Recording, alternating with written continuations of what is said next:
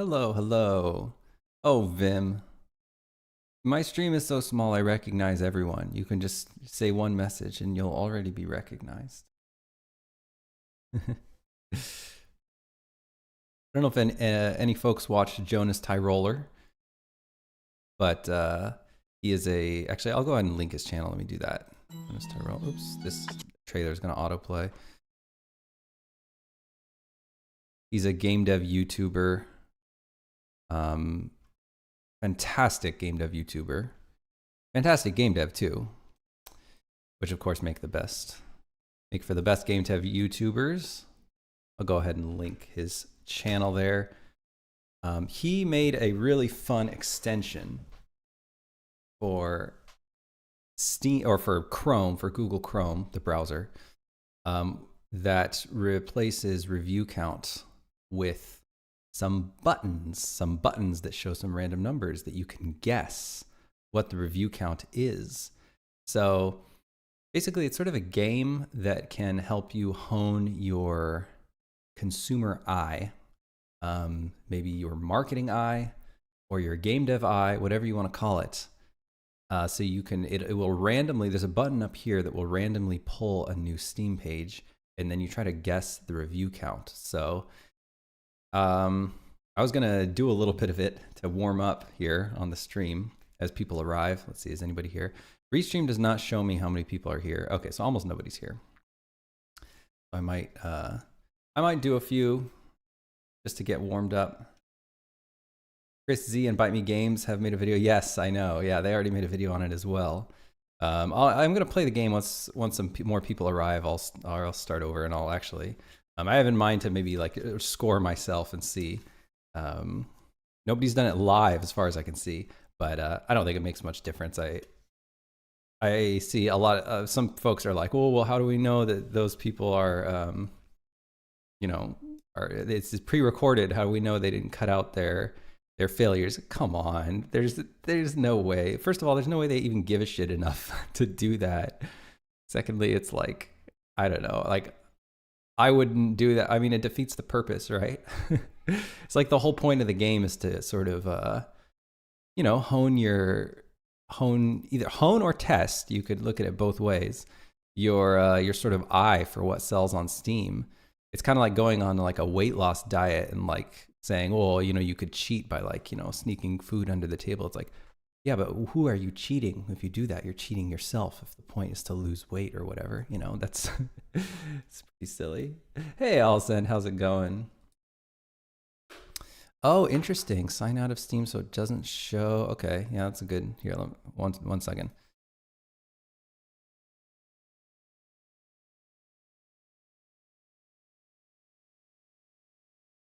That's a great tip, Vim. Thank you so much.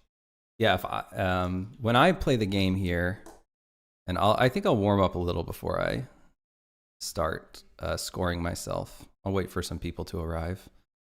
But I'm gonna play a sort of a variation because I think Jonas and Bite Me and Chris, they all scored themselves. I think it'd be fun to score myself just to see how much above. I think like 17% is what you'd get just by randomly clicking, right? Oops. Do calculator. It's going to be 100 divided by 6. Does that come out evenly? Okay, yeah. So it's like 17% or 16.6%. That's what you get. What you would get if you just randomly clicked on buttons, right? Because there's 6 options, and the new balanced option that I'm sort of introducing all this stuff in a really chaotic way, but Jonas made a button here called Next Balanced. Next Raw just gives you a completely random game on Steam, truly random, which means that most of the games that it shows you will have made basically no money, right? Because that's just most of the stuff on Steam is not very commercially serious. So you could just click the lowest number and you'd be right 70% of the time. But with this new button, it pulls evenly from the entire income distribution, which means that it actually overrepresents games that have sold, but it means that each of these buttons basically is correct, but pretty much in an even amount of the time. So this one is much harder. I don't think there's any point to even doing this one. Actually, maybe the only point to it is for folks who really don't know a lot about Steam. You know, you don't know anything about selling games on Steam.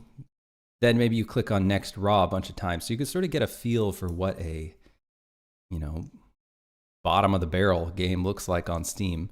Because I think a lot of, maybe the quality bar is a bit higher than most people realize. I think, especially when you see some of the viral hits. I think a lot of indies, they sort of remember the viral hits that look unremarkable, because those are the ones maybe they feel like they can compete with. You know, your sort of Vampire Survivors and games like that. But most games don't look like that. Most games that sold don't look like that. They look a little bit more serious production-wise. Okay, let me see. Has anybody arrived here yet? Yeah, a few people arrived. Okay, I'll warm up with this. Well, this one, of course, this is Eastshade. I just started on Eastshade, just as a sort of starting point. I'm going to do Next Balanced. All right, here's our first game. Farm Together. Probably seen this game at some point, because I have done a little bit of research in the farming sim genre. Although I don't know if I've heard of Farm Together 2. The game looks incredibly polished. It's very pretty. It's very colorful. It has online co-op. You can just tell, right? These are the sort of like, this is the sort of like intuitive consumer eyes that it's very helpful to have and to be in touch with when you're doing game development yourself. The game looks fantastic. Watch the trailer a little bit. So it's a online co-op farming sim. It's definitely more of a straight farming sim.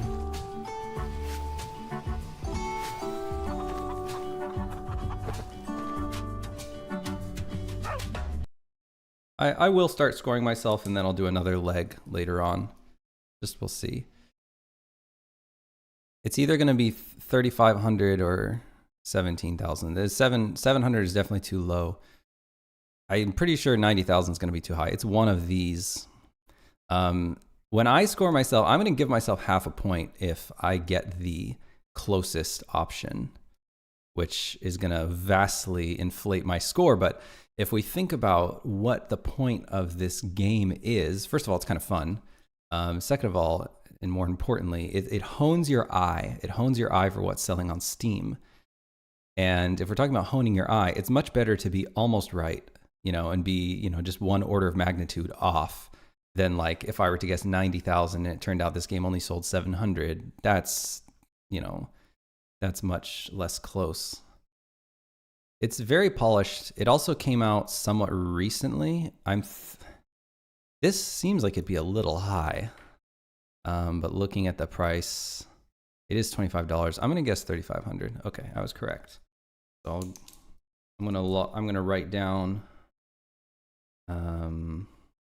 What do I tally here? Oh yeah, I guess I'll just put I'll put a 1.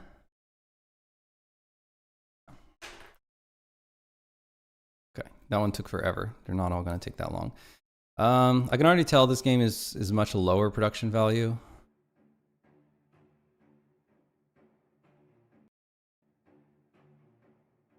The trailer is just sort of walking around. Is there any sound in the trailer? I can't hear anything. Why is there literally no sound? The trailer actually has no sound? Oh, now I hear something. That's some weird music. I would imagine this game has 3. Okay, yeah, that's correct. Capsule's kind of interesting, though. That red font doesn't read very well. What next? So here's another horror game. Okay, now let's see how much louder it is now. Ask Games. They start with a logo. They're doing Christmas music. I can already tell they're trying to do like an ironic thing. That's a weird pan, though. That's a weird pan. If it's supposed to be horror, we're taking too long to get going here.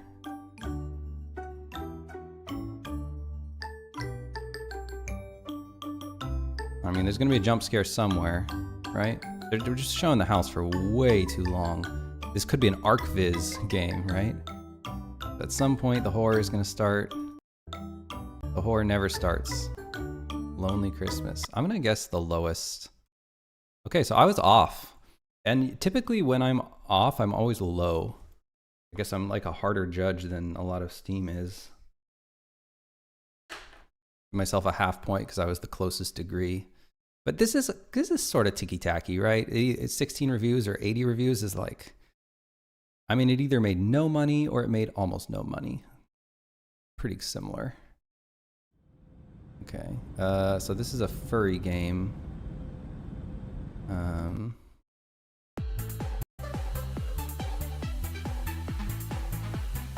It's sort of visual novel-y, I would imagine lowest.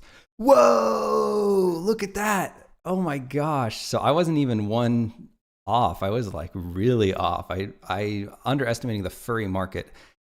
This is the thing, like porn games. I don't know anything about porn games. I know the quality bar is way lower than like normal non-porn games. I know you don't have to be nearly as polished or as like competent looking. So anything porn, I was going to say before I started this game, I'm going to skip over the porn games. And this is like, I would say this is a porn game, right? I mean, I think that that's the main appeal to the game, weirdly enough. So I just don't have my finger on the pulse. I've never researched porn games. I don't play porn games on Steam, so I really don't know what's selling there. But anyhow, that's a big fat 0 for me.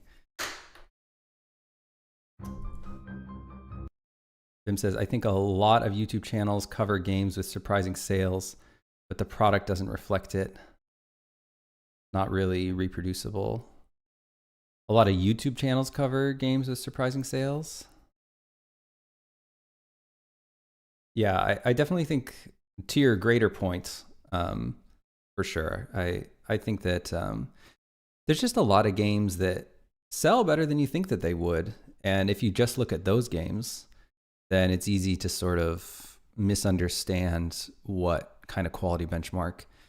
If 100 games make $1 million, it's really easy and seems to be instinctive for a lot of people to just really hone in on the 2 games that like look somewhat lower production value. Like at least hone in on the games that you feel like maybe as a newbie or maybe as a 0 production budget indie, to hone in on the games that you feel like you could actually compete with. But I think that that's a really bad idea. Like you should really look at the other 98 games and see what kind of production value they have. I actually think it's easier for me anyway, and this is, all from my perspective. For me, it's easier to actually make a game that has higher production value than the other 100 games in the revenue bracket and have it hit like that than to have some kind of crazy viral hit that you made like in 6 months or something and looks lower production value than everything else but still manages to sell. That's just me though. What is Dig or Die? Okay, it's survival. It came out in 2018, so market was a bit different. I think it's much easier to sell games back then, but even so, it doesn't look super high production value. I just don't think that this, like, it's side scroller 2D, sort of inexpensive, I guess, but it did come out. I think it's going to have more than 30 just because of the release date alone. So I can't. It also has online PvP. I just think the trailer is... God, I don't know. I don't know what the market was like in 2018. I mean, again, instinctively, I would want to say like 151, but I'm always surprised at how much games sell. It's going to either be 151 or 767 here. I guess I'd be surprised if it sold this much, but again, I'm always underestimating games. People are always surprised at how little games make on Steam. I'm always surprised at how much games make on Steam, because to me, this is quite low production value. Like the art muscle here is very low, in my opinion. I mean, it's quite an ugly game. I know that's probably I'm sure the dev will never see this. I would be very proud of the dev because, you know, an ugly game is still a game and games are hard to make. And it looks, I mean, it's got like online, you know, it looks like you know, an incredible achievement, but still from an art perspective, and I am an artist, it's very ugly to my eye. I'm going to go with 151. Whoa! So I get a 0 for that one. It's crazy. That's crazy. That's crazy that you can make a game that looks like this and make so much money. That's crazy. Okay. I should probably wish for something. Got voiceover. I wish my eyes could shoot lasers. I can't stay here. I have to keep trying. It's a 2D platformer and it came out in It's never 2021. enough, though, is it? I'm never enough. It's a very polished trailer. It's, at least for compared to the rest of the production value, it's pretty abstract looking.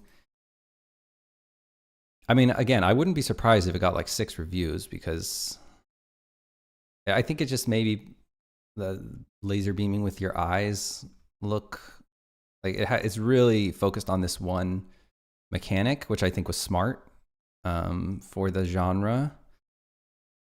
It looks like it's a bit more polished than your average thing. This is really hard, guys. This is so hard. Bluish button. Hello. Best viewers, Steam. Oh, whoops, you're a spammer. Okay, let me go on to Twitch. Yours, right? Yeah, yeah. You're a spammer, filth.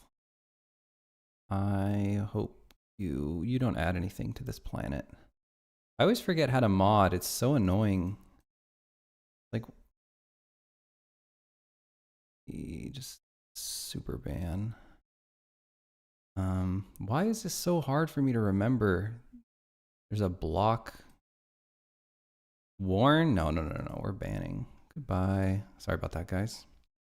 Okay, 6 viewers. Very quiet day today, especially for already 20 minutes in.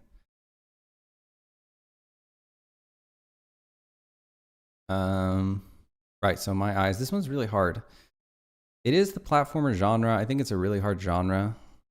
I think it's one of these. It's either 61 or 303. I'm going to go with 61. 6. Okay, well, I'll give myself half a point there.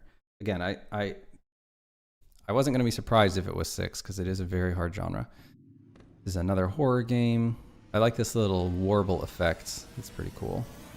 Okay, so we've got the jump scare. People like these kinds of games. They sell, I think. Okay, but why are we picking up banknotes? I'm going to guess the lowest. I'm just going to go ahead. Yeah, okay. That one's... Just, you know, that one shot convinced me. It's weird how subtle it is because this first shot was kind of like, I guess I was impressed by this wobbly sort of PlayStation 1 effect and then the jump scare.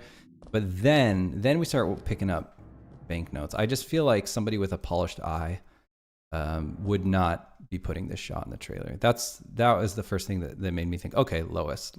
Plus we got the screenshots. All the screenshots look the same. We're in a parking garage the entire time. It just doesn't seem like a really complete product. Twitch category missing. Thank you so much, I'll send. Thank you. I always forget. Edit stream info, category, let's go software. Game dev, even though game dev is not really what we're doing. Done. And we're gonna go next. I think I wrote that. Okay. So these ones just throw a wrench. I'm gonna mute it. Okay. Like, what is the cat? Okay, sexual content. See, this is like a porn game. I don't know how much porn games make. It's kind of disturbing with the what kitty it is. I'm gonna go ahead and just skip it. I just don't know anything about porn games. I mean, I'm just literally just guessing what review counts. I don't know anything about how much these games sell. Okay, this is quite pretty and interesting looking. Interloper. Okay, it was in the IGF. Came out 2015. Completely different time. This was really old. So this is like, when we look at the indie boom at 2012, this is like ground floor stuff. Oh, it's free to play.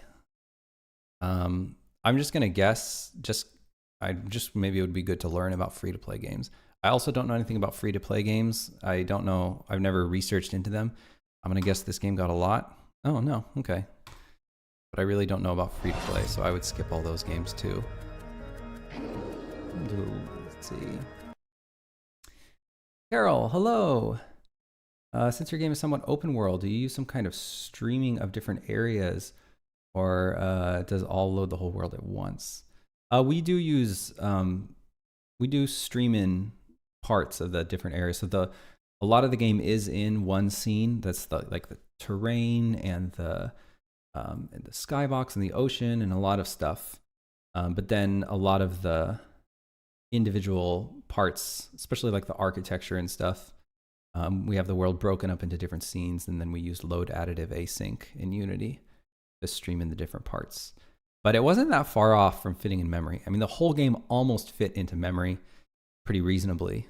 You can fit a lot of stuff into memory. I mean, we've got a lot of memory these days, especially if your game is not, if you're using a lot of assets that you bought, it's going to be harder because they're going to be harder on memory because you're using a bunch of different assets from different sources. They're not sharing textures. They're not sharing meshes. They're not sharing anything. Sometimes they're not even sharing like shaders. Those don't take any memory, but yeah, we actually managed to fit most of the game in memory at once, but we do load in different parts of the game. I'll just play a little bit more of this. It doesn't seem to be, I was kind of surprised. If I would think that people would be more into this, but based on the fact that I think a lot of people are bouncing off the stream here, I think that this is not what people have come here to see.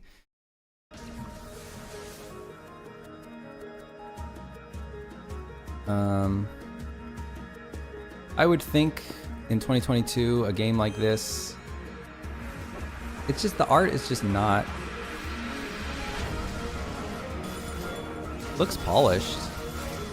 But yeah, the genre, I mean, people are not looking for this kind of stuff. They're not looking for 2D platformers, plus there's so many of them. It just doesn't seem like the quality is high enough. It's also early access. I don't know. I don't think you should go early access with a side-scrolling, content-based sort of game. It just doesn't seem like a good marketing. I would think the lowest. I'm always surprised at how much games are selling, but I would think this game should be the lowest, absolute lowest. Look at that. See, Steam is even easier. Steam is even easier than people realize. It's crazy. Like, I'm so surprised, and I wasn't even close. This would be a 0 for me. But I think that game should be, like, visually, I think this game belongs in the bottom category. Like, it just looks clashy and collagey and just how I would expect the bottom category of games to look.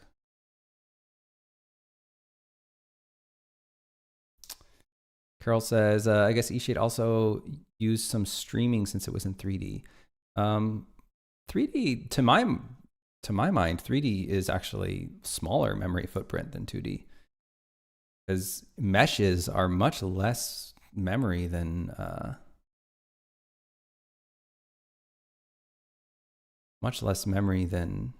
2D images. So I would think it also depends on the fidelity of the 3D. But like Glimmerwick is much more memory intensive than eShade.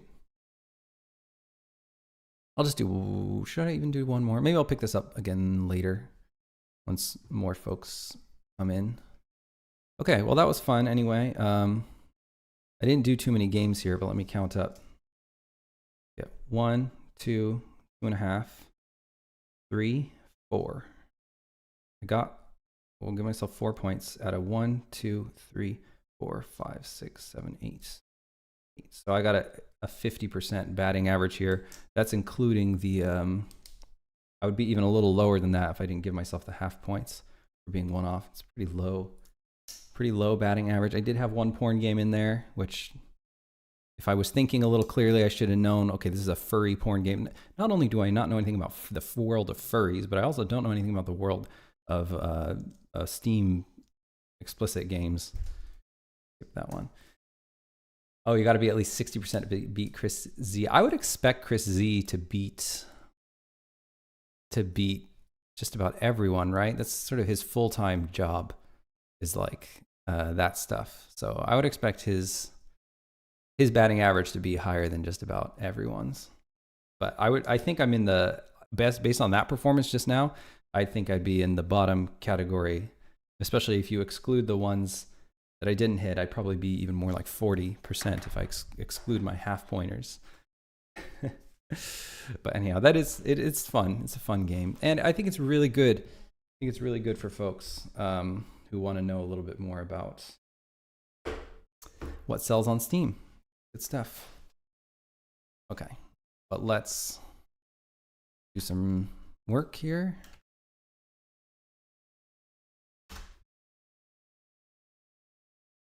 Carol says, I started making horror game, but accidentally stumbled upon furry community who are into my game. Interesting. I wonder what it was that drew them.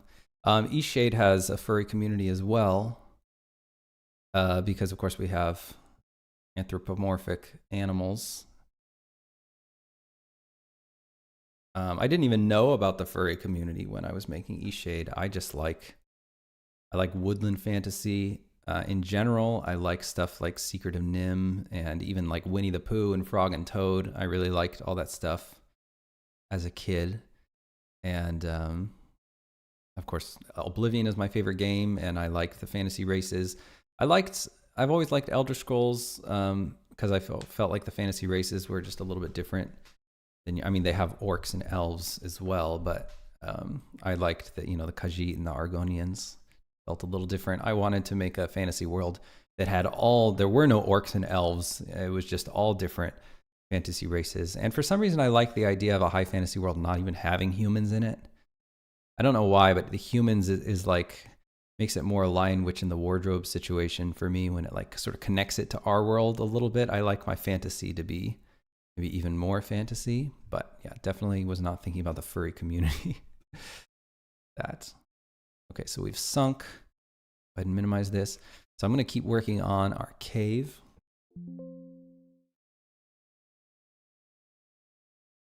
The furries are your audience. No, that's not true. I don't think you can make 3.5 million off purely furry audience. But maybe. That would be bad because our new game is not furry. So we'd lose all the furries.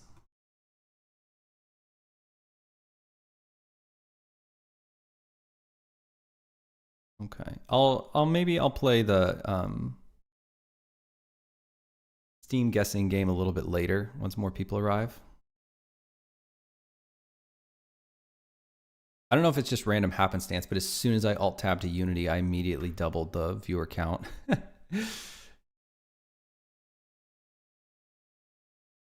Zootopia. Yeah, that seems like it would be prime furry content. I didn't know what furries were. I mean, initially I thought that furries were just people who like anthropomorphic animals, which seemed much more innocent and harmless.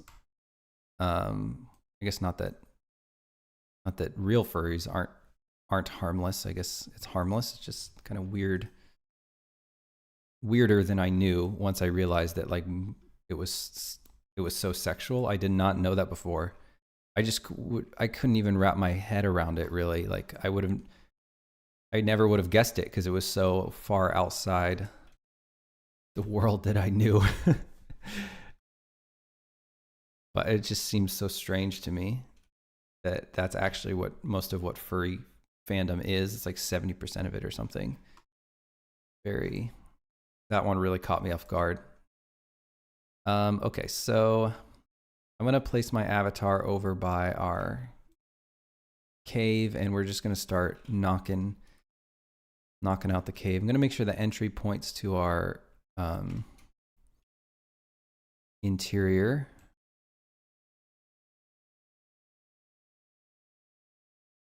So entry points to the Dark Forest cave. Yep, that's what we want.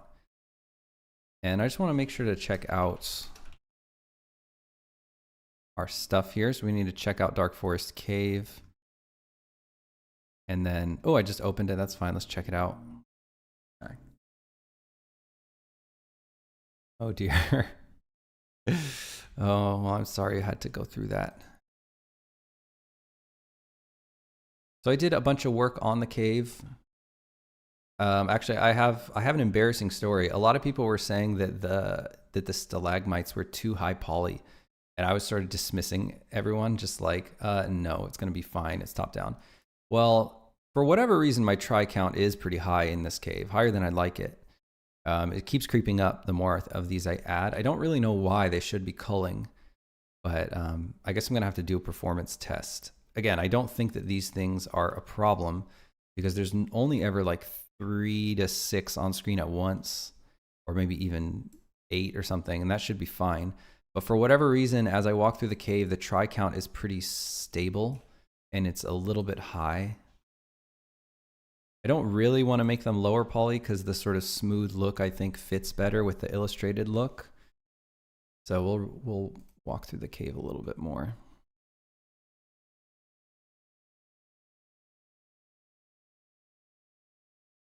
Oh, we're in winter. Okay, let me go into developer start settings.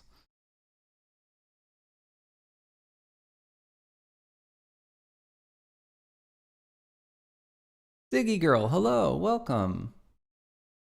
Hey, Aku, hello, hello.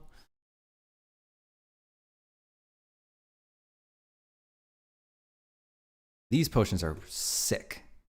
These potions are so cool. I love this one with the red and the green. I feel like I've never seen those icons before. Thank you, Ziggy girl. Yeah, the game is called Songs of Glimmerwick. My wife and I and one other full-time game dev, the 3 of us, we've been working on this game for 6 years full-time. It's a Witch Academy RPG where the magic of the world is music. I'm gonna put us in developer start settings. Oops, the demo settings. Let's try that again. Developer start settings. And then I'm going to walk through the cave and just keep an eye on the try count. I'm gonna turn off some of those stalagmites and see if that improves our try count. I'm gonna see if they're for some reason not culling. Aku said, would you say this is good enough 3D knowledge for game asset creation? There's a colon at the end. I'm assuming another message is coming.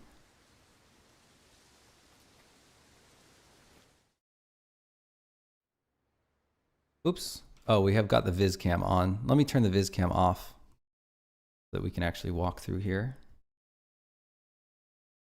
Aku, okay, says low poly box modeling, high poly sculpting, baking, unwrapping, PBR texturing with either painter or tool bag, skinning. I'm assuming skinning you mean like painting weights. So, I mean, yes, those are good categories to keep in mind. I would say low poly box modeling is like, what is box modeling even? Like, I understand it's a term of modeling, like where you start from a box, but I don't know. I feel like that you could be any level of box model. You could be literally a noob and you could say you know how to box model, even though you're kind of crap at modeling because your eye is not good. I would say that on a technical level, you should know how to do all those things. I would focus a lot on the high poly sculpting. Like, check this out. I do not know I would not, if someone asked me like, how good are you at high poly sculpting? I would say very, very low skill level. It is not my jam. Like, I cannot sculpt people. I really would never sculpt anything. I would not even sculpt a tree trunk. I would not do that. That is not the way that I work. So you can kind of pick and choose which ones, like, I can make anything short of although I have made even characters, like some of the characters in Eastshade, I made those myself, but I would not say like I'm a high level character artist. But I can make anything without sculpting. Like for trees, I would definitely go with a more photogrammetry approach. I've done photogrammetry myself. I've scanned a lot of stuff. I've scanned rocks and stuff, cleaned it up. But I would say that like unwrapping would be a really important one. Cause like it's not just knowing how to unwrap, right? There's like basically an infinite skill spectrum in the world of unwrapping. And so that's one that I would say for, you know what's missing out of there is tiling texture workflows and trim sheets. I would pull that in its own category, or like unwrapping to a texture. Because most people in 3D, they think of unwrapping and then making the texture to the unwrap. That is not the way we do it in games, unless you're making characters. But for most other things, we unwrap to the texture. We don't texture to the unwrap. So maybe I would put that as its own category, like unwrapping to the texture, right? So like you've got a ship and you've got a trim sheet of like wood beams and rope and like painted wood and things like that. If you can take that ship and you can unwrap all the different parts of that ship onto that one wood beam texture, which is like literally a wood beam texture with rope and painted wood, maybe a couple different kinds of painted wood, you should be able to unwrap pretty much the whole ship off of that, right? Because ships are predominantly made out of wood and rope. There's not much else going on. Even like the captain's steering wheel, yeah, just a bunch of beams, wood beams, stuff like that. So yeah, I would say it doesn't. Oh, there's more. The rigging, exporting for your DCC, and importing to your engine of choice. Okay, animation, shader editing basics. Yeah, I mean those are all such big things, you know. I don't know. It's hard to categorize all the stuff. Definitely is. But I still think that the eye is the most important one out of all of them. There's the art eye. I know that's not what you're talking about. You're just talking about like technical foundation. But yeah, I don't know what Aku, you're obviously an extremely good 3D artist. Your work is fantastic. Are you working in games right now, or I forget? You might have told me last time. I'm sorry, I forgot.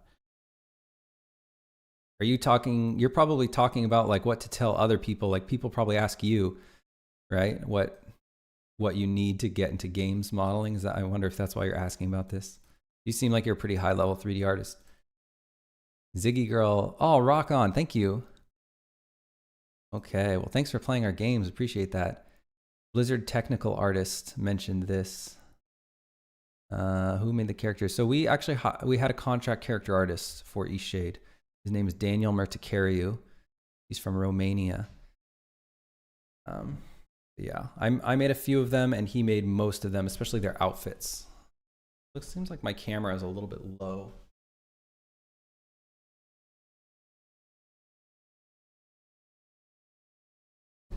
Okay, that's better.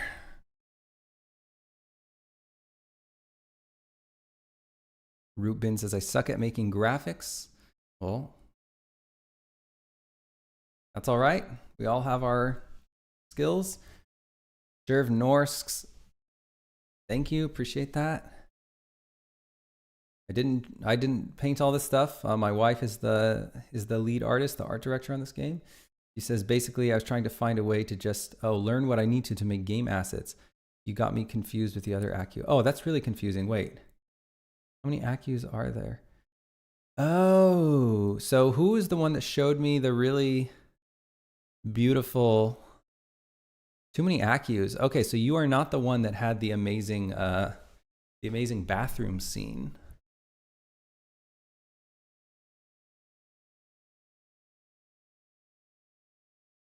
Yeah, I would say, so this is a different Accu. Interesting. Thank you. Thank you, Jerv Norsk. Appreciate that.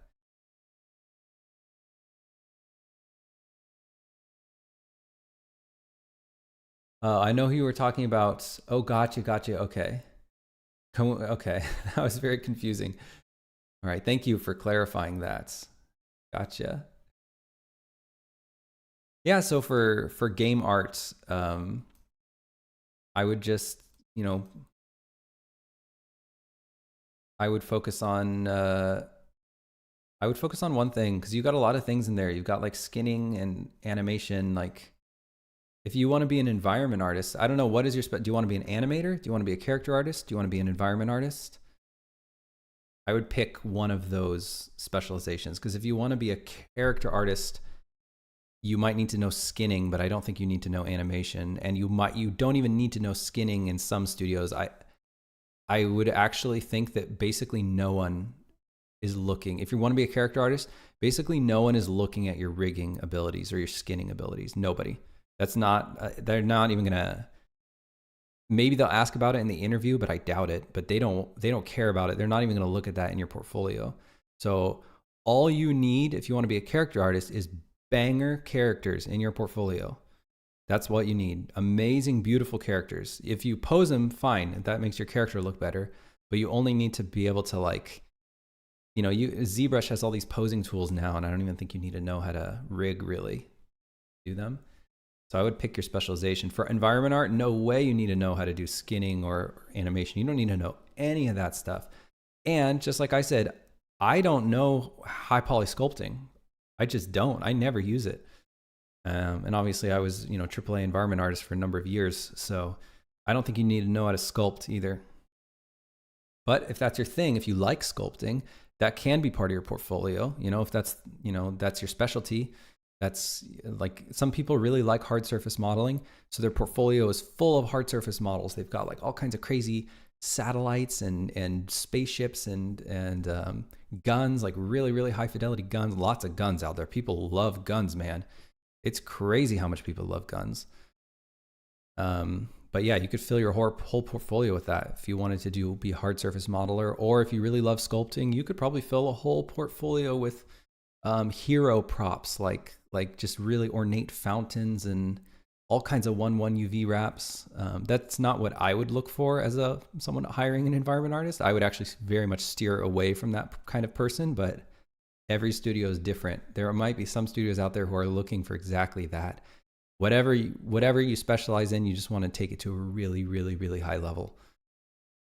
But for my own brand of environment art is, no high poly, low poly sculpting, no real like high poly to low poly baking. That's just not my style. I just very rarely do it these days. Every once in a while I'll do it for like to make a tiling texture, like a trim sheet or something. But even then, I'm just not doing it that much these days. Yeah, I would say just a lot of modeling and really clever unwrapping and really clever sort of texture atlases and trim sheets and stuff like that. Okay, sorry, I've been ranting for way too long. Ziggy Girl says, I was trying to learn Unreal Engine the other day. My brain just about exploded. Hey, it's a lot. It's a lot to learn at once. You're probably going to want to learn different little tiny pieces of it, you know, over a long period of time, because Unreal Engine is for programmers, Unreal Engine is for artists, Unreal Engine is for animators, Unreal Engine is for level designers and mappers. Unreal Engine has about just every discipline in there, or the touch point for every single part of production. Q says, no, basically I want to make my own game. I'm a good programmer, but art isn't the greatest. Isn't that great? So I will be using assets. Oh, but I know I need to make some assets myself too. Gotcha. I would go crazy specialized, like different kind of specialization, but you don't need to learn all that stuff because you don't know what you're going to need. You decide what kind of game you're making, and if you're going to use a lot of assets, you pretty much just have to look at the assets. You have to decide what kind of game you're making based on the assets. Unfortunately, you don't get to pick your own art style. You don't get to pick your own time period. You don't have access to that. You have to just use what's there. And then whatever you do need to make, then you just go in like a ninja, just learn exactly that. Like whatever it is, you figure out you need to make a satellite dish, and you don't have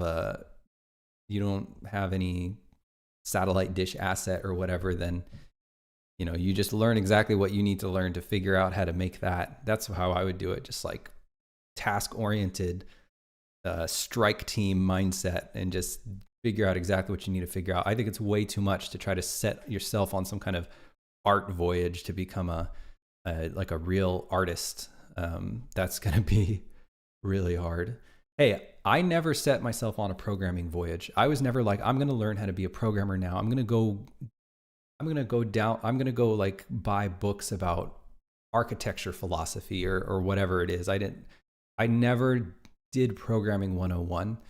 I never like learned, it's not like I know a little bit of network programming. I know a little bit of engine programming. I know a little bit of, you know, this and that. I just literally started making eShade, and I was just like, I'm going to learn exactly what I need to learn to make this happen.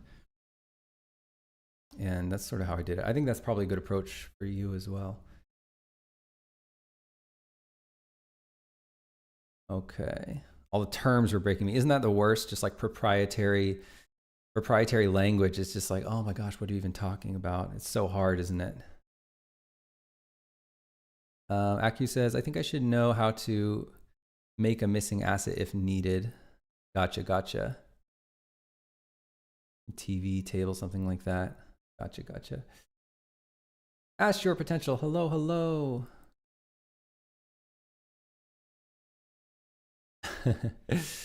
Yeah, it's really hard, Ziggy girl. It's like you start like groping around in the dense fog. That's kind of what it feels like when you start, and everyone's saying these things you don't even know. And you got to go down some rabbit hole just to figure out what some word is. But if you just keep hacking at it, then eventually the mist starts clearing and the connections start being made. And it feels like you're hardly making progress because you don't know what's going on. But yeah, if you keep hacking at it, you'll start to make these connections. You'll start to learn you'll start to have little pockets of clarity. That's the way it goes. All right, so I've got the developer start settings. I've been gabbing. I need to freaking get to work. Here we go. Let's do it. Okay, I'm pumped. So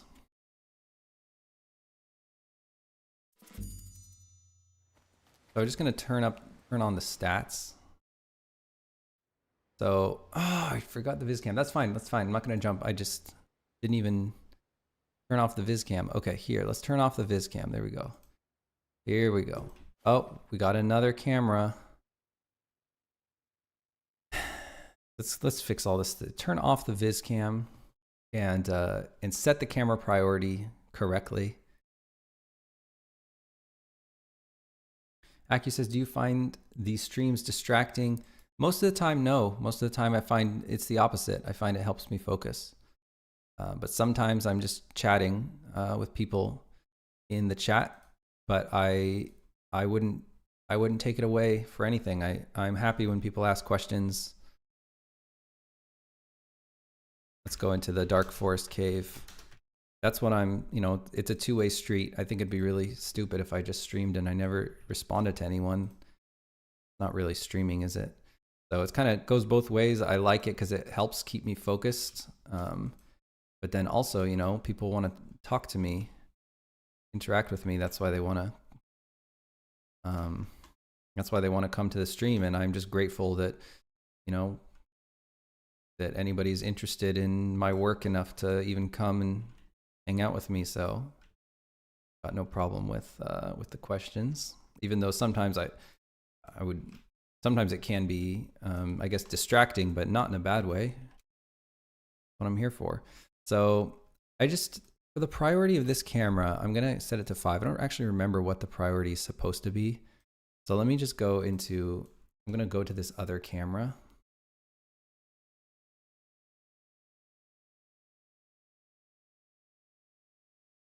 And let's go to want to make your camera magnets.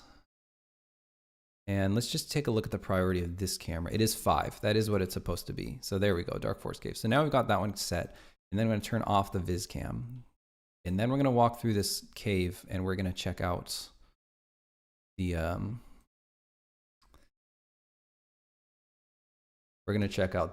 try count as we go. And I'm going to sort of turn off different parts of the scene and see if that helps the try count. Hey, Ryan JQ asks, how's my weekend? My weekend was pretty good. Pretty quiet weekend, just the way I like it.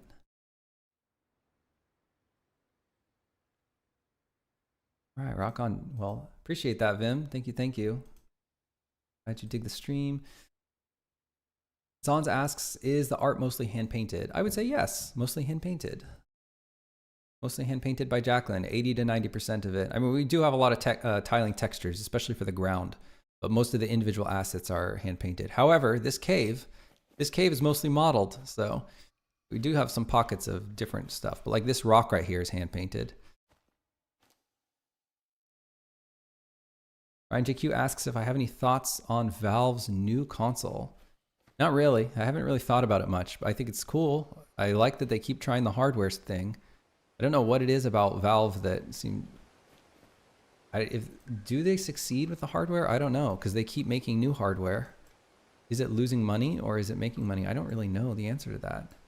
But I like their hardware. I like their attempt and I like their approach. I like how they, they seem to like making more open stuff. Like, I like how the Steam box is just a PC. That's cool. But I wonder, since it is just a PC, if that's gonna turn some people off too. Because, if people want a PC, like they can just build a PC. Probably a much more powerful one.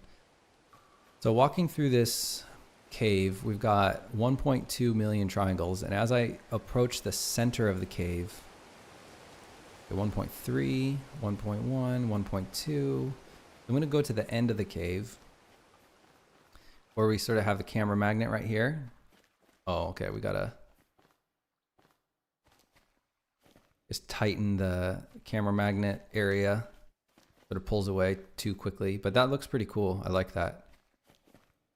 I like this vista. And then we go over here and then we're just going to put a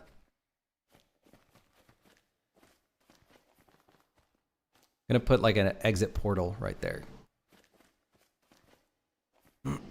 So 1.1 million triangles. And then what I'm going to do is I'm going to grab some of the stalagmites over here. I'm going to see what the issue is. So here's a stalagmite. We got a bunch over here, and I'm just going to see. Oh, ambient light, will turn that off. Let's go grab a few more. Okay, those really should be off camera. All these should be completely off camera. I'm just going to turn all those off, and I'm going to see if this is a culling issue. I suspect we're not culling accurately. So we have 1.1 million triangles. I turn all those off. Ah, and it's still 1.1 million triangles. So it actually is not a culling issue, which is very surprising. So I wonder what it is. Is it like... And they're supposed to not be casting any shadows. They've got cast shadows off. Is it literally just how many stalagmites we have on screen? Because it just is, it's a little high here. It's a little high. I don't know if I want to be pushing that. Maybe it doesn't matter. We turn off those. Okay, so it is just the stalagmites. They just are pretty high poly. So I wonder if I have to lower them a little bit. But like we still have 800,000 triangles, and as far as I can tell, there's not a single stalagmite on screen. So is it just the neighboring stalagmites? Let's check. Like what is... Might be the background too. Like a lot of the background elements are still rendering. You know what? I think the mountains are not culling. That's weird. I bet we could really improve performance by culling these mountains. Like this entire mountain area is like, why is the mountain not culling? Let me turn off the mountain area. Okay, so that alone gave us 400,000 triangles. So the mountain area does not cull when we're in an interior.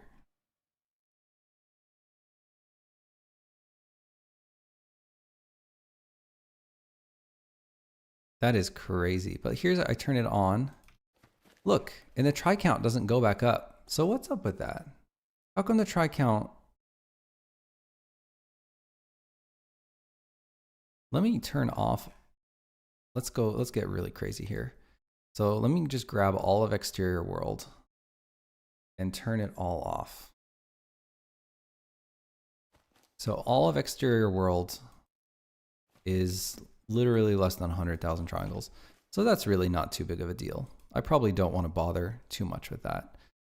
So that's that. Now, it's really strange. how much the stalag. Let's just grab all the stalags. So I'll just grab every single stalag and I'll just turn them all off. So without any stalags. Okay.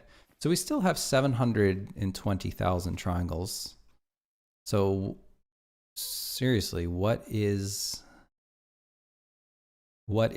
making all these triangles? So it really wasn't the stalagmites. So what is it then? Let me just turn off everything in the entire scene. Okay. Oh, then we went really far down. So yeah. Once I turned off all the lights, it went really far down. I'm actually going to turn off the directional light and see if that's it. It might be the shadow casters are doubling the try count as well. Let me catch up with chat.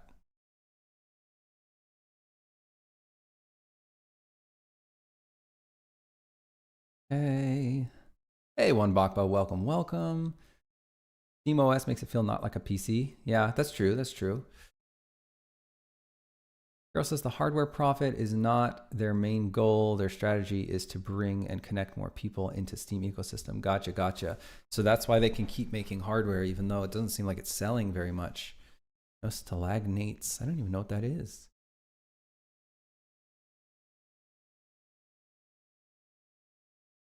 Sell at a loss. That's what it feels like they must be doing. Hey, Mark99. Welcome, welcome.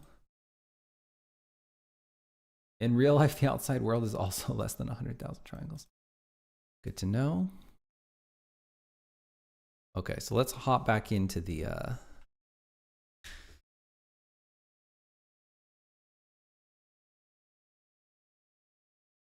hop back into that cave, and I'm just going to turn off the shadow casting light. Visionary watches. Hello. It says, do you think it's possible to hit that quality benchmark you always talk about by making a game with assets as opposed to me making the assets? It definitely is. There are definitely a lot of games that use a lot of assets. But I think the reason why we see a lot of bad games that use a lot of assets is because maybe the use of a lot of assets sort of speaks to the capabilities of the developer. It's not necessarily that the use of assets make the game bad, although I think that they do. Just because I believe in expression, I believe in art. So if you're not using that as an avenue for expression, as an avenue to sort of cultivate the experience of your game, I think that you're missing out on just a massive and important part. But like, not all games are that visual. So if you're in one of those genres that people just don't give a shit about the visuals, they're just it's not part of the game. It certainly seems possible that you can leverage a lot of assets, but not for our genre. Like, I don't think adventure game, I don't know if you use a lot of assets in an adventure game. It's such a content oriented genre. It's so much about tone. It's so much about narrative that I feel like it would be hard just to buy generic stuff. I think you would just end up with a generic experience. But yeah, maybe the more assets a developer uses, the more indicative it is that the developer doesn't have the production muscle to make those things happen, which means, you know, maybe that lack of production muscle shows up in other areas too that don't even have anything to do with the assets. And maybe that's how you end up with some sort of, like, you know, just commercially unserious games. Accu's art. Okay, that's the other Accu. Accu, I confused you with another Accu. Hello, Accu 2. Yeah, there's many of us. Yeah. Okay.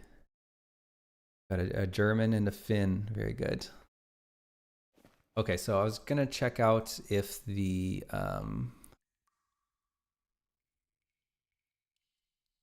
if that directional light is what's eating up our performance here. It is 200,000 triangles, so it is significant. The intensity of the directional light actually is surprisingly important. I just did a white, and for the look of this, I guess because it brightens the all of our glows and things. So, and it says hard shadows. If I turn the shadow strength to 0, it does not. So Unity does not make the optimization as shadow strength of 0. Does not turn off those triangles. If I turn off the shadows, then we get the performance boost. But unfortunately, we need the shadows on to get the depth mask. So I just have the hard shadows to get the depth mask, and that's what's creating all the triangles. But I suspect if I took every single mesh in the game and made sure that it was non-shadow casting, I think that we would save about 200,000 triangles. So let's go ahead and do that, which could be nice. And then let's see, once I get the numbers, I'm really curious. So we only have 13 viewers. Usually this time is when everyone comes out, maybe a little bit earlier in the morning. I'm curious. Hey, Jerv Norsk, thank you for the follow if you're still around. Really appreciate that. But maybe I'll run the poll and see if anyone wants to play revenue guessing game on Steam. Jonas Tyroller's revenue guessing game. For anyone new to this, who popped in recently, I was playing it a little at the beginning of the stream for fun. And I was thinking I might play it a little bit later. But if people don't want to see that, then I won't play that. So I'm going to go into the Dark Forest cave and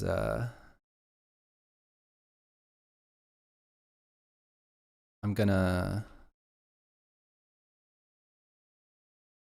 actually, I really like the look of the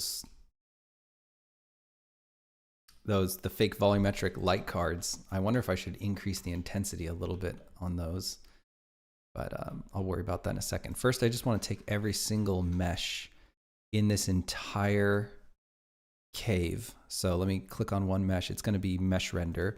So we're going to go to T-type mesh render. This is every single mesh render in the entire cave.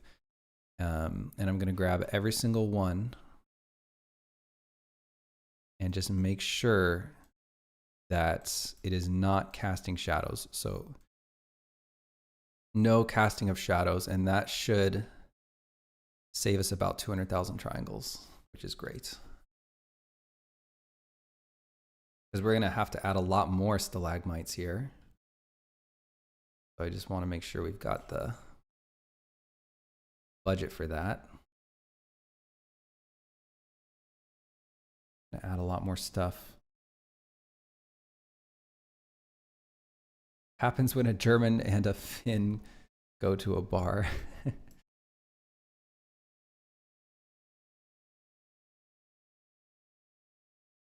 Order beer, sounds good to me. Can I join you guys? Can an American join you guys?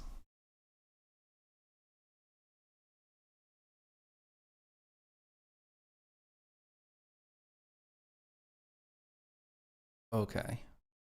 So let's go back into our Dark Forest cave.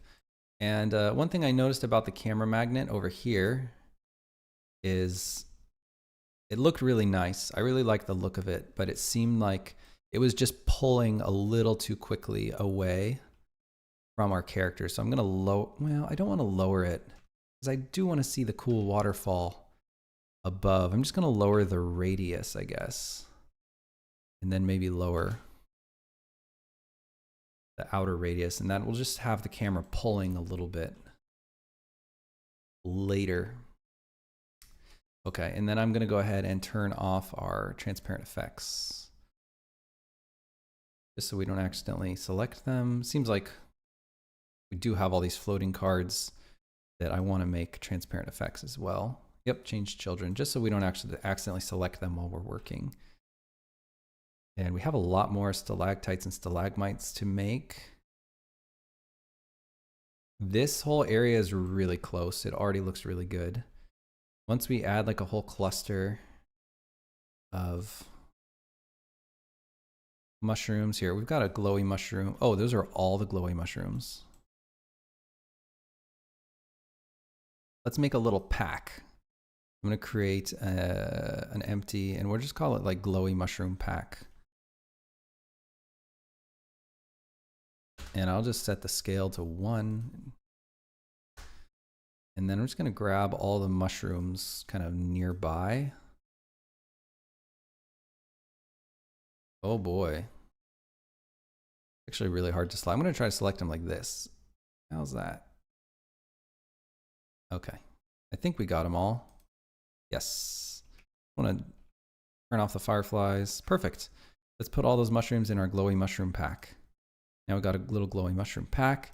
And the other thing is I just want to make sure to select that little bit of glow that we had. So I'll go ahead and activate. And just let's put the glow as part of the glowy mushroom. Oops. Into the glowy mushroom pack.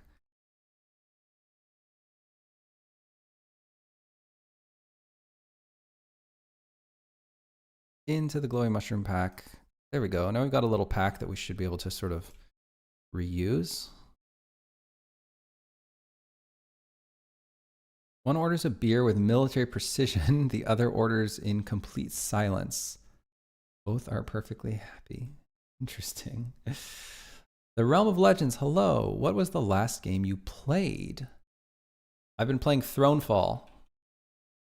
That's from Grizzly Games, which is the small studio that Jonas Tyroller works at with his buddy Paul.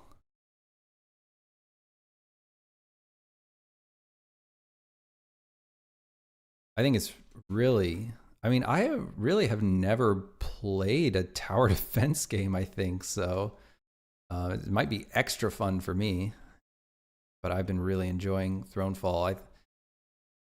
I think it's such an interesting game, like just a lot of fresh design decisions I haven't really seen.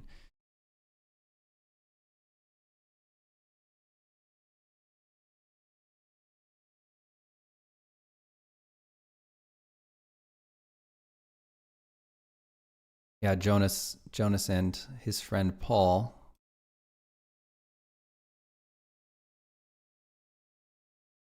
I think it's mostly the two of them. Maybe they had some other folks as well. I'm not sure. So just copying around this glowy mushroom pack.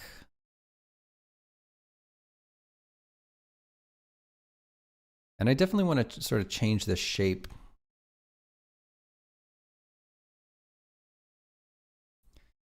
of the pack. I don't want it to be always the same. And I don't want it to always be so dense. So maybe just sort of grab some of these. I want to stick to the mushrooms on the edge. I want to take some of these edge mushrooms and just maybe move them over here. Something like that. And take some of these, just trying to change the shape of this a little bit. A lot more on the edge would look nice.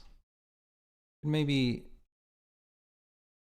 take some of these mushrooms and place them down here.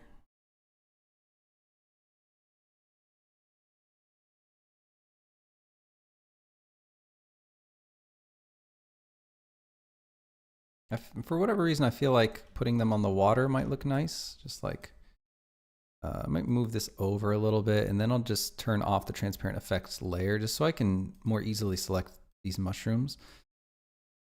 I thought I turned off the transparent effects layer. Layers. No, I didn't. That was me being stupid. I'm going to try to move some of these mushrooms over to the edge of the water.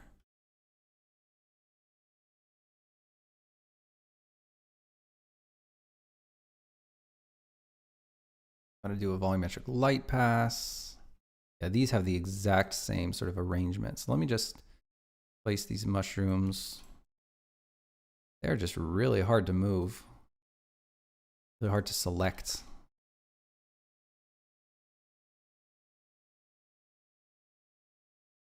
Okay. Realm of Legends says, have you played strategy games like Age of Empires, Crusader Kings, and Civ? Yes, to Age of Empires, played it a lot as a kid. And actually recently I had a little Age of Empires stints. Not that long, probably like 4 months ago. I was playing Age of Empires a lot. Never played Crusader Kings, and I have played Civ. I played Civ 4, actually, when I was a lot younger. And I played a ton of Civ 5. Mark99 says, sudden question. No, questions are great. No worries. Since May, after releasing a small game on itch.io, I've been stuck in what feels like burnout and anxiety. I can't bring myself to open Unity anymore.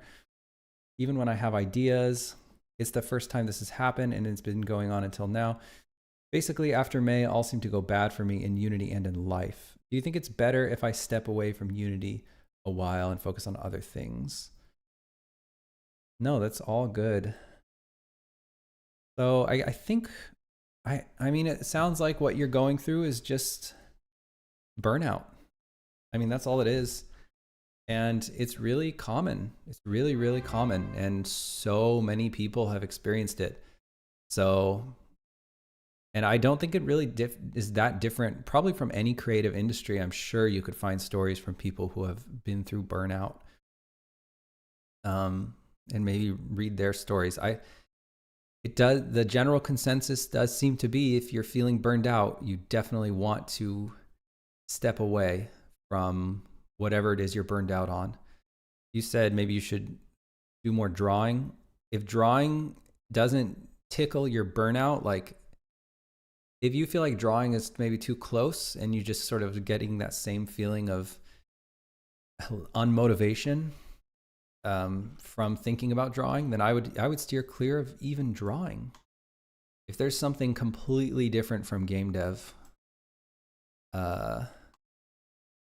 that sounds like more of a blank slate to you, it doesn't bring in your feelings of burnout and you feel really motivated to do it, I would run to that if you can. If game dev is your job, man, it's really hard.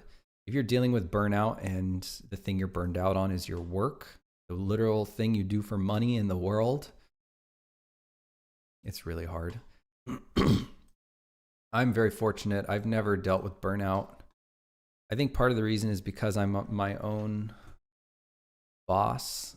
Sometimes I don't work as much. Like sometimes I'll go through a period of a couple months where I'm working like 3 hours a day or something, because I just don't feel the gusto. I call it falling off the horse. And typically when I fall off the horse, I just don't work as much. And sometimes it's all I want to do. I can't even sleep because I'm so excited to wake up and get back to work. And I just sort of listen to my motivation levels. Some people just have inherently less motivation. I don't know what to do about that. I really don't, because I mean, motivation feels more or less out of my hands.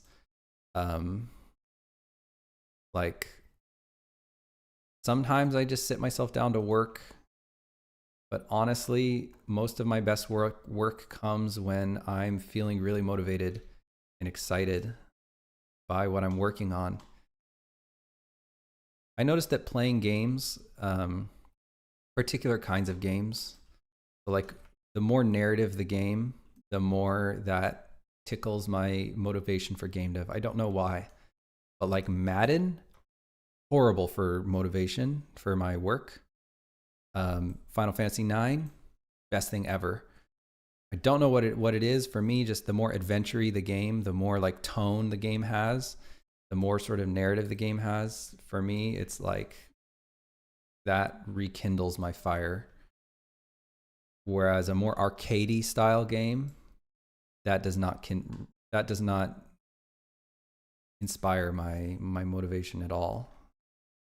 So I can play a lot of games like RPGs and adventure games and things of that nature. Those really light my fire. But you know, sometimes burnout can take years to heal from.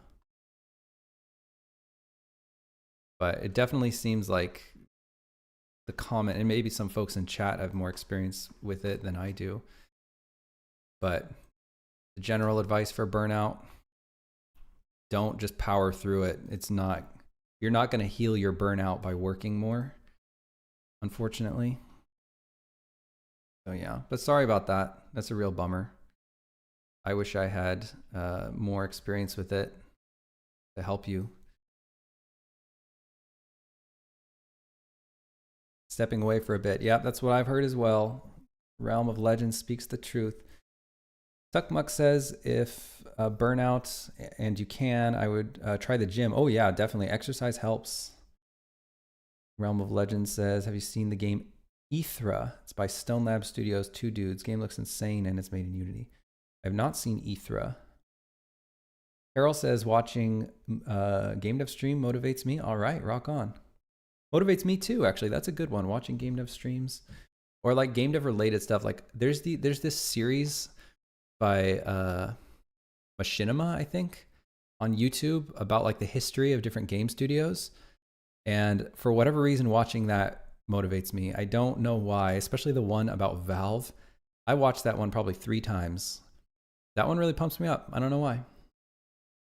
Accuse Art says, luckily have enough creative outlets. I've yet to be tired of all of them at the same time. That's great, Accu. That's really good. I got really into table tennis for a while during Glimmerwick. I know I've talked about it before. I got really, really, really into table tennis. At one point, I was playing table tennis 20 hours a week. I'm not just talking about in my garage. I would drive 5 hours away to go to tournaments in other states. I was so into table tennis. I would watch table tennis videos at home. Still watch table tennis. I still follow the pro circuit.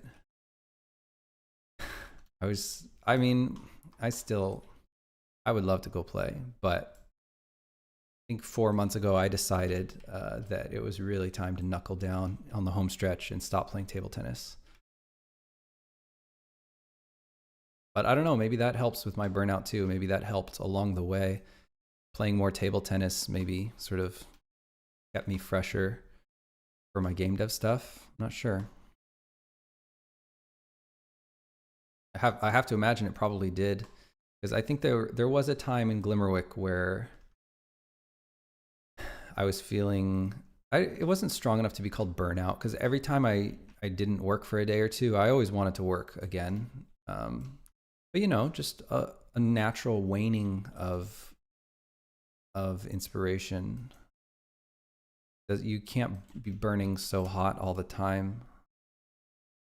But now I feel completely motivated again, especially because Jacqueline, my wife, she's pregnant with our second baby, and I don't know, it just feels like it's time to go. It's time to freaking land this ship. I sort of know what it takes to ship a game. I know the kind of focus it takes. And I know it's not going to happen unless sort of like go a little psycho for a while. So I was trying to find the psycho within me. And you know, actually, I played the Oblivion remaster, and for that was the start of everything, of like reigniting the psycho that I need to finish this game. And now I've been working pretty much every hour that I can. Jacqueline and I, we split the baby. We also have a nanny, but after the nanny goes home, and we split baby duties. I sort of have a natural limit of how much I can actually work.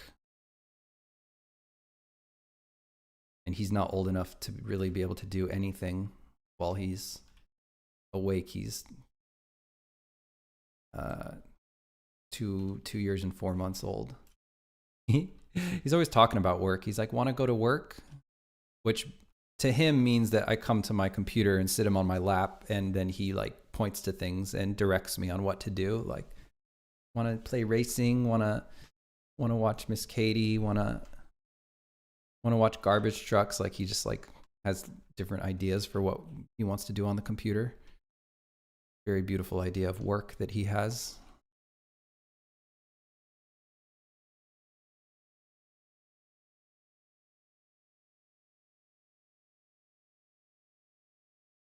Yeah, sorry I couldn't be of more help, Mark99. Sorry about what you're going through, but you are not alone. So many people, it is so common. Burnout is so common, and it's normal.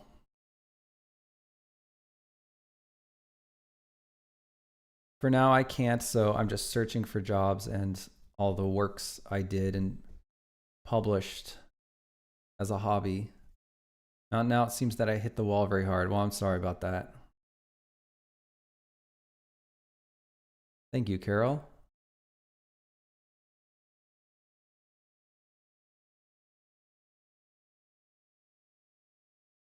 You see you can't do it now, put it aside for a while and do other things, or don't do anything. Yeah, definitely stepping away as much as you can seems to be the most popular advice. Let me put down the Viz cam. I can see sort of what we've got going on here.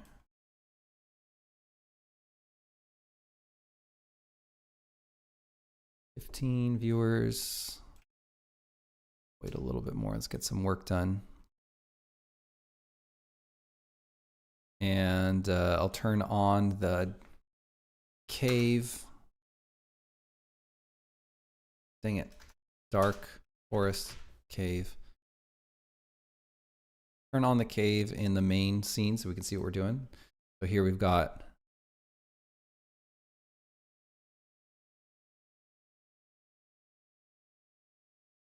a visualization. I think these stalagmites are just too big.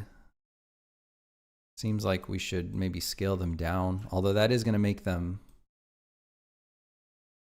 it's going to make this whole scene a lot higher poly, but it seems like we need, they just need to be smaller.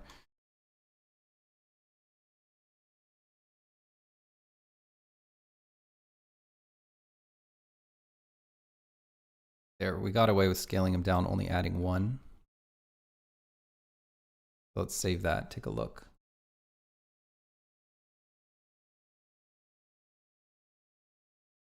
Oh, Mark99, don't worry about, that's not, no worries at all. And thank you for the kind words.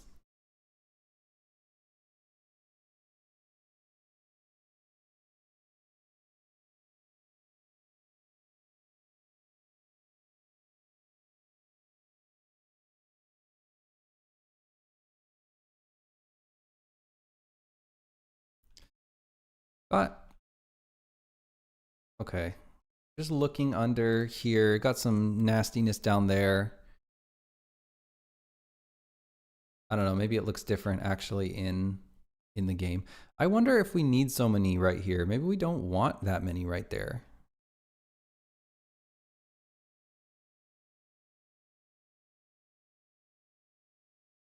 Maybe it looks, I can't tell. I honestly can't tell. It looks better with or without.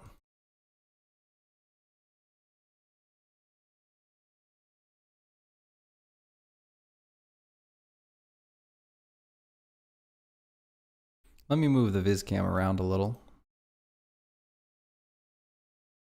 Let's maybe work on this body of water right here. Give it a save.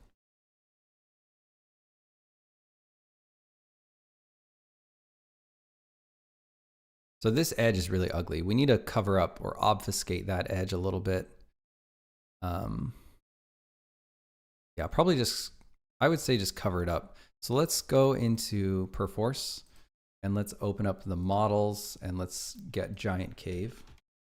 That's the Blender file we're working in. Let's crack that open.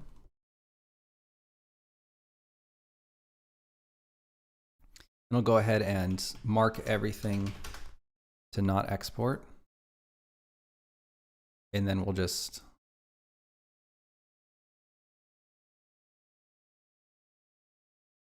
grab this. I think that we can, I just feel like we can maybe lower this a little, although that's gonna make water poke through. No, I don't wanna do that. If anything, maybe we should just paint this area a sort of a little bit darker. So let's subtract some blue out of this. Just sort of darken that area a little bit. That's probably already really dark. Export. Oops. Do we mark that for export? No, it looks like we... Oh yeah, we need to... This is not writable. We need to check this out. So it's Dark Forest Cave.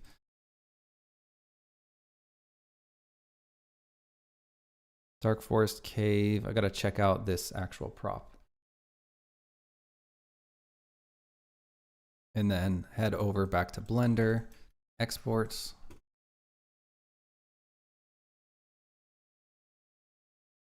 Oh no, what did I do? What did I do? Let's back up. Let's back up. We got something went really wrong here. What did I do? Okay, I backed all the way up. I'm gonna grab everything and I'm gonna just mark everything to not export. And then convert this to a cube and then I'll export that. Let's see what went wrong here. We've got the Z fighting. Okay, there, we fixed it. I don't know what happened before, but I just want this part to be darker. So we'll go into subtract, get that blue. Just subtract a little of that value, make it a little darker.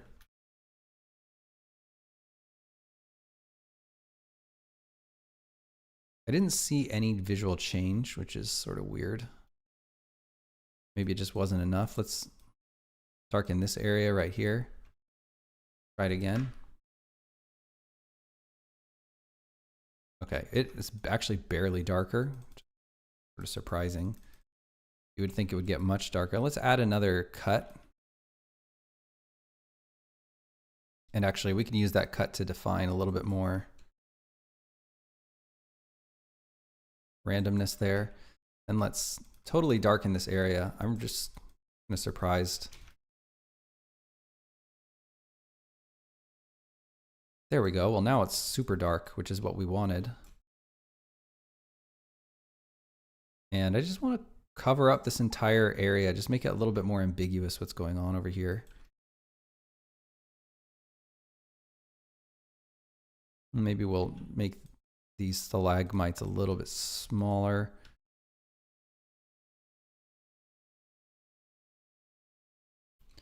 And then save it, look through the camera.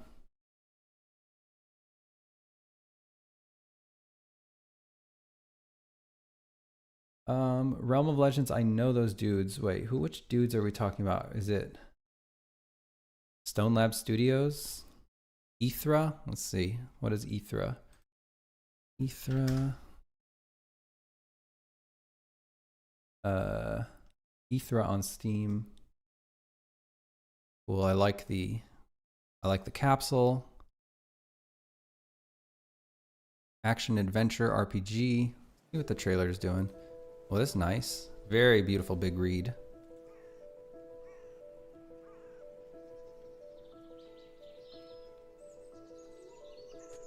That's cool. It's sort of a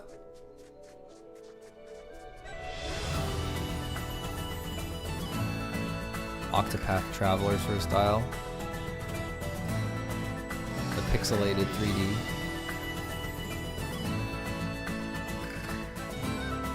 Very cool.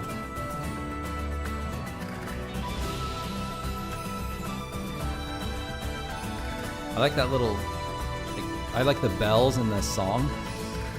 Fun, very epic.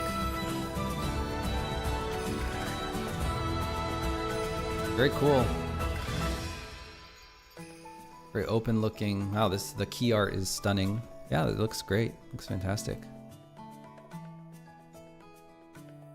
So, kind of hard to tell from trailers, but it looks like it's probably not going to be super a lot of like adventure or narrative focus, but I could be wrong. Maybe they just really wanted to show. I feel like they would have showed a little bit more, like a little bit more story, a little bit more of a story hook. There's almost no story hook whatsoever. Very verb focused. And that was sort of a basic quest setup. So this is interesting. Like, can you take care of the slimes then? That's a very like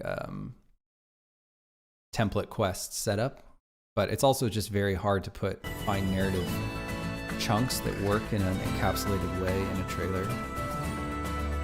But it's interesting that they opened with environment. They opened with environment shots. That's bold. That's what we do in eShade, and I sort of regretted it, but look, it seems to be working for this game. Let's see what Gamealytics has this game at.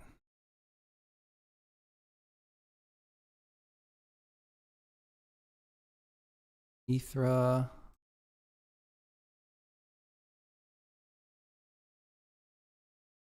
It's estimating 170,000 wish lists.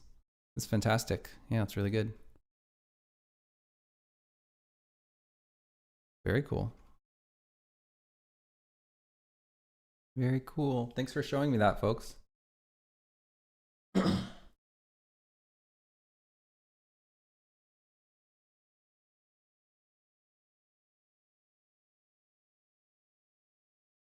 Work full-time jobs. Oh, if you want, you can go watch The Ballad of Verdun. To It's Another Game. What's that mean? They have some sort of devlogs on YouTube. Oh, I'll check out the devlogs. I like to see what works for that. The game transitioned quite a bit from the art style. It started like Octopath, turned into this. I don't think you can post links on YouTube, Vim, unfortunately. Hi, AJ. If you remind me a little bit about yourself, I almost certainly will remember you, but I can't always match the name to the person. But I remember an AJ recently. Tell me your most iconic character feature, and I'll remember you. So looking through the VizCam, it's so dense over here with stalagmites. It's busy. It's too busy. I'm gonna delete these, and what I'm gonna do is I'm gonna find some big chonka rocks to fill that up instead. Let's do that. So let's just get some big old chonkers, big chungus, and fill that area up. The 16-year-old dev. Oh, okay, rock on. Yes, I do remember you. Welcome back, welcome back. Yeah, that rock looks way better. Not as busy, fills the space nicely. Dig it.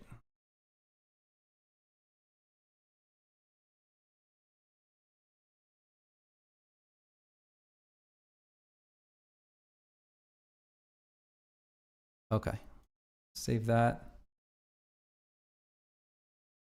Cool. Yeah, that's much better. And I like it just fading to black really nicely right there. And I think that's what I want. I don't like what's going on here. There's like the water's poking through. I don't love that. Let me just try to get another rock. Put this right here. I'm just going to cover it up. Let's put this mushroom. Come on, little fella. Come on over here. Let's get this rock. Did I already duplicate it? Sometimes I accidentally double duplicate. I did. Okay, let's put that rock right. Oh, what is this? Is that a glow? Oh, it's a particle. Okay, let's make sure the fireflies aren't right there. So let's move that. Let's grab this rock and just cover up that nasty seam. Sort of scale that up a little bit.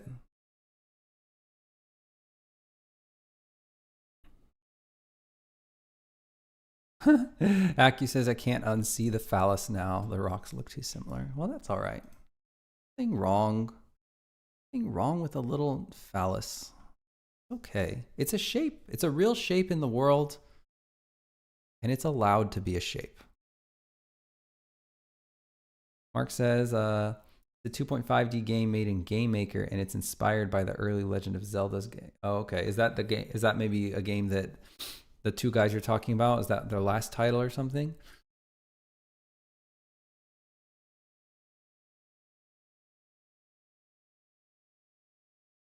Mr. Aldox, hello. Can you name your PC specs? You're not going to want to use my PC specs. That's for sure. I got, oops. Got some bottom of the barrel Like my PC broke down and I was like, I didn't know what it was. It was either my motherboard, my CPU, or I guess it could have even have been my RAM. I'm not sure. But I was like, I don't want to spend, I don't want to order each part one at a time and swap each one out and see if it's going to work. I just ordered off, I think it was Amazon because it was going to come faster than Newegg because I just needed a computer as quickly as possible. And I was just like, I do not care about, I just need this computer to work. And if I even have to spend one day not working, that's more expensive to me than the entire price of the computer. And I don't care about specs at all. I'm pretty sure that anything is going to work. And I just ordered a pretty inexpensive CPU. So I have an i3 1200 at 3.3 gigahertz, which is, it's like, yeah, it's definitely a budget CPU. And check this out. I've got a RX 6600 that is garbage. I can't even play modern games on this computer anymore. But I just don't care. It doesn't make a big difference. I think I did get a lot of RAM though. Did I? Oh, where's my memory? Okay, for some reason I have 26. What a weird amount of RAM. Got 25 gigs of RAM.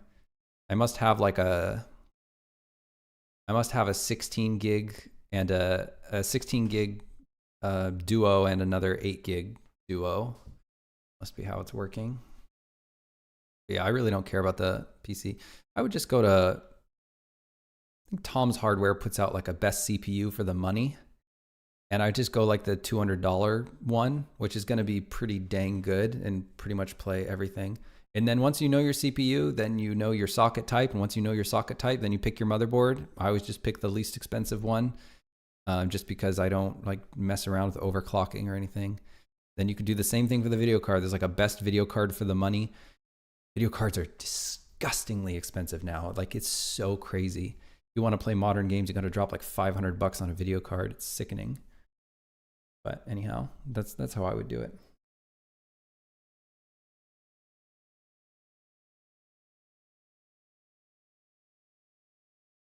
All that money in budget CPU, yeah. Well, all that money. Not we are folks. We are this game, Songs of Glimmerwick, has cost. Said this before, but Songs of Glimmerwick is by the time we ship will have cost us $2 million. $2 million production budget. That is all the money that we made on Eastshade. Right? We got pretty close to it. We had I mean, we spent some on a house. But we had a $3.5 million gross revenue. Net take home is more like 2 point something.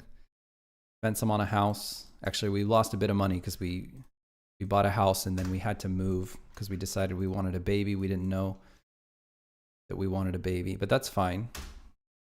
I mean, life happens, and if you can afford to do that, then that's what money is for. But we pretty much spent all the money we made on Eastshade making Glimmerwick. It's going to be really tight at the end. We actually have to borrow a little bit of money. I know people are going to be like, how is that possible? How do you spend that much money making an indie game? Are you stupid or something?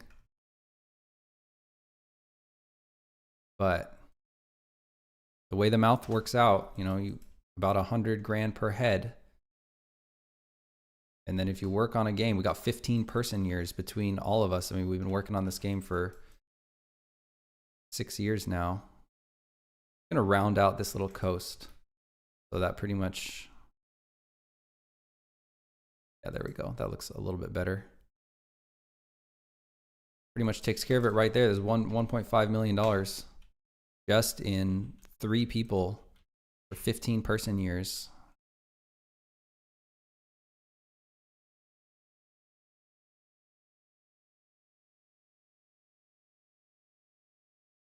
Can't choose between the 9900X and the R7 7800.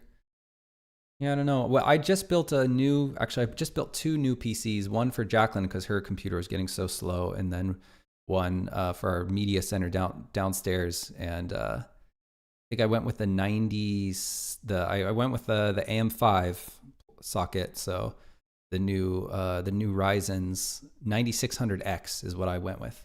And that is playing Oblivion, the Oblivion Remastered, which is sort of one of the highest spec games in existence right now.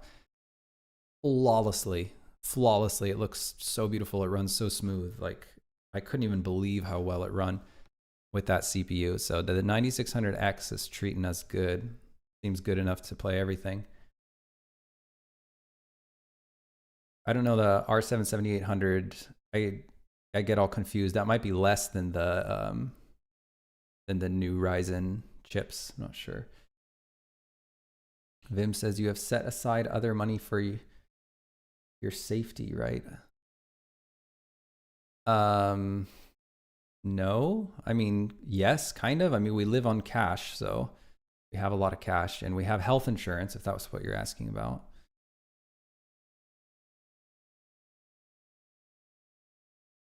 But we're not stupid with money, that's for sure. Accuse Art says, I have to divide a human-sized statue into smaller pieces for 3D printing. Oh yeah, that sounds not fun. Thanks for the vote of confidence, Vim. I think more importantly, we have 115,000 wish lists, so statistically, it's highly likely we're going to make back our money. 15 people working for 6 years on this game. No, 3 people working for 6 years. So the way that math works out is 100 grand a head. Oh, if it was 15 people, how would we have spent $2 million? If it was 15 people, we'd spend $2 million in 1 year. That would be 15 person years right there. But yeah, the way the math works out is that Jacqueline's been working on the game for 6 years. Jenny has been working on the game for 4 years. I've been working on the game for 5 years. So we add all that up, we got 15 person years. So a person year is 1 year of someone working. So there's only 3 people. And we started production 6 years ago. But if you add up all the years that we've been working on the game between the 3 of us, you get 15 person years. And then with each person year costing around 100,000 US dollars, that's how you get 1.5 million production budget. Mr. Aldock says, wanted to focus on productivity as well. Don't know if 7800 3D will cover that. I don't really think it matters. I feel like all the new CPUs are so fast. Like, I do everything. I mean, I make video games. I edit video. I work in 3D apps. I do all the things, and I've got that i3, and it works fine for me. I mean, I don't feel like I sit around waiting very much. It's fine. It works fast enough. Vim says, in hindsight, with how development has gone, would you have stayed smaller, or do you want to expand? Well, we stayed really small. It's only 3 people, right? I would never... Jenny is the best thing one of the best things that's ever happened to our company. That was just an amazing... she's just an amazing programmer. She's amazingly productive. And she just works perfectly with us. And she's just really efficient and really smart and fixes all the bugs. And if we had had her for Eastshade, if we had had money for someone like that, then Eastshade would have been a much better game. I'm very confident of that. So the only way we could have stayed smaller is if we had not hired Jenny, if it would just stayed Jacqueline and myself. Then the game would have taken 10 years instead of 6 years, and I don't think that would have saved any money. I think that would have cost more money. Actually, maybe what we should have done is hire Jenny earlier in the project, because we had already been working on the game for 2 years when we hired Jenny. So we stayed almost as small as we possibly could. The only thing we could have done is maybe reduce the scope of the game. And the more I see everyone advising, make a small game, make a small game, make a small game, the more it pisses me off. The more I want to make a big game, the more I'm like, you know what? You make a small game. That's for you. You go make a tiny little game, make it in 3 months. Do you. I am going to make the biggest fucking thing that people have ever seen, and it is going to blow their minds. and it's going to have a massive playtime, and you're going to spend so many hours with the game that you're going to develop this sort of bond with the game, and you're going to be sad to leave it, and it's going to make a real impact. And when we launch it, it's going to be a big, epic, honking thing, and people are just going to be blown away.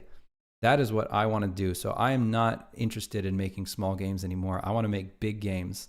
And if we have to spend every freaking penny of our money to do it, that is what I want to do.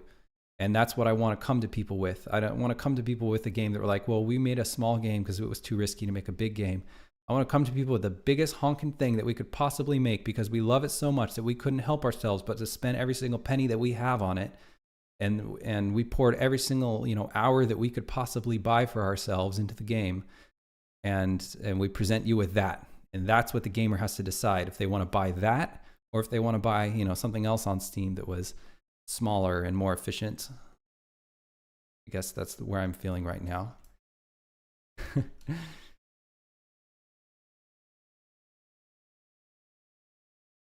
right, let me catch up with chat. Vim says, how did you discover Jenny? We just put out an application for a programmer, and we just said we're looking for someone long-term. We hope that you'll, want someone who's going to stay with us for a long time. We'll offer competitive, full-time salary. We'll give unlimited paid time off. We offered sort of all the things we could. We sort of learned from eShade. We tried to be less risky with our hires and just sort of hire smaller roles for smaller amounts of money. And in hindsight, I don't really think it worked that well for us. We had some successes, but not everything worked out great. And for this one, I just decided for Glimmerwick, I said, we are never going to be able to make bigger and bigger games if we don't learn how to hire people and learn how to work with people. And if I don't learn how to delegate, because I cannot keep doing like almost all the programming and almost all the art and, a ton of the writing and some of the game design. I can't do all of those things. So I just had to pick something that I was going to just let someone have ownership over. Just let them be the straw that stirs the drink for that entire part of production. I wanted them to know the code base better than I knew the code base. If there was a bad bug, I wanted to send it to them. I didn't want to say, well, this is a bad bug, so I have to this is going to be something that I need to figure out because I know all the systems. So I sort of went the other way, and I said, we want to offer a really, really high quality job to sort of get, the higher, more experienced people. We had a lot of applications. We had like 300 people apply, and she just had the best resume, and she had a really good cover letter, and she spoke about our games. Like eShade was one of her favorite games. She told us, and she said those are the kinds of games she wants to make. And she said if she owned a studio, then Glimmerwick is the kind of game that she would want to make. In fact, she was already working on a game with her wife about sort of like a farming sim adjacent sort of game, and it had some similarities to Glimmerwick as well. So that made us feel a lot more confident that her heart was going to be totally in it. And she just had really good experience. Like there were already 2 games on Steam that she had made with another company where she was the sole programmer. She told me that she was actually the only one with even Unity on her computer to make those games. And when she told me that, I was like, oh, you were the wrangler. You were the touch point for every single part of production. Because if you don't even have Unity on your computer, how much can you really get your hands dirty with production? So I knew that she had basically put together most of those games. And that really excited me, and really that's what made me, then we did the interview, and she just knew her stuff about everything, and that's how we ended up hiring. The 9900X will make sound like a jet engine. The new CPUs are so quiet, I feel like. Especially the heat sinks are getting bigger and bigger. Yeah, Koya Koopa says, Danny getting angry. Hopefully just passionate.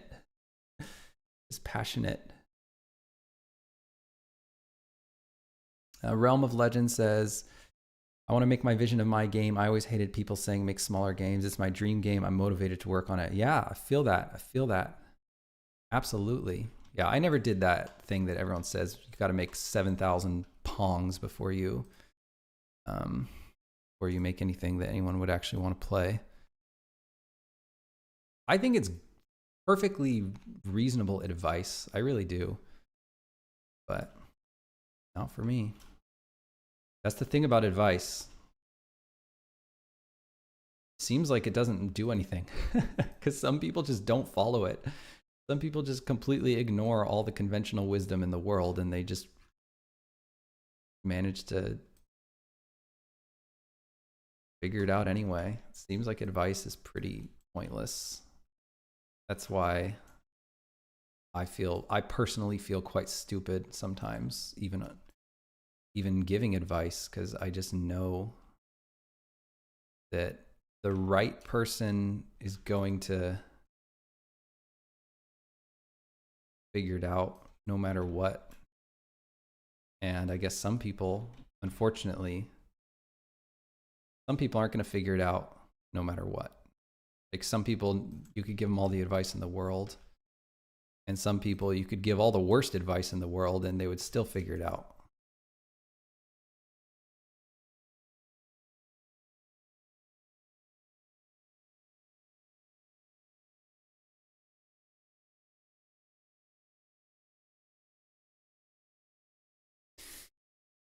Okay, Mr. Aldock says, my friend really wants to make games, but he always compares himself, games he wants to create. But he always compares himself or games he wants to create with others.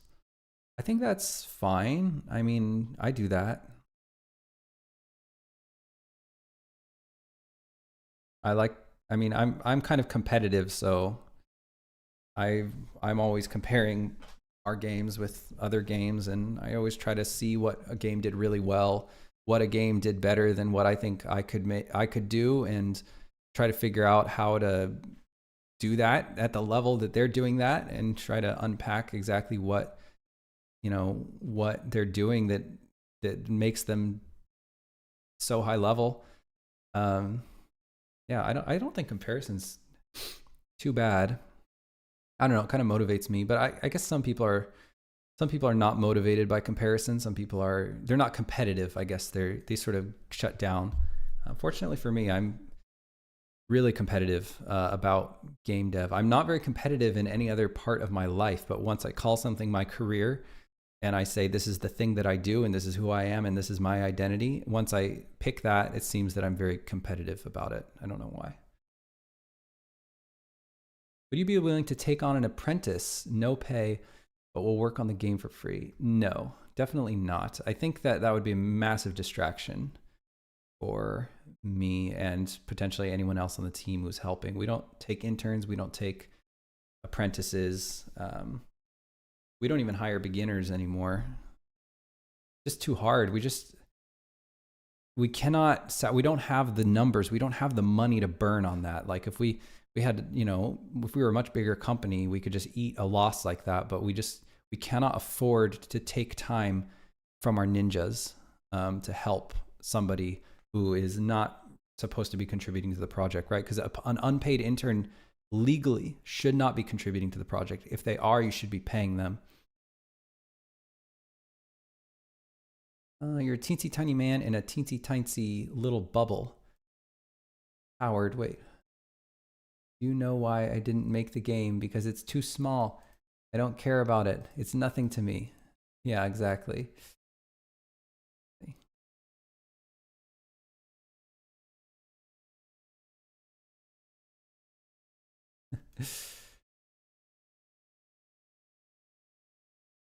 Not sure. I 100% get the reference, but I think I understand the idea behind it.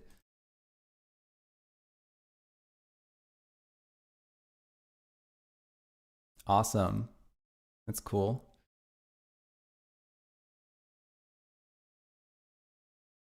Speaking about to Mark's inspiration, very cool. Oh, I mean, he compares himself and thinks he can't make something better and always gives up, never starting. Well, that's definitely a way that you'll never get there. That's for sure. Yeah. I mean, I guess not only am I competitive, but I'm also very arrogant. I've never looked at something that somebody did and thought that I'll never be able to do it. I'm borderline delusional, I think, the other way. I look at something that somebody did and I'm always like, I could probably do that. I could probably figure that out. That's no problem. I'll get there. I mean, I couldn't do it right now, but I'm pretty sure I could figure out how to do that. And it's not always true. Like, especially about the timeline. I'm like, I could probably figure that out in 6 months. It's like, no, that'll take you like 5 years to figure out how to do.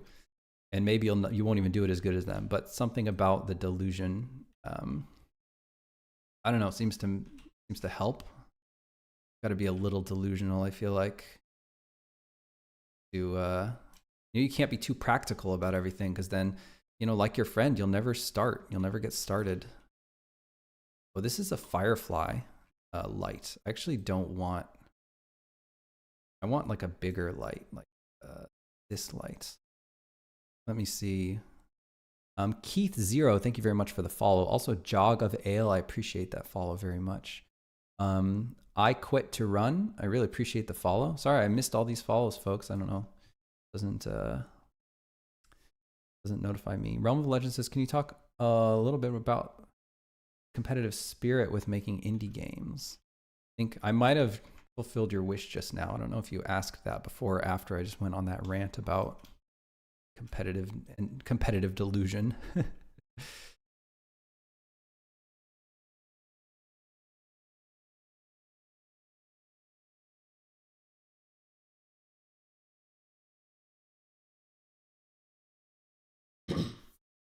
But yeah, what I mean by competitive, sometimes I think that indies don't really look at what else is, they don't,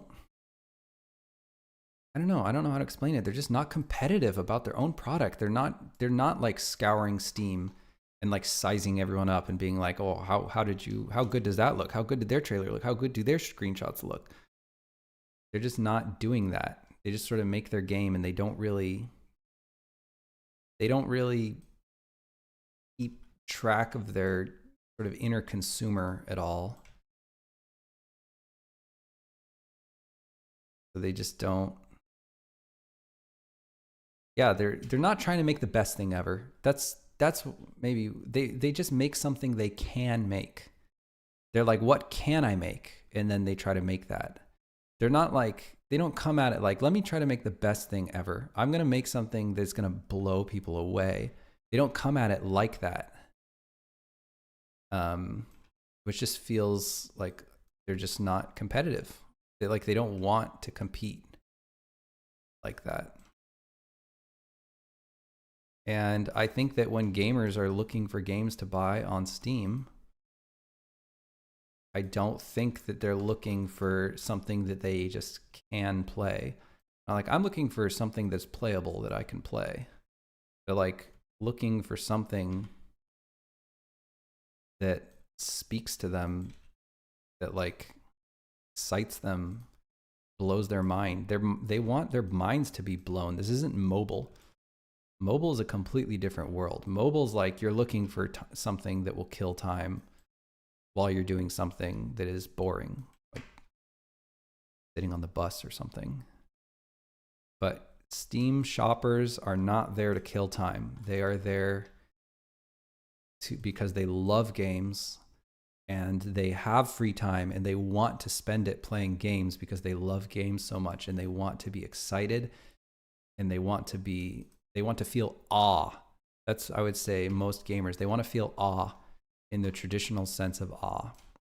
They want to play something awesome. And I just think that many indies aren't thinking like that.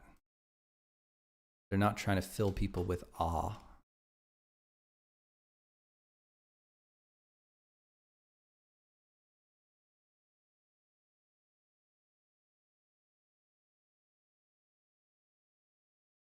Ron, hello. Says, who are you talking about? Just entered the stream. I was just talking about competitive spirit in indie dev. I was kind of using a rhetorical you, not anyone in particular. Just sort of the general spirit.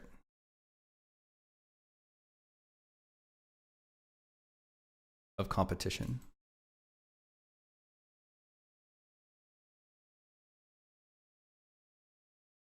Just gonna put this the shadow card down to sort of darken underneath these rocks. So let's take the viz cam. Where is the viz cam? Right here. The viz cam is just showing us exactly like what we've done here. So gotta save. Actually, I have no idea how many people are watching on YouTube. None, because Twitch does not tell me, or the restream does not tell me how many viewers. So let me go to the live. Viewers, I have 13 on YouTube, 21 on Twitch. I'll work a little bit more and then I'll do a stream poll to see if anyone wants to play revenue guessing game on Steam. And Jonas Tyroller's Chrome extension that hides the review count.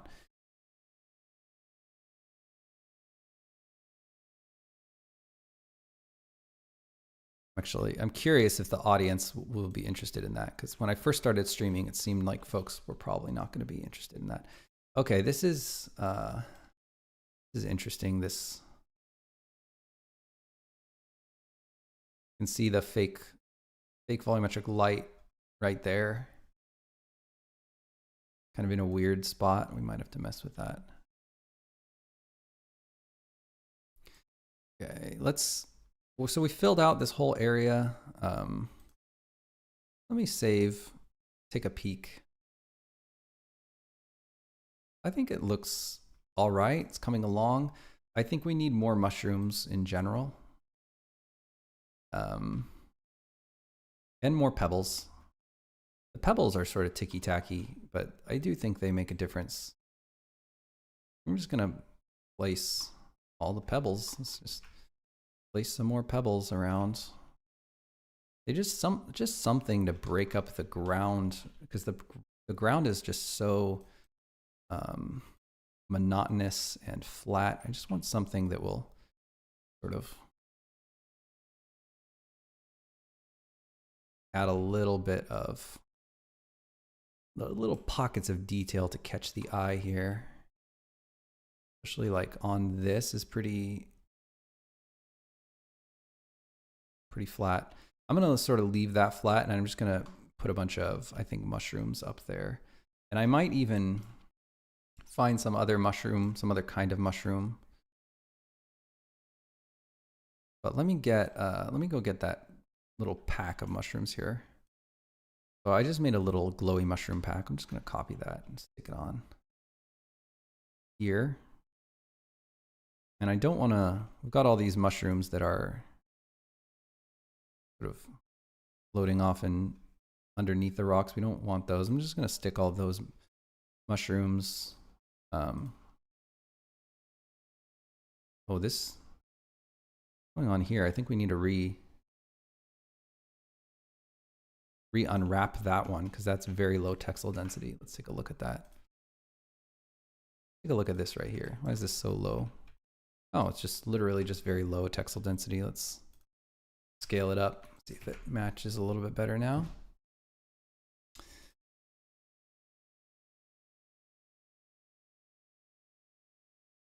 Nice. Saku's art is review.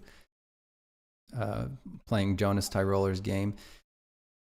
I'm really fascinated by how many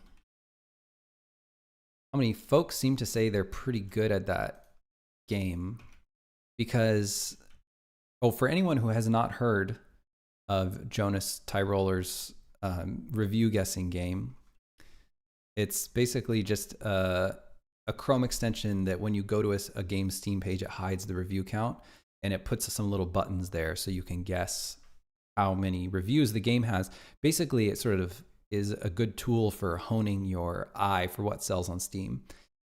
But I was just gonna say that if many people are good at that game, which I suspect many people are, even people who've never done any sort of games marketing, even people who are just sort of like indie devs who've never really been successful on Steam, if they're good at that game, then in my opinion, it means even more. It proves that it really is the production skills, because if they already have an eye for what sells on Steam, then it can't just be like marketing know-how, because really, I mean, the most important piece of the marketing puzzle is knowing what sells, right? So if you already know what sells, but you still can't make a game that sells, it means that you sort of, it's the production chops or the production budget or whatever it is. It's something about production. You're just not able to produce that kind of game. You know what it looks like, but you don't know how to make it. At least that's my take on that. I'm welcome anybody who feels differently about that. I expect people will feel differently about that, because I seem to have a very controversial perspective on these sorts of things, at least according to r/GameDev, where I'm regularly downvoted into oblivion. People absolutely hate me over there.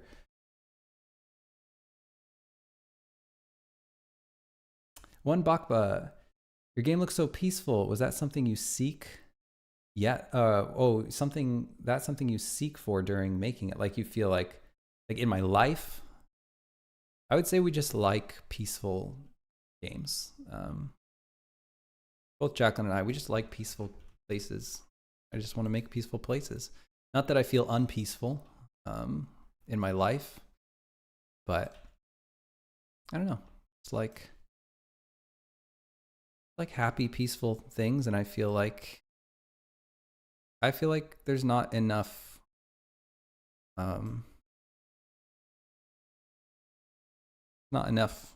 happy, peaceful games in general. I think the new cozy genre is sort of taking off. But the thing that's not to my taste about most cozy games is just how chibi they are. It's almost like they're made for children. And that's not really to my taste. Like the super duper ridiculous like color bar palette is not to my taste, and the super stylized proportions where the heads are really big, like little bobbleheads, is not to my taste. So I'm happy to be making a game that is peaceful, that does not have the overly childish graphics. I mean, Glimmerwick is definitely stylized, but it has a pretty muted color palette, and I hope that it doesn't look like Animal Crossing, And I hope that people will appreciate that. People who maybe like cozy games, or like the idea of cozy games, but general cozy aesthetic is not their cup of tea. Okay, so we put a bunch of mushrooms on that platform. I don't actually know if it'll look good. We've got to run around and test a little bit. Realm of Legends says, I think because your opinions are a bit harsh on the people with no art/programming skill. A bit gatekeepy, but I guess you speak from experience. I think you're right about that, Realm of Legends, but it can rub people the wrong way. I'll catch up. I'll respond to that, but I'll catch up with chat first. Crucial Dev says, one of the many things I loved about eShade was that you could just stand and watch a sunset. Heck yeah. Love that. No attacking goblins or whatnots would interrupt. For sure. Feel that for sure. Realm of Legends says, hate that Nintendo me style art. Yes. Yeah. I would say it's just not to my taste in general. I appreciate that other people like that, and I'm glad that that market is being served. Regarding your on why my opinions are not well received on r/GameDev, I definitely think you're right. I think it does sound harsh, and it might sound gatekeepy, but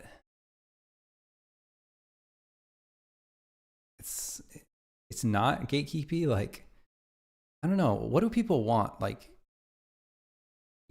does anyone really want a world where you don't need skill to make games that sell? I thought the whole point was that anyone with the skills could make a game and it would sell because of their skills. I didn't like it. Sometimes it feels like people don't want that. People are like, ew, you think you just have to be like really good at game dev in order to sell games? Like, that's What a dark world. What should it be instead? Just random? Just Steam just randomly selects games, and then for some reason those games make a bunch of money. I mean, that's not how it works, right? The most beautiful world is the people who have the most skill. Those games sell the most. Now, that's not exactly how it works, right? Obviously, there's a lot more there. There's also taste.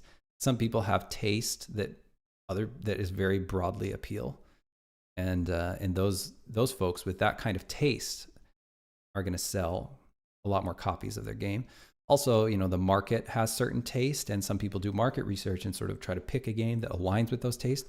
Those games are going to sell more too. But the entire idea that you need to be highly skilled to make a game that sells well, isn't that awesome? Isn't that what we want? Isn't that what, like, I don't know, if the gate that I'm keeping is a skill gate, it's not a gate. It's just, you can walk through if you want. You just have to have the chops. But I think that people don't like hearing that, because they're like, they feel that they don't have the chops, and they feel like they'll never get the chops. And for that person to make a game that sells, is kind of a hat trick. Like, they're asking, how do I make a game that sells if I don't have any skills and I don't have any money to pay for people with skills? Well, why don't you just ask how to grow a money tree, right? It would be equally, you're asking for something equally absurd, in my opinion. I don't know. But yeah, that is definitely why it rubs people the wrong way. And every time I mention anything about, like, everyone on r/GameDev really believes that it's all about marketing. And the only reason their game's not selling is because there's too many games and nobody's seeing their game. They believe if everyone just saw their game, that everybody would buy it. And I just know it's not true. And I just know how good Steam is at finding things that people want. I know how much traffic Steam sends your game when you first release it. And I know how incredibly egalitarian and libertarian the algorithms of Steam are. And I don't even mean in the political sense, although ostensibly this political alignment is supposed to be gunning for this, although you can argue about whether it is or isn't. But in general, Steam is... you know, Steam isn't buddy-buddy with anyone. It literally, it's very numbers based, and it's revenue based, it's playtime based, it's conversion based, it's wishlist based. It's all of these things that if people want to play your game when they see it, your game will do well on Steam. Steam will push you up the ladder, and no other marketplace does it. No other marketplace has as effective of a ladder at unearthing these gems and pushing them into new and trending, and watching them make thousands of dollars in revenue, and then pushing them higher, and then offering them daily deals and all that stuff. It's so crazy how Steam is locked and loaded. Steam is ready to blast your game off into freaking outer space if people just want it. When people see your game, if people want to play it, Steam is ready to blast your game into outer space. And that idea that every successful dev knows about, pretty much, we all know that Steam works like this. I guess so many people, at least in the greater game dev community, especially on r/GameDev, don't want to believe that, because if that's true, then it means that people are not as hot on their game, and I guess it's too crushing to think of that. I don't know. I think it's more crushing to believe the other thing, that, like, just games are randomly, blasted into outer space, or people who are really good at marketing, whatever the freak that means these days, because these days people want to believe everything is marketing. Everyone wants to lump everything under marketing. I think that's a lot darker of an idea to me personally, but I think I should probably conclude my tirade on that. Let me catch up with chat.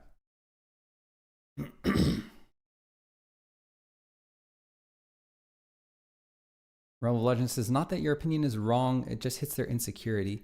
I don't know. I might have too much faith in people. I feel like that's such an uncharitable view, but I get, maybe, I don't know. One should use it as motivation to improve. Yeah, I would hope so. Also, making a not well selling game isn't evil, more so the opposite. Yeah, I mean, that's the other thing. It's like, if you believe that like there's some sort of rhyme to the reason, then your game that didn't sell, you can be motivated to try again. But if you just believe that there's some magic goo goo gaga going on, that some games get lucky and some games don't, which is sort of seems to be the most popular belief on r/GameDev, then you feel like it's all just random. I guess that's what they want it to be. AccusR says, I'm guessing my first proper game won't sell too amazing. That's okay. I don't know. You're pretty good at art, AccusArt. You're a pretty great environment artist. And if your game looks really pretty, and it's in a somewhat in-demand genre, your game can move some units. For sure.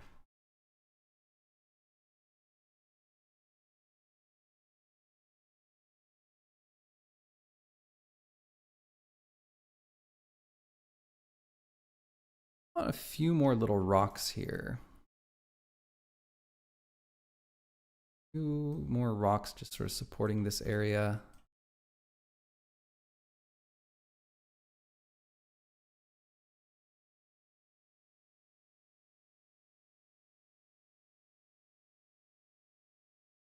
Oh yeah, that looks pretty nice.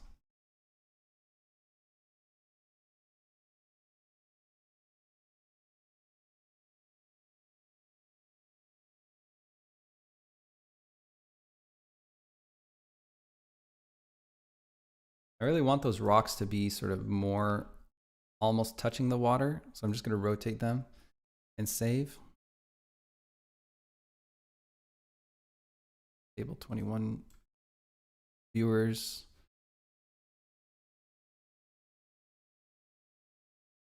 Okay.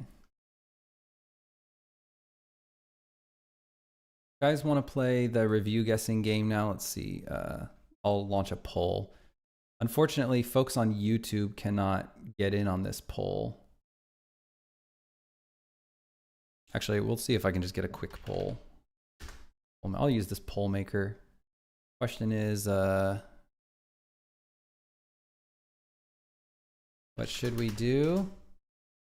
The answer is either keep working on Cave or play Jonas's revenue guessing game. Create a poll. Okay, so here's the link. I'm gonna post it there. Everyone wants to vote. I know we don't have too many viewers right now. We're probably like 40. But curious what if people just really would rather keep working on this cave, where it's going pretty great.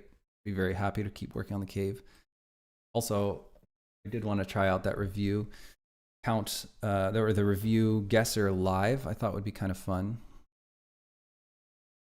So if anyone has an opinion on that, I'd be happy if you voted. What do I want to do? How do I just... Oh, I should just be able to view it, right?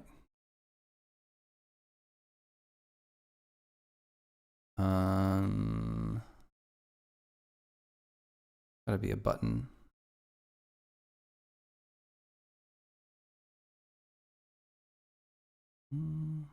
That's interesting. Okay, that's fine. All right, I'm just gonna keep working on the cave and I'll subtract 1 from the vote there. Okay. Oh, let's show the counts. Okay, so just if most people want to try playing the guessing game, let's do the guessing game. Yes, let's do the guessing game. Hopefully that was enough time for folks to vote. Actually, I'll check one more time just in case a few more votes came in. Counts. Okay.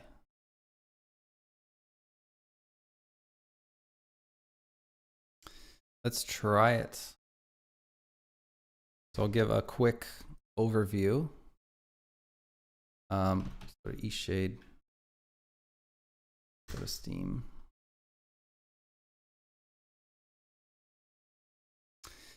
So I'm going to link to Jonas Tyroller's channel if I still have it up. If anyone doesn't already know about this really fun little game that came out. Also got an interview with Jonas Tyroller for his podcast coming out soon. That should be fun. So he made this Google Chrome extension where it hides the review count and then it replaces it with these buttons. So you can sort of hone your eye on what is selling on Steam. And it also has these 2 buttons at the top. Each of these buttons is going to send you to a new game page. One of them, it says next raw, and that just pulls a completely random game. The problem with that is most games on Steam don't sell. So you pretty much guess the lowest number in every situation. You'll get most of them right. You'll get like 70% correct just by guessing the lowest number. So this other button pulls from an even distribution of revenues. So it actually overrepresents the higher sellers on Steam, and it pulls from an even distribution such that each of these buttons has a pretty much equal chance of being correct. So you're going to see a lot more, like, you're going to see the full range. You're going to see some games that didn't sell. You're going to see some middling sellers. You're going to see some hits. So this one is way harder. So this one, if you just randomly guess on each of these buttons, you would get, statistically, you would get like 17% correct, right? Just because it's a 1 in 6 chance, something like that. I'm going to record my little score here. And let's see what we can do. Oh yeah, and I've already mentioned this, folks who've been watching since the beginning, but I'm going to give myself, first of all, I'm skipping any free-to-play games. I'm skipping those because I don't know anything about free-to-play games. I'll still guess, but I'm not going to record my score for that because I don't play any free-to-play games on Steam. I don't know anything about what kind of numbers those games do. Obviously, the review count is going to be massively inflated when the game is free. I'm also skipping anything that looks like a porn game or anything that looks like, it seems like the sex part is what is selling the game, just because I don't know that market. I've never done market research on that. I have no idea. I know the quality bar for those kinds of games is so vastly lower than the quality bar for other games on Steam, but I just don't know what kind of numbers those games do. I'm going to skip those. All right, let's go. Let's see. Let's get started. So next balance, here we go.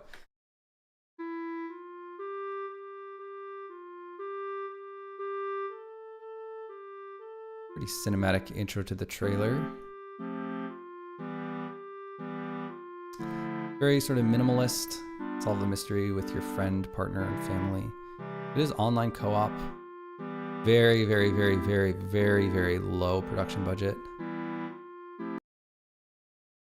It came out in 2021, so definitely well after the floodgates. I would guess that something of this production budget. By the way, I'm not very good at this game. I want people to know that. I'm gonna guess, and you guys can guess along with me in your heads. See how good your eye is. I'm gonna guess the lowest. Okay, so I'm gonna give myself 1 point for that. And if I get the closest answer, like if I get one degree of magnitude from the answer, I'm going to give myself half a point, because if the name of the game is about honing your eye for what sells on Steam, or at the very least maybe testing your eye for what sells on Steam, then I think like if I had picked 65 instead of 5, that would be much more accurate than if I had picked 40,000, right? So I would think that you should get a better score for that. That's sort of my own scoring system. So some other folks have played this game. Obviously, Jonas himself, the creator, has played the game. Also, Chris Sikowski. If anyone follows Chris Sikowski, he has also played the game. Great fun to watch him. He got an incredible score of 60% correct, and he's not doing this little cheater method where he gives himself half a point for being almost correct. And then I think also Bite Me Games, who I enjoy his content as well. I follow him on YouTube as well. He's also played the game. He got a pretty good score as well. I think both Both Jonas and Bite Me, I think they got around 40 to 50% or something correct. Anyhow, okay, let's get the next one. All right, I was indeed born in 1950. This is God of War. So this one is kind of cheating, right? Because I already know. Actually, could this game actually not be the highest one? I mean, I don't even think I have to look at the screenshots or anything. It's God of War. So I don't know. It's actually not as easy as I thought. Just because I know the game doesn't necessarily mean I know how much it sold. We're definitely at the top of Steam here. But did it make 100? If we guess this, if this is the review count, this game made about $100 million on Steam. If this is the true review count, then this game made over $1 billion. Is that no? It made like $500 million on Steam. Did this game make $500 million on Steam? I don't know. It might be 24,000. It might be. I would not be surprised. This is actually an insane number of reviews. I don't know if it made this much. I'm going to guess it though. No, I was wrong. It was 24. I should have gone with 24. I should have gone with my gut because I was thinking, I don't think God of War made $500 million on Steam. I don't. But I was wrong. But I technically give myself half a point because I don't know. I feel guilty about that one. I feel like I shouldn't give myself any points because that was pretty bad. That, you know, I already knew the game. Okay. But let's see what's going on YouTube. I already lost some viewers on Twitch, so this is definitely, for some people, this is just not their cup of tea, which I totally understand. I'm kind of surprised by, because it is a pretty fun, I would have thought kind of a fun change up here. But let me see if anybody on YouTube is interested in this. We might have lost a lot of viewers on YouTube. Oh, we lost a ton of viewers on YouTube. Ain't nobody wants to watch this. Yeah, I won't do this for too long then. Really surprised by that. Okay, so Natural Selection should be another pretty big game. Have I heard Natural Selection? I actually don't know.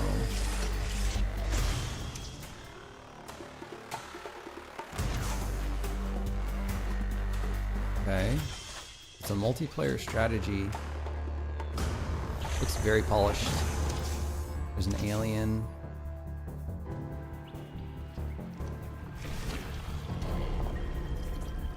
Yeah, I thought I'd heard of this game, but it's not the game that I thought it was, so I don't really know.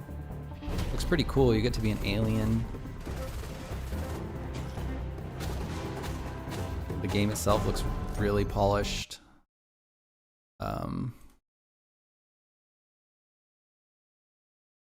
I would think, I'm pretty sure it's not, this one's too high. Is it though? I'm thinking this game sold a lot. I mean, just the fact that like the whole asynchronous, like some people are aliens, some people are soldiers. It looks really polished. One thing that Jonas always does is he always checks if the game has sound effects, like, which is actually a really good indicator because for whatever reason, low production budget games, they just somehow don't they don't have any game sound because they just they're not, you know, they don't have the craftsmanship to actually put sound in their game, or they don't have the editing craftsmanship to like put sound effects like Foley and UI sounds and all that sort of stuff in their trailer. But obviously the sound for this game was quite great. I'm going to go with the 8500. Okay, so we were correct on that.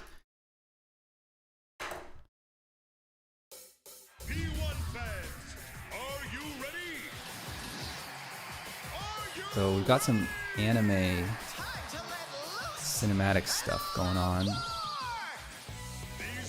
Already indicates a bit more production budget, right? Because otherwise you wouldn't be able to pay for something like this. We have an ESRB rating. If that's a real ESRB rating, I'm just getting started. To even get an ESRB rating, you really have to jump through a lot of hoops. So that would indicate higher production budget as well.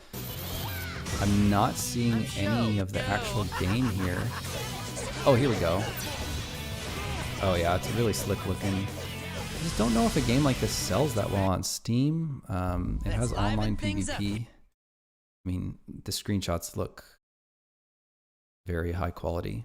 I have no idea what the market for this kind of game is, but based on how high production budget it looks, I'm going to guess 3,500. Okay, we're correct. Okay.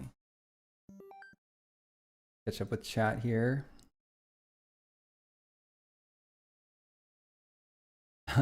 Crucial Dev says, how rude. Oh, that they left. That's all right. It's not their cup of tea. It's all good. It's the game Subnautica devs did before. Oh, okay. I did not know that. Vim says, strange. I feel like we talk about game dev a lot. That's what I thought. I mean, we talk about game dev so much. I would have thought, and I know it's mostly game devs here, I would have thought game devs would be very interested in what it looks like to size up a Steam page. But yeah, I guess they're not here for that, which is totally fine. Carol says, I guess this guest game is not very streamer-friendly game.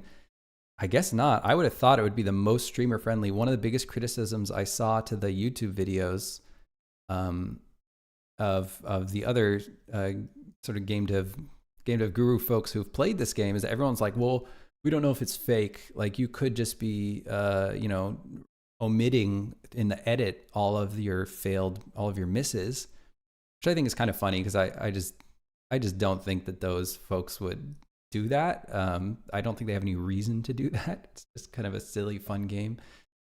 It's also very believable. Their numbers are very believable. But to do it on stream, going to be a lot harder to fake. The only way I could be faking it, I guess, is if I had some cheating going on, like like I'm like looking it up on my other monitor or something like that. But again, why would I cheat? It defeats the purpose. Sound effects is important for fun. Yeah, definitely. Oh, it's important and fun. It's very fun to do. I'm surprised. And it's comparatively less work than most things. So probably so many people leave it out. Just quickly look at the screenshots. So the art style of this game. Okay, this game came out in 95. I mean, that's going to be weird. I don't really even need to look at the trailer because the quality of the game doesn't matter per se. The game probably has some sort of cult following. The fact that it's on Steam, these sorts of games, they don't sell a ton, but I know it's not going to be like one. I think a game like this would have a small market. Like, clearly it has some like retro appeal. I'm going to guess 492. Okay, less than that. So was I one magnitude off? Yes, technically I was.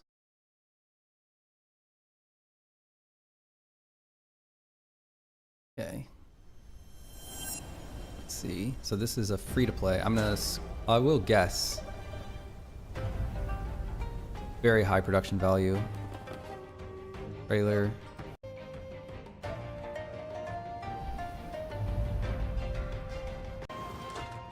And I'm hearing like card shuffle noises. I still don't think there's a huge market for this kind of thing on Steam. Oh, it's a card battler. Never mind. Apparently I don't even know what I'm looking at. It's free to play. I'm going to guess it has 6,400. Okay, I got that one right, but I'm not going to count it, even if I got it right, because it's free to play. I said I wouldn't count those. Magicite. This one came out in 2014. So this is hard because games, this quality standard is completely different. These days, I wouldn't think that a game like this would hardly sell any copies, but it's a different time, different quality standard. Like, the trailer's not very good. I mean, why is the trailer in 4:3?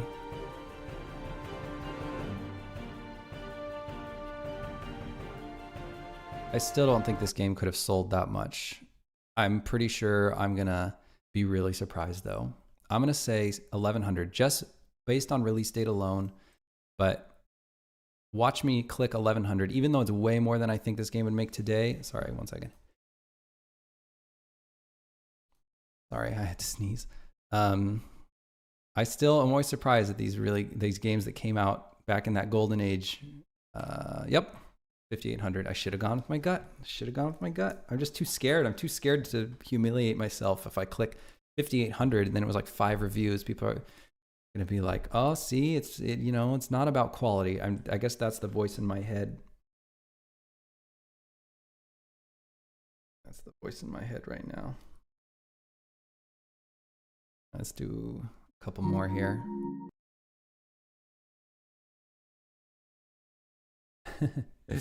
For Steam guesser clout, right? Yeah, exactly. Seo, a world where snow falls, a landscape of dreamlike memories. I don't think there would be a market for this. I mean, the trailer's just showing walking bears. No, I'm pretty sure it's going to be. This distinction is not important to me. Whether it's 57 or 11, I feel like there should be. I don't know. Whoops, sorry, I bumped my mic. To me, this distinction is not important, but I'll go with 11. No, it was 57. I mean, either way, the game barely made any money, right? Just doesn't really matter that much. Like, I don't even know how many. It either made like a couple $1,000s or a couple $100. It doesn't really matter. This capsule is absolutely atrocious. Halloween themed. I mean, I would think 0 reviews for a game like this, but again, this distinction is just not 50 reviews or 0 reviews. I would think that this is not. I'm gonna say 0. Okay.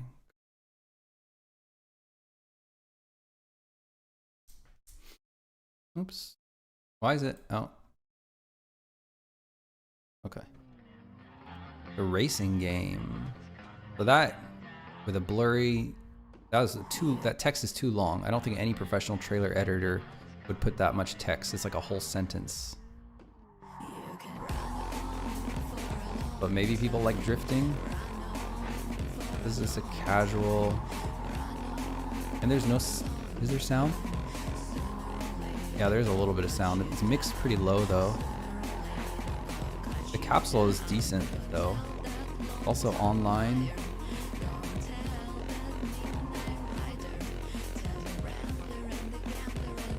I think it's 57. Nope, it's actually 2. Wow. Again, I just don't care about that distinction. Oh, I like the texture on this ground, but voiceover.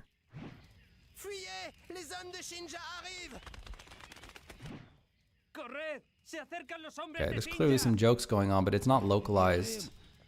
I just don't think anybody who's making a commercially serious effort, I don't think anybody would just put their trailer up with. Wait, are those subtitles? Sorry guys, I might be an idiot. They're. I don't know if that's Russian or. No. It's like not Russian, right? Because Russian has a different letters. I don't know what language that is even. I mean, I would have to imagine. Whoa! I don't know anything. I wasn't even close to right. Big fat 0 for that. I just thought with that language, you would think they would localize their trailer or at least put subtitles for English in the outside of the region that speaks that language. I don't even know what language it was. Let's see. Conscious of going on. Okay, so about the same numbers. We've scared off all the people who hate this sort of thing.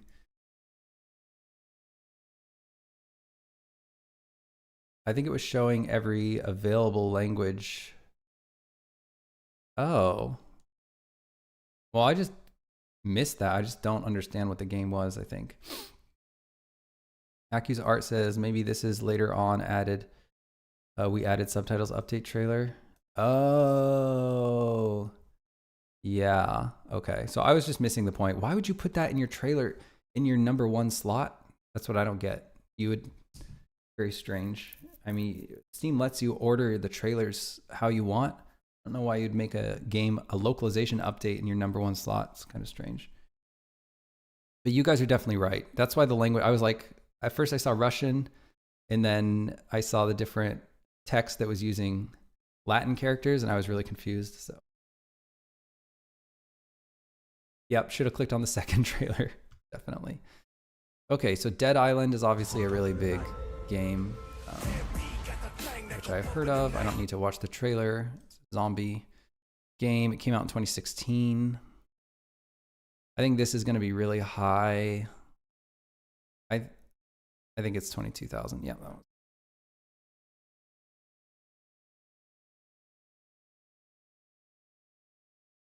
Okay, so here we have very abstract game. It came out in 2023.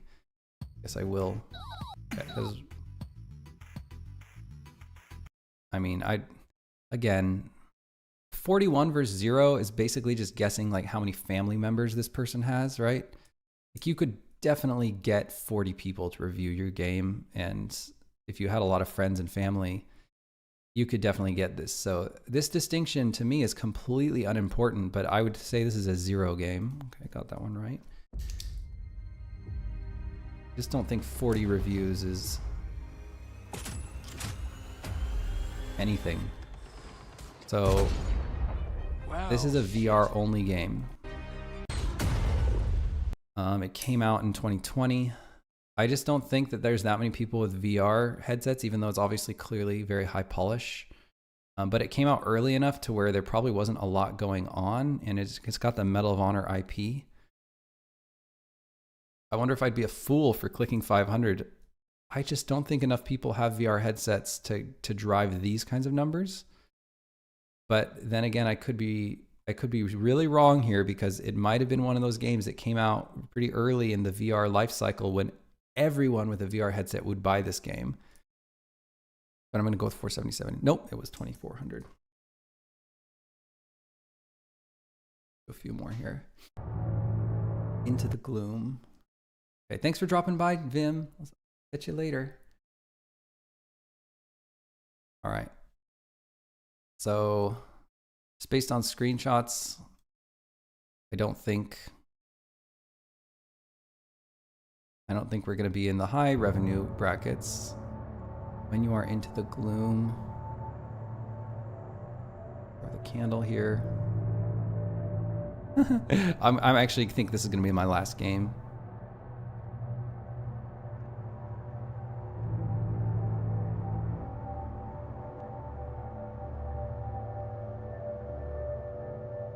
Yeah, it's just the production muscle is so low on this game. There's no, I don't know. Yeah, it is weird when there's no sound effects in the trailer. It gives it a much lower budget look. Retro horror game featuring eerie black, white, and red visuals. I mean, like you're describing the levels. Came out in 2015 though. That's the kicker. This game came out in 2023. I would be guessing 44. But since it came out in 2015, where everything was easier, but even 2015, it would be surprising if it really moved a lot of units. I mean, $6. If this game got 1,100 reviews, then it's conclusive that 2015 was just the era of free money where you could basically put anything on Steam, because this does not compete at all with what is coming out now on Steam. But I just would be so hard to imagine that this game pushed these kinds of numbers. But I think I'm going to get embarrassed again. Here's what I think. I legitimately think it's 1,100, but I so don't want it to be 223. I'm going to go 223. Yes! I couldn't imagine that a game like that could break that. It's already remarkable that it got 223 reviews. Okay, Crucial Dev says, this is a really good tip about the sound effects I'd never noticed before. Yeah, it's a really big thing. Okay, let me see what's going on with it's 19 viewers. It's really interesting. So my viewers really do have they want to see the goods. They want to see the game dev work. I find that fascinating. Yep, about the same. Okay, I think I'm gonna call it. But that was fun. I enjoyed that. I'm gonna record my score. I'll give two versions of score. First of all, 1, 2, 3, 4, 5, 6, 7, 8, 9, 10, 11, 12, 13, 14. So totally I guessed on 14 games, and I'll just count the ones where I actually got it right. 1, 2, 3, 4, 5, 6, 7.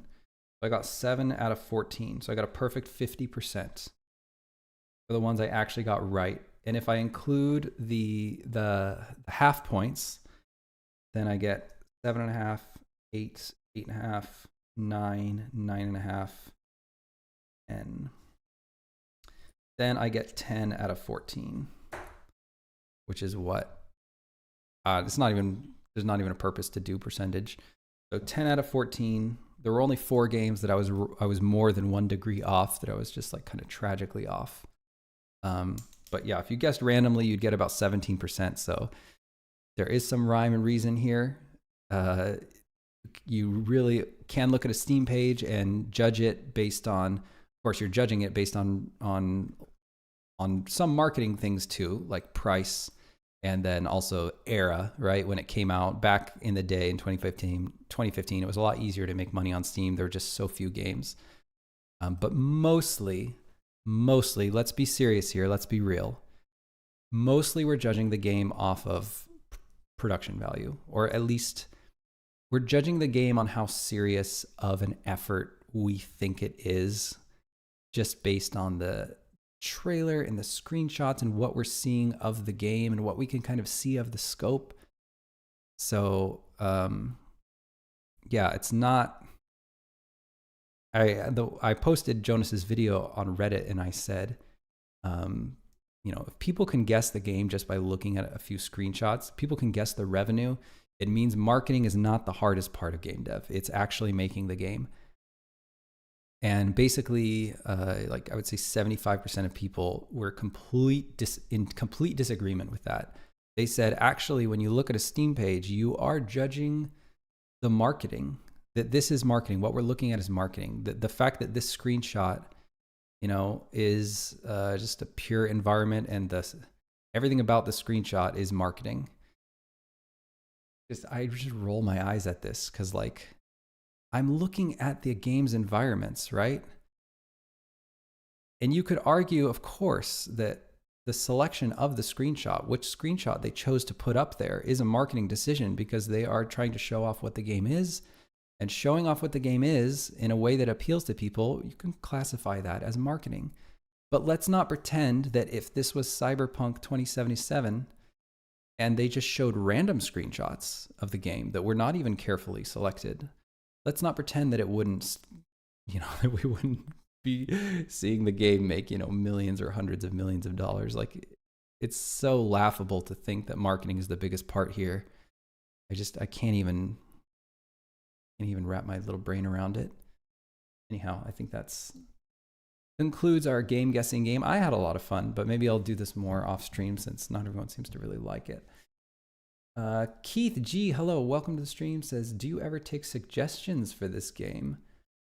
I've only ever played it once. This is the first time I've ever played it. But if you have a game that you want me to look at, I can guess the review count. It actually might be really useful for people to stick their own game in here. But the problem is that you can't do an unreleased game because it doesn't have a review count. So I don't know what the script does for upcoming games. Actually, we could probably find out. What does the script do for upcoming games? Because it would be useful to know, what someone thinks that the review count will be. It'd be very useful. Actually, like, kind of game-breakingly useful. Almost nobody asks that. Very few people just want to know, what do you think my game will sell? Very few people ask me that. I've never asked anyone else that. Although maybe I should. Maybe I should just ask people, hey, what do you think, what kind of numbers do you think my game will do? Then you'd actually be able to plan, and you'd be able to know. But sure, if you want me to take a look at a game, I'll take a look at a game. So here's popular upcoming. These are unreleased games. I'm going to see what it does. Okay, so I can guess the review counts. What is it going to do? What is it going to do? I'll just click a random number. Okay, it's 0. They're all 0 because they're all upcoming, I see. All right, that's enough of this game. I'm going to get back to working on the cave. But first, I'm going to take a tiny little BRB. So I'll be back in a few moments. And hopefully the people who hate this game, maybe they'll check back and see that I'm working on real stuff again. Right back.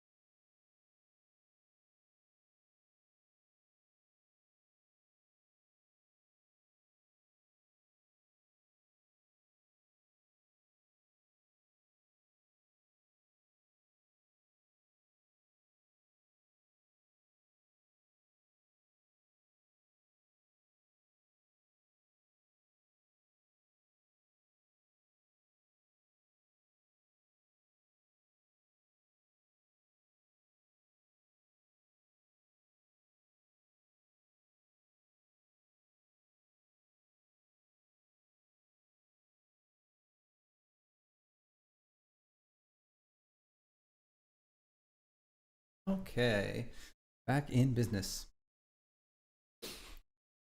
Let's turn off the viz cam. And then I'm going to run around. Turn off the viz cam and save. So I probably have a few more. Keith G, thank you for the follow. I appreciate that. If you're still, oh, yeah, I might have missed your follow, but if I did, I apologize. And my computer just doesn't notify me anymore. Okay, so I'm gonna turn off the prefab and main, and let's walk into our cave and see how it's going.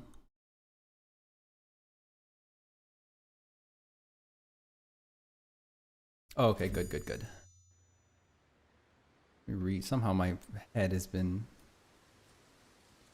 misaligned. There we go.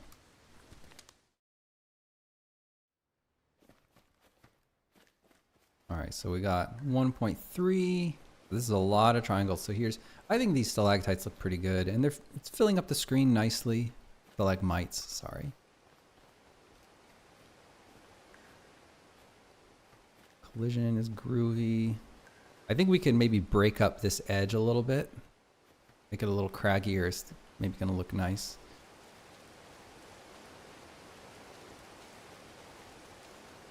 And this looks pretty good.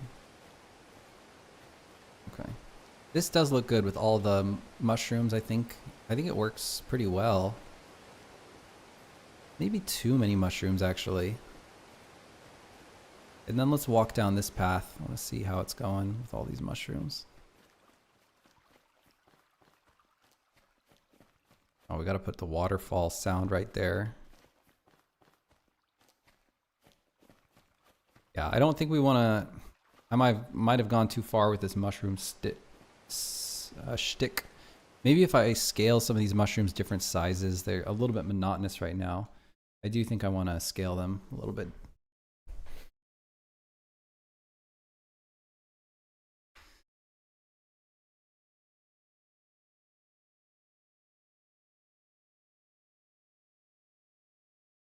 Okay. Very good. Everything Tardy Console, hello. How's the development going? Thank you, thank you. Development is going pretty well, I think. Maybe, I don't know. We're a little behind. We always are. But hopefully we'll finish the game. You know, it felt like we were a little behind on Eastshade too. And then finally we called it done one day. But I'm having fun right now anyway. So I just wanted to scale some of these mushrooms different sizes. I think I'll just select a bunch of random mushrooms.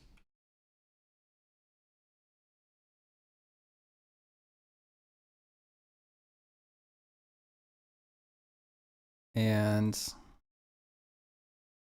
there's probably a much better way to do this.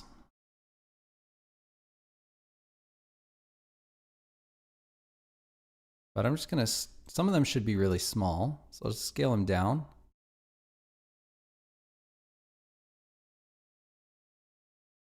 And we'll do the same thing again where we just kind of select a random smattering of these mushrooms, hoping that I select different ones.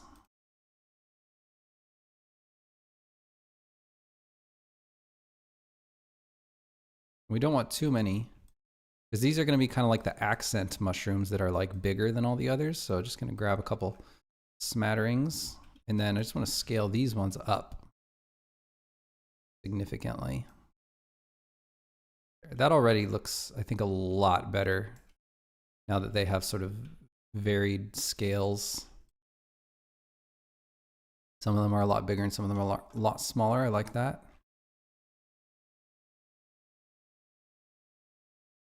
And we'll do the same for this little cluster of mushrooms.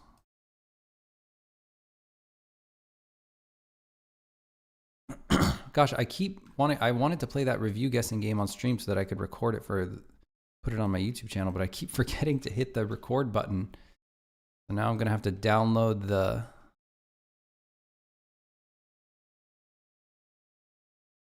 video off of YouTube or something. Very annoying, very stupid. Give some scale variety here.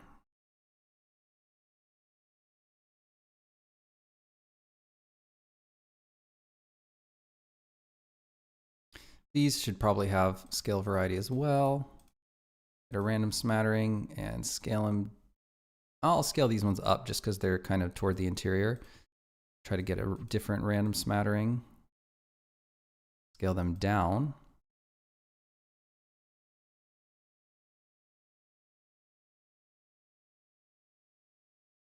A little variety here. It's amazing. There's only 2 variants of these mushrooms. You can get a lot of variety. Oops, this mushroom has a mushroom inside of it. Don't want that. Get rid of that one. Crazy how much variety you can get out of just 2 variants. I feel like sometimes we just make too many variants from the get-go when you can really just get away with a very small amounts.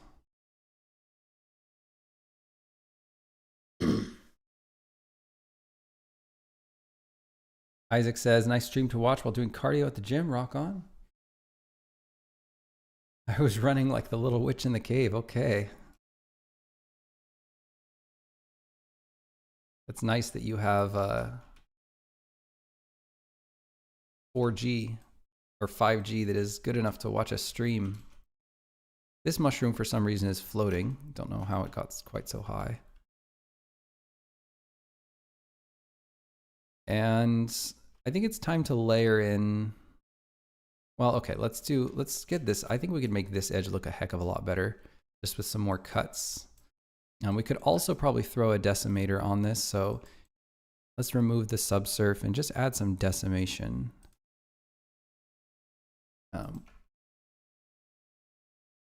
I don't actually know. I think it's going to destroy our vertex color though. So maybe actually I can't decimate, unfortunately. But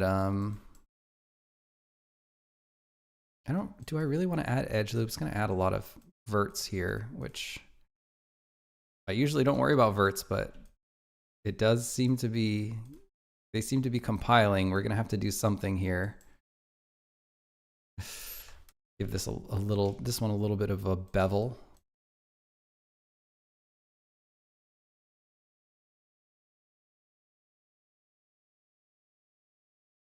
Yeah, just some of these really, really rough edges just do not have enough detail. So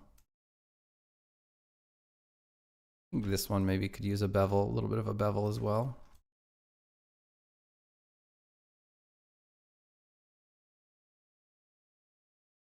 Yeah.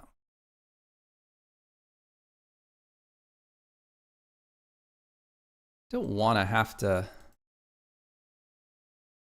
It's going to be so annoying if I have to reduce the resolution of the stalagmites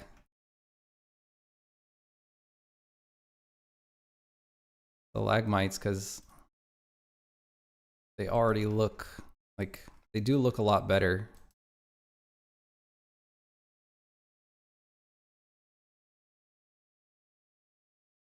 When you keep their poly count. Yeah, let's try to, suppose we can delete some of these, not that it's going to make a lick of difference.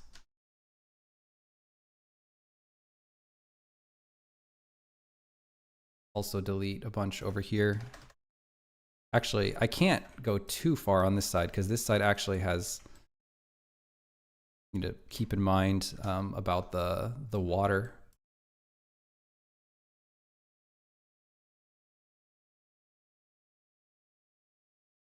Okay, so we've added a lot of dynamicness to this. Add a few more, just a little bit more detail here.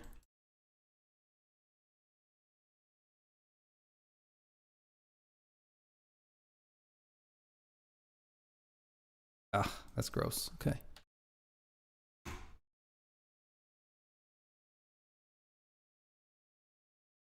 And then we'll just re-unwrap it because now that I've made all those changes, we're going to need a new unwrap.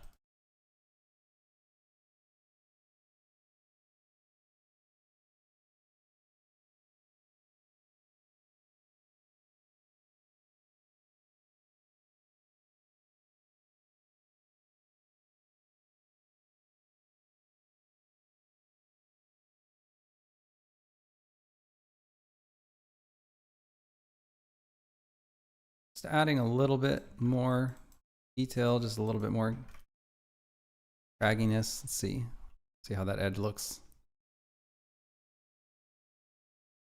Much better, much better. I like it a lot. Cool. Okay. So what would be really nice, this is going really slow, a lot of work. I really thought I could knock this cave out in like 4 hours. That's really funny. I think I've spent over a work week on this cave at this point. It is, what's nice is that it really is, I think, a very impactful thing. it's an entirely new biome. And I think that that's gonna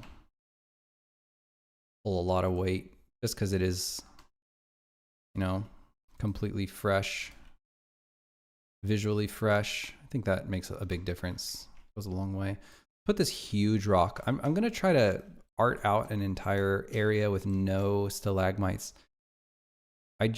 When I find one visual shtick, and I would say that the shtick for this cave, you know, is this sort of glowy mushrooms and the stalagmites. I like to break it up with a different sort of look, even if that different look doesn't look anywhere near as good as the shtick. Just the fact that it's breaking up the monotony is important to me. Anyway, I don't want it to be so samey the entire time. I want to see, could I get away with just rotating the crap out of this? Could I just rotate this and scale it up like that? Give it a save. Yeah, it seems to be pretty resilient to being rotated. Honestly, there's a lot of texel density on these rocks, so I could probably scale them up quite large.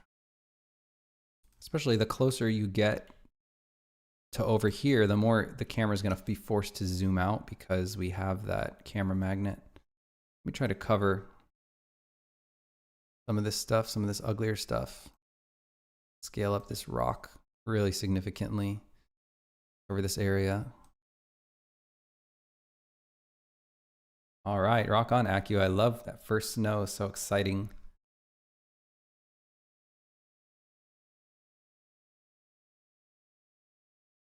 And I'm sure that your winters are a lot more magical than mine, living in Finland.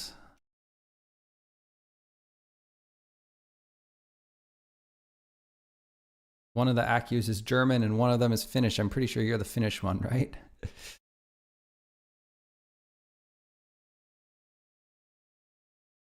I think that looks pretty good. Very pleased with that. The way that those rocks are looking. I'm trying to figure out. Okay, let's see. So this one is Cave Rock 3 and this one is Cave Rock 3, so we can't have that one. I don't want the same rock again. See if we can find, what is it, like Cave Rock 4 or something. Oh, that's 3. They're all 3. They're all just different versions of 3. This one is 6. Let me put a 6 in there. Although I thought I already put a 6 in there. Didn't I? That one's 3. Oh, I guess I didn't even put a 6 in there. It's kind of astounding.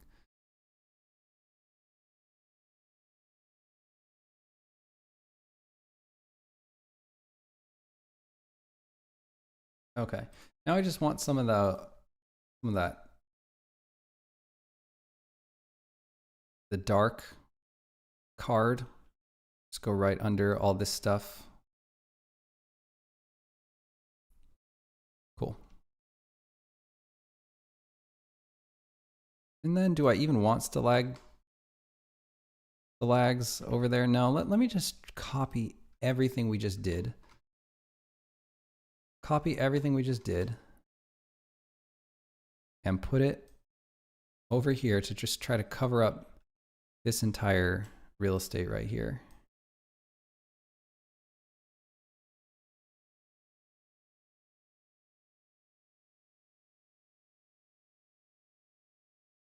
Okay, so there is one rock in here that got a little lost.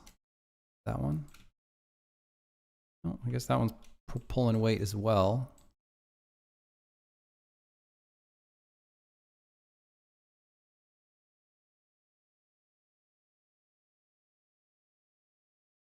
Absolutely chaotic visually, but I don't really think it matters that much. It's really supposed to just frame up the edge of the screen, so I don't care so much about it being too busy. I just want it, just want it to appear to be mostly dark over there and just a lot of a lot of rocks and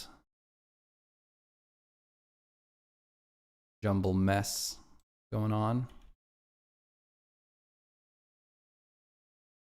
We should maybe put just one big boulder. Maybe I will try to make a visual break right here.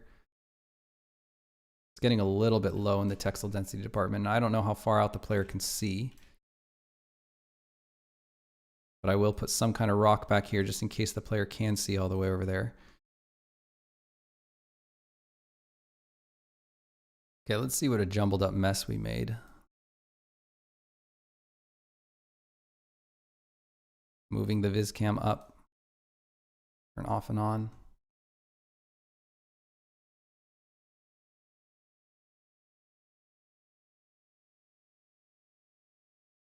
Seems like we don't quite want this going over the edge.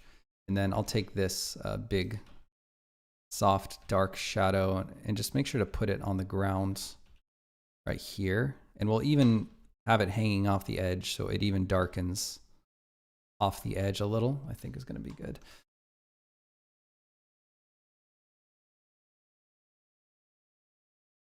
Cool.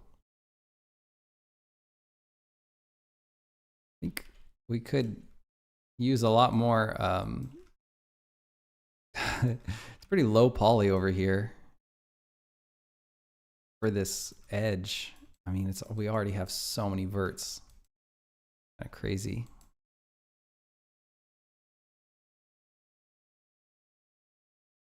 I wonder if just this wants. Oh, we already have a subsurf on it, huh? Oh no, we turned it off. So I'm gonna apply a subsurf. I just want to see what kind of impact it has. Yeah, it makes that edge a lot smoother.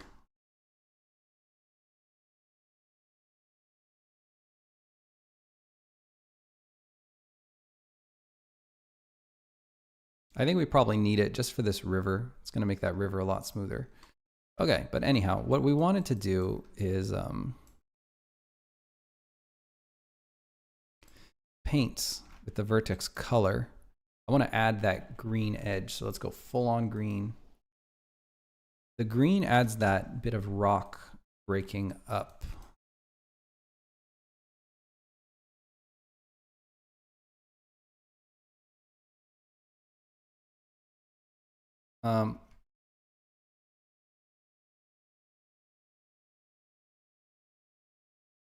Let's try. See if that's too much. I think it's a little too much. Also, we've got some weird stretching going on for some reason. I think I want to grab this edge and just do like an edge slide. More to the corner. I don't know why it's getting all stretched like that. I'll go ahead and unwrap.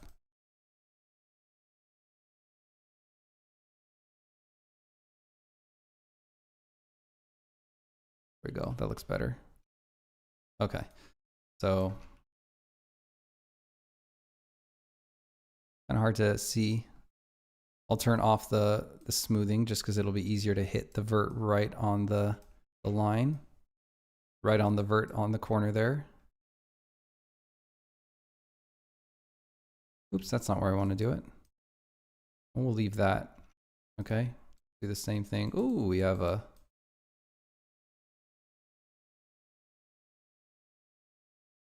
very clearly defined edge. Wow, we have got a double.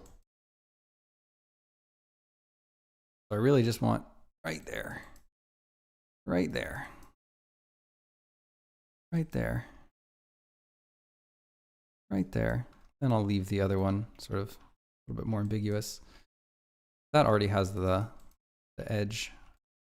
And then we'll just keep going around this way, right there, right there. There, right there, right there. To give that definition to the corner.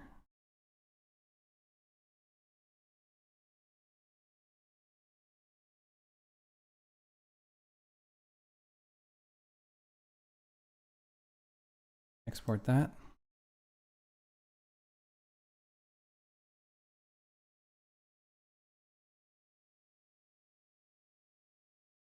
Yeah, it's a much smoother look over here for sure. but it works. Let's get the waterfall sound. So here's the waterfall source. Put it right here.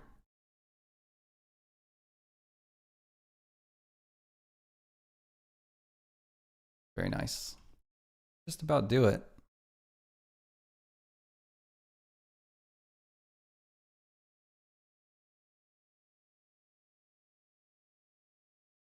I want to get this trigger portal.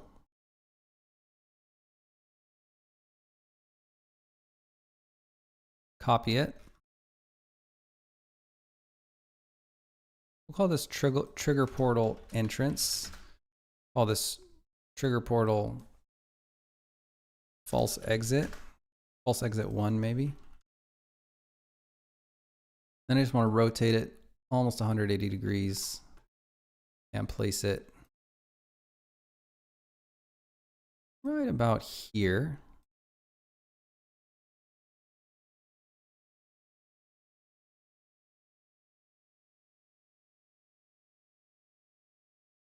Oh, you know, I should give them, oh, they both have tags already. Whoa, you know, I thought that was going to be an exit, but maybe it'll be simpler for players if they don't have to deal with that.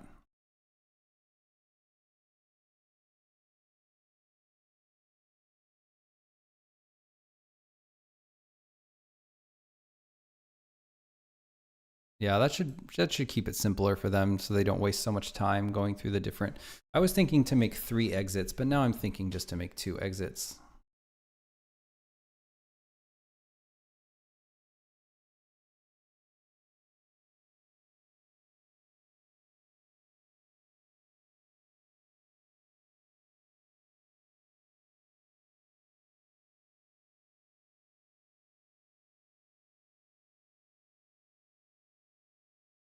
Okay. Well, that looks pretty good. I think we've got a lot of the big stuff in. These rocks you can't hardly even see them.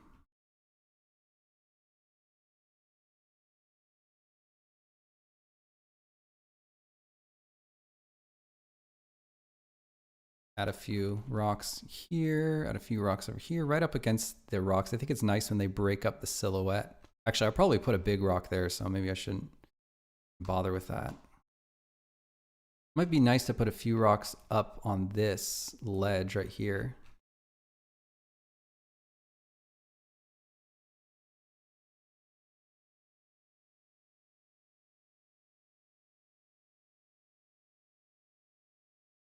Make them a little bigger.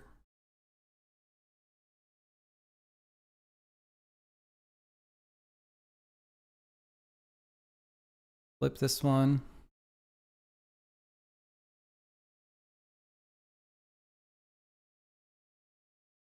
Oops.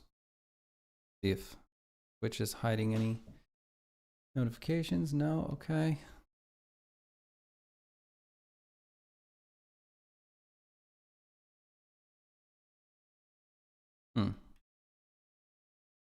It's kind of an empty spot right there.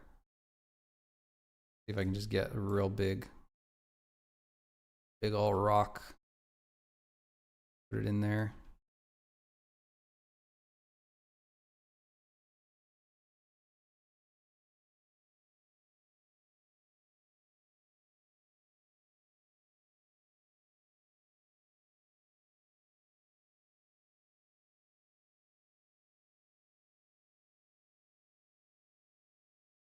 I'll grab another one of these darkeners. I just can see that you can almost see through the back. I want to keep that all very dark.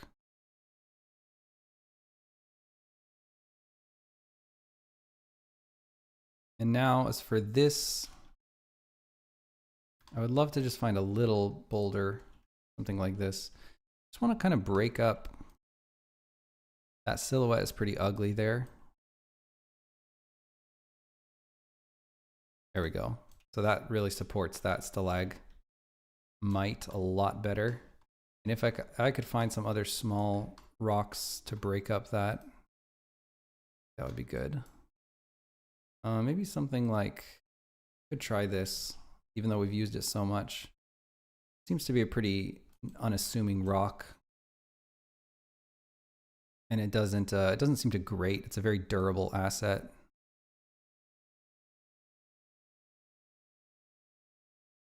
That really supports the stalagmite there. And then we also need another shadow that is just also bright. You can see, I'm really crazy about there not being these big lines. Where it meets the ground, I just am obsessed with making that almost like you need layers and layers of stuff built up there to, like, we've got the little rocks to cover the silhouette of the big stalagmite, and then we need even littler rocks to cover up the silhouette of the smaller rocks against the ground. And then on top of that, I still want this contact shadow to sort of make the value between the rocks and the props that are sitting on the ground and the ground itself. I want that value to be really small, and I want that value to be really small in almost all cases. It just seems like you end up with these really big contrasty lines in computer graphics that don't exist in nature. So whether it's because the thing sitting on the ground, maybe it's receiving the exact same lighting as the ground right next to it. I don't exactly know how it happens, or maybe it's the sort of bounce light of the ground and the thing that's sitting on the ground. I don't know exactly what it is, but it's always a much smaller degree of contrast in real life, it seems to be. So you can see this is so much better blended now. It really looks like it's all meant to be there. Like this stalagmite is really just growing up out of the ground. It feels very organic and realized now, as opposed to before I put all this stuff, like if I move this out of the way, look at this right here, guys. This is very important to me. So the difference between this and this is massive to me. One looks junky and computer graphicsy, and the other looks like a beautiful illustration or something.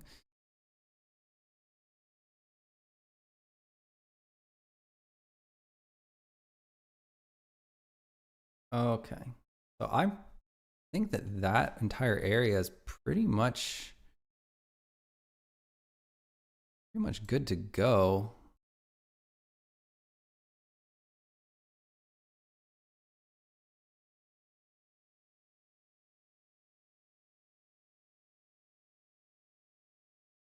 It gets pretty dark over here, which is what I want. So false exit. The from world name is Dark Forest Cave. And the to world name is Dark Forest Cave. It's actually the only time we do this. The entry point index is 0.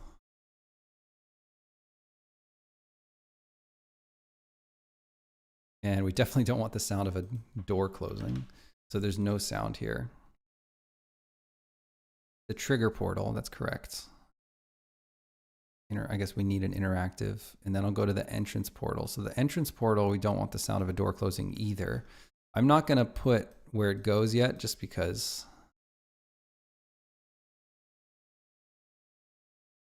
we don't actually have a portal set up for the Dark Forest, but I should probably set that up next.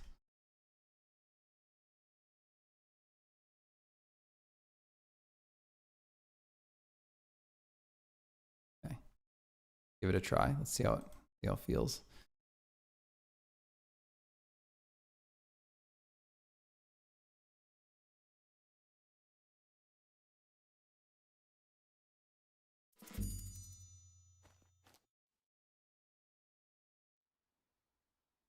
Oh man, I always forget to turn off the viz cam. Hey, Tall Turtle. Welcome, welcome. These glowy mushroom bits, they're a little too glowy. I don't know, maybe it's good. I'm gonna turn off the viz cam here. Give it a save.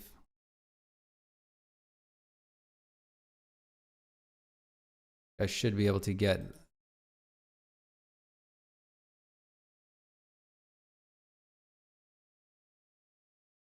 I really want to get this cave done.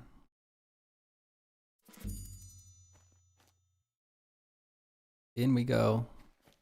You know, this needs a much darker. I don't like how it just cuts off like this. I want it to be a little bit more obvious that you're going to some kind of portal, so I'll have to look at that. Okay. Vert count is high. We're at 1.5 million. It's one of the highest vert counts in the game. This is all pretty graceful. I love how this is framed. That is unacceptable. This line right here that I'm walking on is completely unacceptable.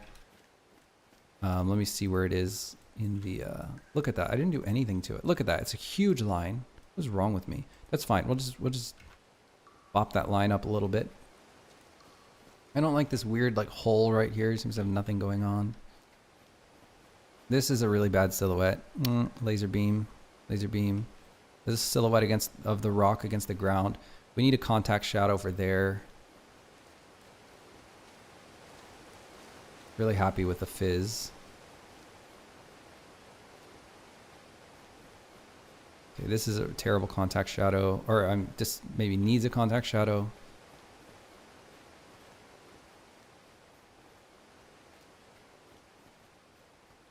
Okay, good looking fizz there.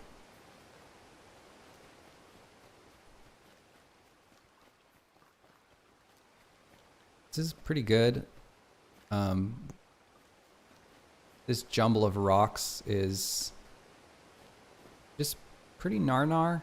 It's just too complicated. But you know, if I cover it up with a big black card, I think it will be fine. But I like the camera magnet here now. Like the camera magnet's very graceful. It's just kind of showing off this cool place, and then we go right. And I'm hoping this trigger works. I'm not sure if it will. So we need to put that trigger way closer up. There. Perfect.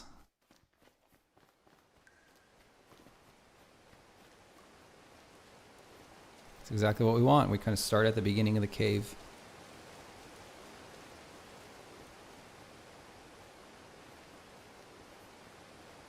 And then players will go north or south.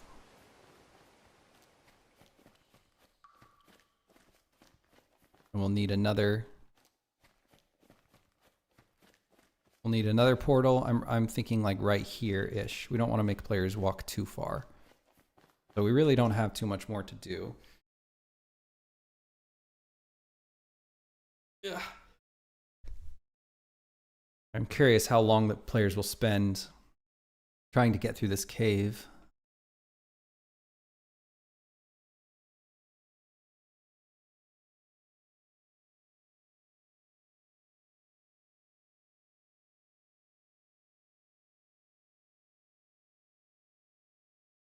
So I just thought that this line right here is disgusting, unacceptable. Just add a bunch of edge loops right here. And we'll just grab, poke them. Oh, I don't like what's going on there. Let me add a cut here. And then I'll keep adding the cuts.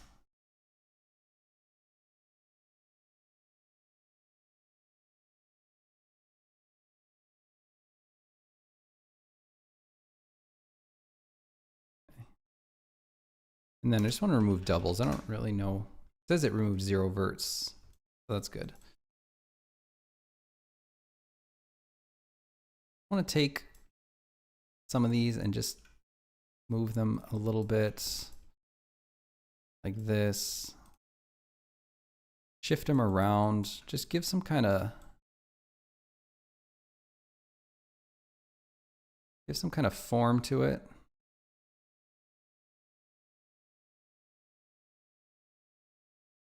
Seems like I ought to remove this jaggy jargon.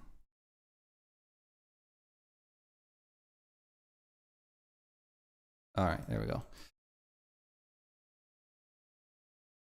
And then I'm going to go ahead and unwrap everything. And I just kind of scale it. I just kind of remember how much it was scaled.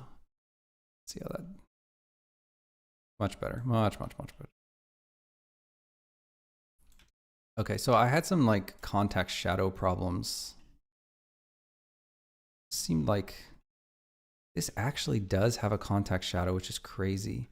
Seems like if I just make this contact shadow a little bit bigger on some of these props, that seems to help a little bit. Just darkening the overall value where it meets the ground, because these rocks are so dark. And looking at the rocks that are on the ground, so rocks 1 cave, I'm going to check out that material, and I'm just going to take down the value a little bit more to match the other rocks. I want to support the silhouette. So like I said, sometimes I feel like arting is all about, it's all about silhouette, both where it on the tops of things where they touch the sky. Now it's a top-down game, so we're never working on that, but we have a lot of things where they meet the ground, and that silhouette is very important to me.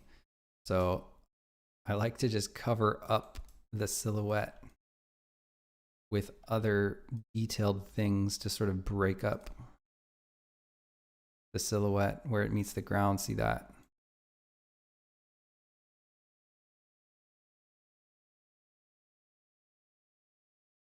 I feel like that's a lot more believable. Just looks a little bit less CG. I can't explain it. I'm just crazy about it. Hard to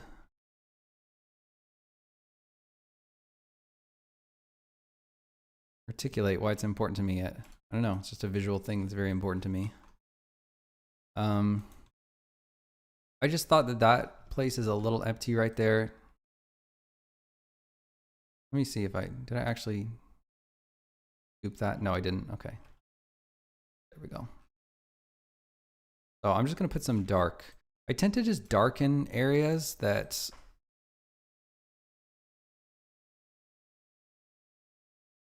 are sort of ugly, I guess, or ugly or plain. I just don't want people, I don't want to lead people's eyes there. Of course, darkening can sometimes do the opposite. It can sometimes lead people's eye there if it's creating contrast. But in this case, the dark is very much the negative space in this cave. It's a little bit opposite. Usually the dark would be the foreground when it's outside in daytime. It's like the sky is the brightest thing. And then the foreground is usually darker and more contrasty.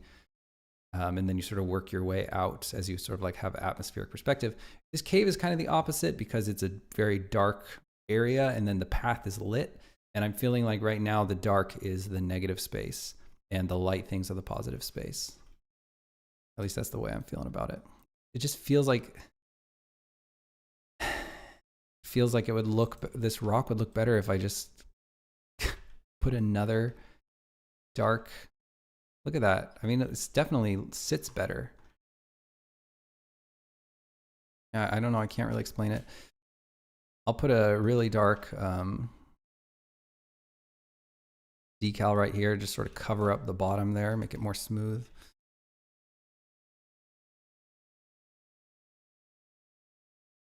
Okay. That's looking pretty good. And we already have some rocks, right? Have I even started? Yeah. Put some rocks here, although they're pretty hard to even see, but they just add a little bit of extra detail, a little bit of scattered rocks around here, just adding a tiny bit, something to break up the ground. Oh my gosh. Somehow I ended up with all these rocks floating super high. I don't really know what happened there. I've got to put them all on the ground now.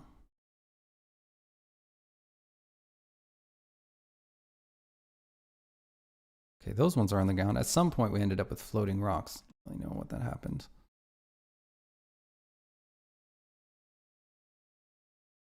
Those ones are floating too. Let's stick those on the ground.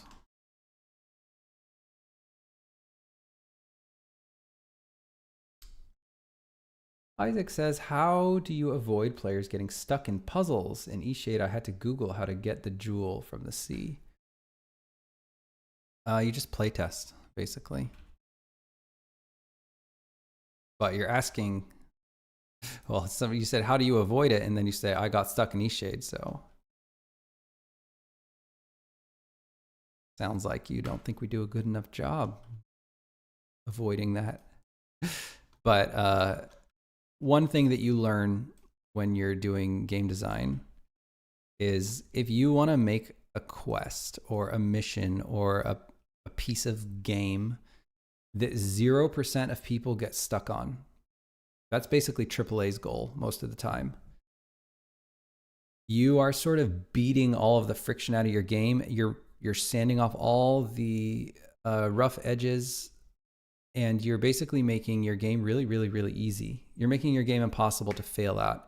If you're balancing the difficulty, when it comes to adventure games and sort of games of a puzzly nature, if you're balancing the difficulties to give the middle, let's say the middle 50% of the players, so not the top 25%, not the bottom 25%. If you're focusing on that middle 50%, to give them the highest highs of solving a quest, you are absolutely going to be leaving behind that bottom 10, 20%. It's just impossible. It's not possible to make a super satisfying puzzle that 100% of people will be able to figure out. Because the moment that 100% of people figure it out, like even that 10% that for whatever reason they started thinking down the wrong path, if you're going to make sure that you don't leave those people behind, your puzzle is going to be freaking easy for the top 75%. Just how it works. AAA games want to beat all the life out of every single thing they do. So that's why AAA games have GPS. AAA games have maps. They have quest markers. They have just directional arrows that just point you to where you need to go. You could just you really can turn the graphics off. You can turn all of the graphics on screen off in a AAA game, many of them. You could still play the game with just the UI and the little GPS marker and little pointers. They just beat all the life out of it. Since eShade had no GPS, no quest markers, no nothing, it was a true adventure game experience. 10% of people are they're going to get stuck and they're going to have to Google it. That's just how it is. That's just how adventure games are.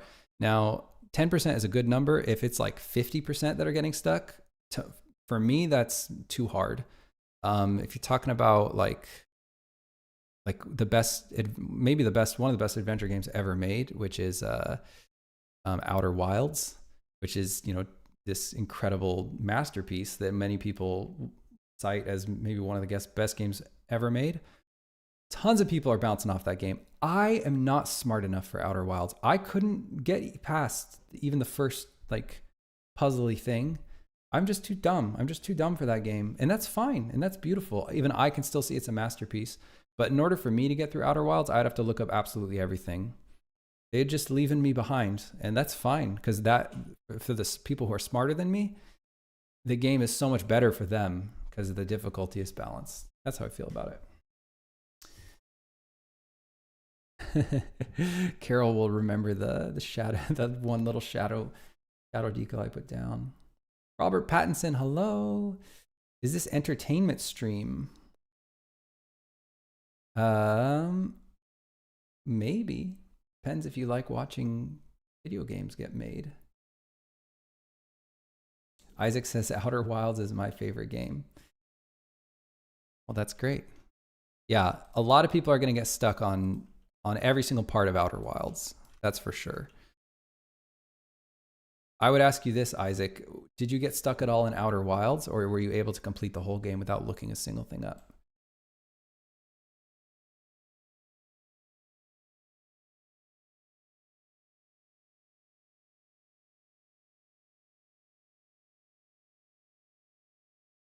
Because Outer Wilds, to my mind, would be a game that a lot of people would have to bounce off of or get stuck in.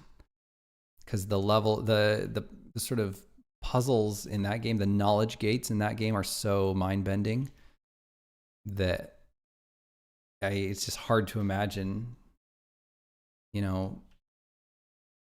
it's hard to imagine someone getting through that game without looking through a single thing up. I'm sure there are people out there, but I have to imagine a lot of people had to look stuff up at different points. That's the other thing. It's possible to make a perfectly balanced puzzle game or adventure game where the difficulty is dead on for the middle 50% of people, yet still, even within that middle 50% of people, let's say you have 100 challenges in your game. It doesn't have to be 100 levels, but just 100 things that the player has to figure out to proceed.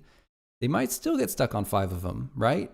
Because even though they're figuring out most of the time, they can guess at what the answer is and how to proceed, and it's really satisfying for them to figure out how to proceed.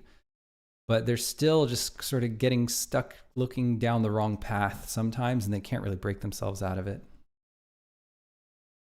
But I'm sure like Outer Wilds is your favorite game of all time. So clearly that difficulty level of the puzzles was perfectly balanced for you, yet you still could not figure everything out. If the difficulty was such that you did not have to Google a single thing, the other 90% of puzzles that you probably did figure out without Googling, those would have been way less fun. They would have been too easy for you. That's how I feel about the sort of paradox of adventure games. The Outer Wilds, the one from Obsidian, or the one everybody tells me to play? Not the one from Obsidian. That's Outer Worlds. What a marketing disaster, honestly. Those games had on the names. Crazy.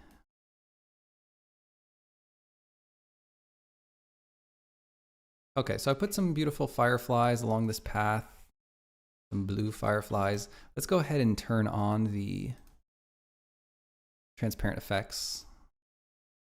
And I'm gonna try to grab some. Actually, you know what I should do? I should grab one of these shadows, and I'm gonna stick the shadow over the entire rock formation over here. Just don't really want people focusing on how jumbled up all those rocks are. And then I'm gonna grab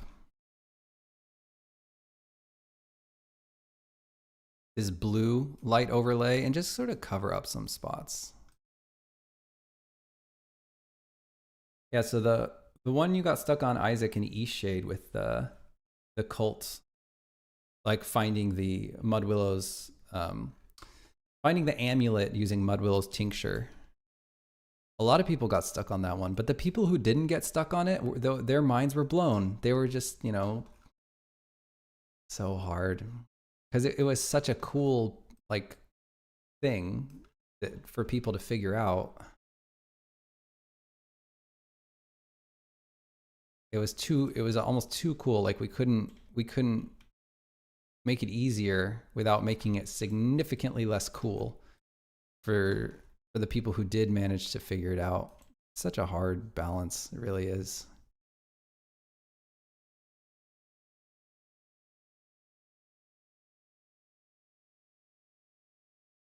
But overall, I would say Eastshade is a pretty easy. Don't want to leave a lot of people behind. I don't even think of Eastshade as a puzzle game, really. At least we're not really trying to exercise that feeling too much. Adventure game, yes. Puzzle game, no. All right, thanks. Rope it, Pattinson. Appreciate that. Westshade when? Yeah, no plans on making another Eastshade. Thanks, Tall Turtle. Glad you thought that it was the right balance. Difficulty. But yeah, really, I mean, you have a little bit of an intuition for how hard something is. But honestly, without playtesting, it's pretty hard to know how easy something is or hard. So yeah, I just gotta play test. And sometimes it really doesn't take much to get players on the right path. Like, in Glimmerwick, we were noticing people get stuck on one part where the correct answer was simply to do nothing. Like the player needed to not try to continue that quest. They needed to just chill and just go do something else first. That was sort of what they had to do. And some players were just getting stuck on that quest thinking that there was something they had to do. So we kind of cheated on that one and we're just like, in the quest log, we're just going to say, there's nothing more I can do right now. In first person, your avatar, you know, your quest log says that. And that cleans it up. It's just like players just know, you know, we don't really want them to get stuck on that part. That's a stupid part to get stuck on. So sometimes little things like that, you don't really know that you need them until you watch people play the game.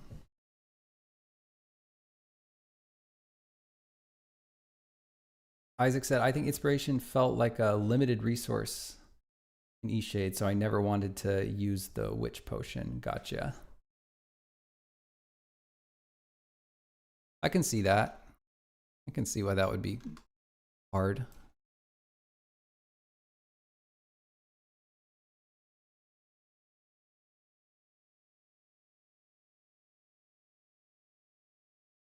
Just placing these cool light, these cool volumetric light effects around.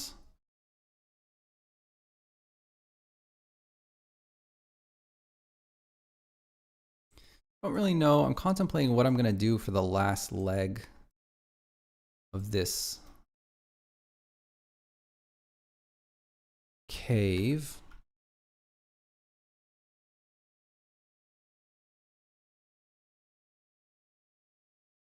I'm going to add a few more divots just to give it a craggier look here.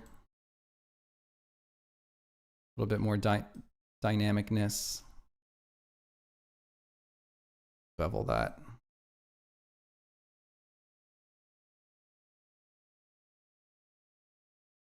Paul Tortoise said, my friend was into those puzzle games like Myst, and they were too tough for me. Me too. I can't play games like Myst. Made me feel so dumb, even though things like career prove that I'm anything but dumb. Oh yeah, no, it's a different kind of. I use the word dumb for Outer Wilds, but I don't think I'm dumb. It's just a different kind of thought process. Like it's a different kind of brain that can do that kind of stuff really well. And I don't think it has anything to do with general intelligence. I mean, there are a lot of different kinds of intelligence, right?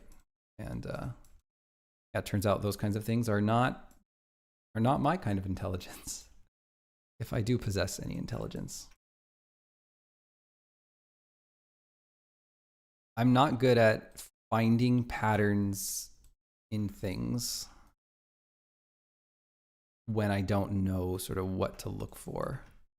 I'm really bad at searching for things in life in general. Like I'm really bad at like finding the remote, for instance. Even it could be just laying on the floor. I'm just really bad at that kind of thing, and finding the pattern, figuring out the thing is feels kind of like that to me. I don't know. I'm just really trying to add some nice silhouette edge detail to this rock. And let's export. Oh, you know what? Let's unwrap again. Why not? Sort of take a mental note of how big it was in my UV editor before I unwrap again.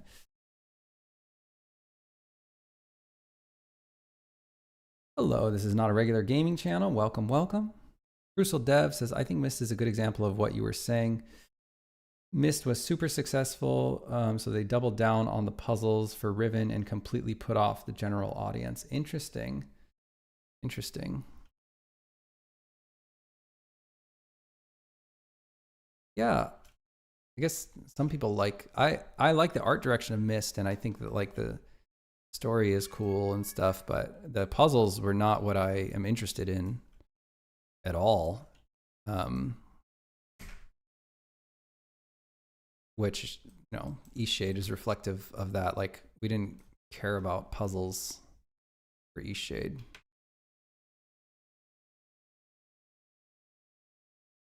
We weren't trying to make a puzzle game.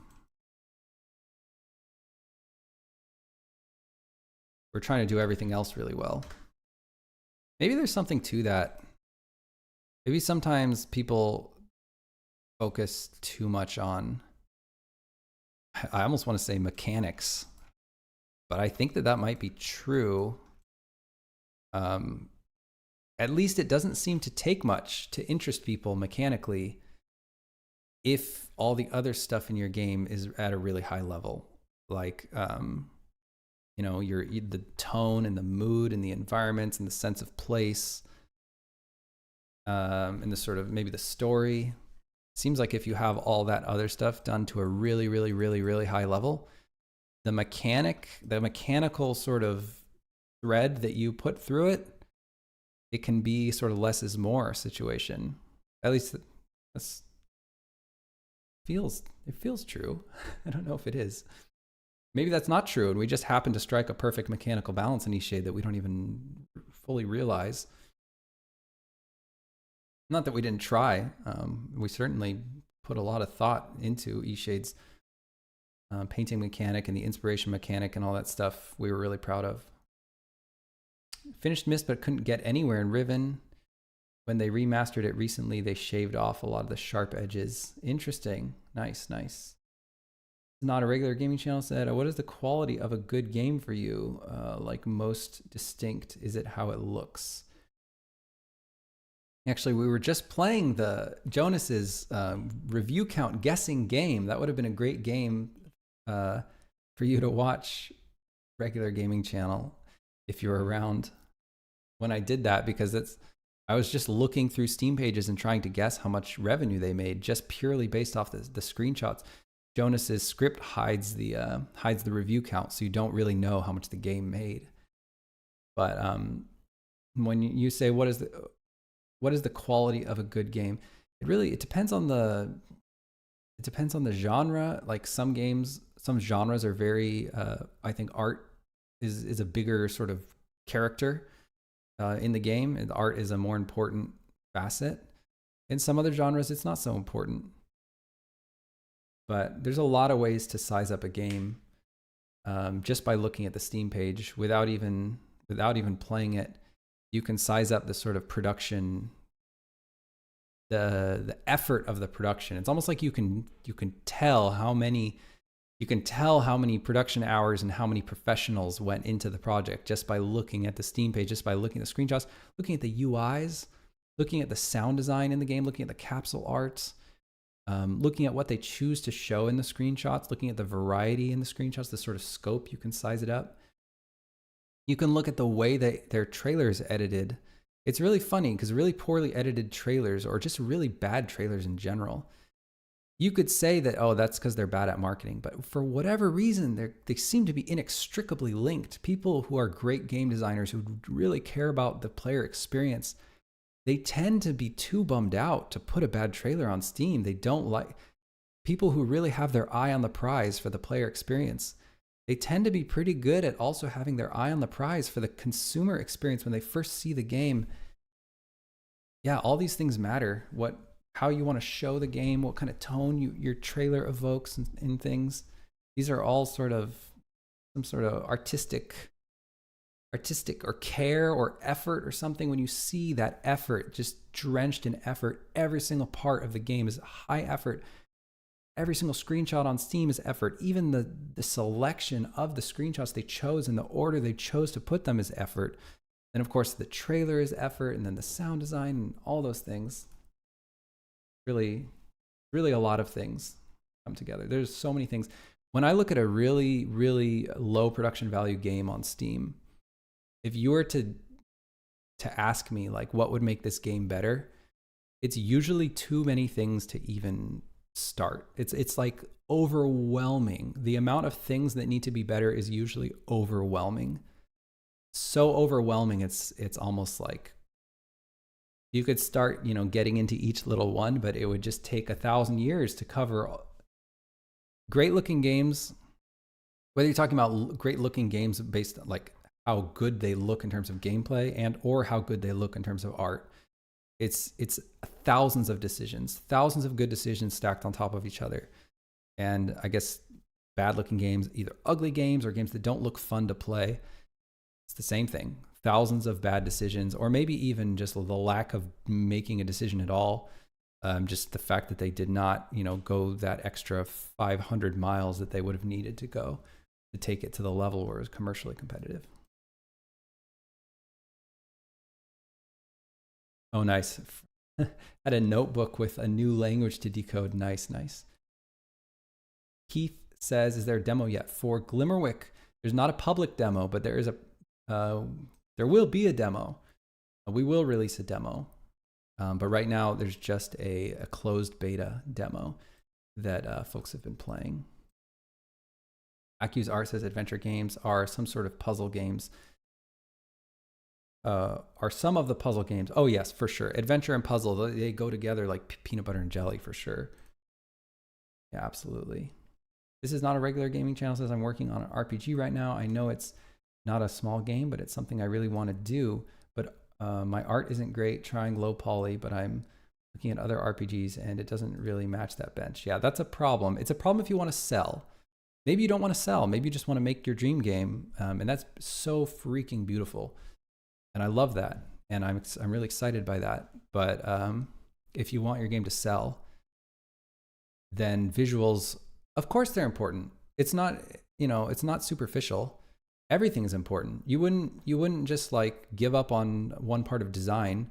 You wouldn't just give up on sound. You wouldn't just give up on combat. You wouldn't just give up on your quest design. You wouldn't just give up on, the way your weapons work. And you wouldn't just give up on your environments. You wouldn't just give up on your characters. You wouldn't just give up on anything. When you're making a really great game that is great on every level, that is something that people will just see it and they'll want to play it. You gotta care about every single thing. And art is freaking huge. It's huge. Why on earth would I want to play an ugly game if I could play a pretty game? And what does it say about the game when the creator did not care enough about art to make it look pretty? Because if I was bad at art, I simply wouldn't be okay with it. I would have to find someone who was good at art to get that done.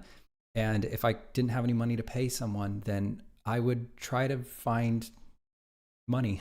I would try to save money or get development dollars or something. Yeah. You can't just leave out one of the important parts. It's like designing a car, but saying we don't really know a lot about, let's say, we don't know a lot about handling. We don't know a lot about suspension. So we just have a great engine, but it handles like garbage. Well, that's a problem. That's not a good car. You need to do every single part. You care about every single thing. But it's hard. I get it. It's hard. There's so many things to care about. There's so many skills that go into game dev. It's a very capital intensive industry. It's a very skill intensive industry. I had fun playing Deponia until I got stuck clicking on random spots to get forward. Yeah, I feel that. This is not a regular gaming channel. Said I saw this game called Sword Hero with a similar art, but I feel like I'm just cherry picking as bias. Well, I think you're really smart for realizing that that's cherry picking, because it is. When you look at your desired revenue bracket, you want to look at all the games in the revenue bracket. So let's say you're dreaming about making $100,000 on your game. You need to look at all the games that made $100,000. Not all of them. That's unrealistic, but you pick your genre. Pick your tags. You do like 20 case studies on all the games that made about $100,000 that are in your genre, or at least have a similar mix of tags that you think your game would have. And then you sort of do a case study on all of them, and you want to outcompete them on every single level. You want your art to be better than theirs. You want your gameplay to be better than theirs. You want your scope to be better than theirs. You want your UIs to look better than theirs. You want your sound design to be better than theirs. You want your amount of content to be better than theirs.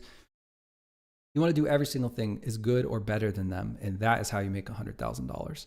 But if 60 of them have way better art than yours, that is terrifying, and you should not count on making $100,000. That's sort of the way I look at it. Okay, I'm really happy with the progress on this cave.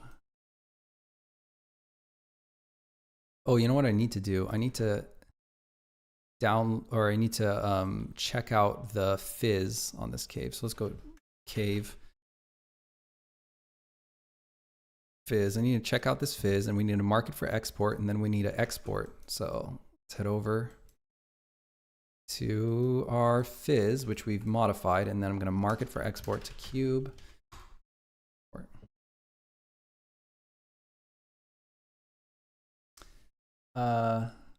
Emil Novak says, for me, whether I like the art style is like 90% of whether I'll play the game or not. I think that is completely reasonable. And that's the same for me too. I mean, and I think that's a lot of gamers, because art is incredibly important, you know? Super important. To me, art is like prose in writing. Like if your game has bad art or low production value art, or just not carefully crafted art, that's kind of like writing a book in a bullet point format. Like, oh, who cares about prose? That's just flowery nonsense. All we really care about is plot, right? So let's just bullet point out the plot that happens, and you know, nobody wants to read that. That's not the medium of writing, right? The medium of writing includes this huge layer, which is not just the stuff that happens in the book, but also the way you tell the story, right? The language you use, the adjectives you use, the way you structure your sentences has a huge impact on mood. It has a huge impact on how, you know, how the player receives this, or how the reader receives the story. It's the same exact thing with art. If you've got this beautiful game mechanic, the art is sort of the method of transportation between your mechanical ideas and getting to the player's brain, right? The medium of that connection is the visuals on screen.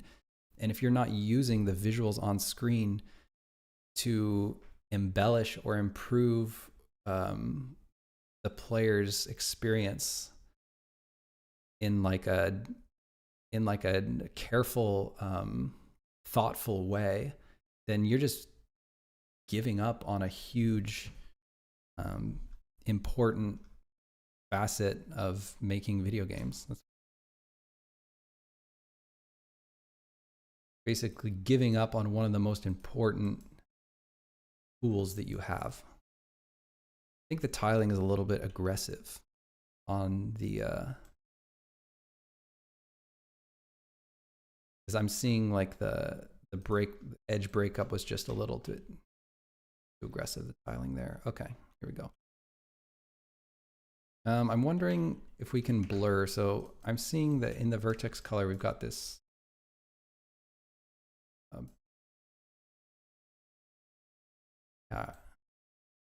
this very dramatic fall off. I wonder if we can grab that edge loop, because this is really intense, and I wonder if we can just bevel it a little bit. What a long rant that was.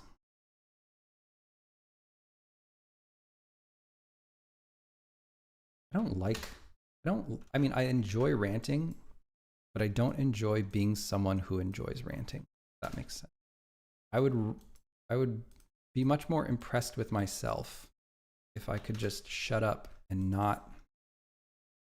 I mean, I have opinions, but I really appreciate people with low amounts of conviction, or at least they people who appreciate the aesthetic of having a low amount of conviction. But man, that is just not me. Just not me. Really unfortunate. I appreciate people who don't want to sound like a know-it-all, I guess. But that's not me. I just have to sound like a know-it-all. At least on stream. My curated voice is hopefully a bit more mild and a bit less preachy. I just care about these things. I care about them a lot. Okay, let me catch up with chat. Camille Novak says for me. Oh, right. I already read that one. Okay. Accuse Art says unrelated hot take. I'm here for it. Even though games are interactive, books are still the most immersive and not necessarily the best form of storytelling. Power of imagination is crazy when it's helped by prose. That's true. It's true. True. I've never been as hooked to anything as a good book.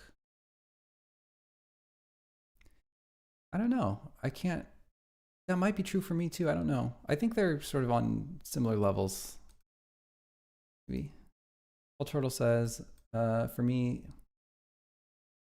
it's complaining. I have a lot of medical things that people ask me about. I appreciate that they ask me, but then I feel like I'm just complaining all the time. Gotcha. Oh, gotcha. Yeah.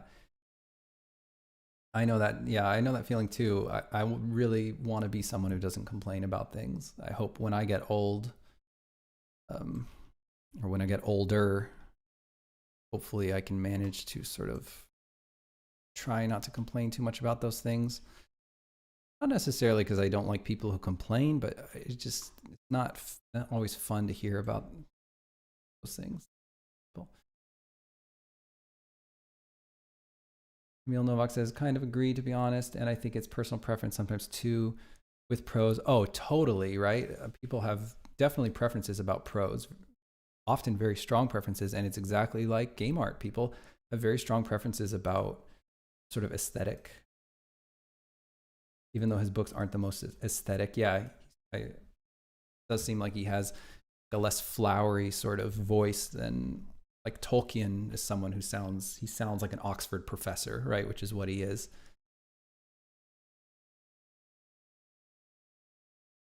Difficult to find the line between passionate and ranty. True, true. I'm going to go Delulu and try to adjust the art style, maybe make it more stylized. That's a great option. If you can find a style that it is sort of aligns more with what your production capabilities are, that's usually a good bet.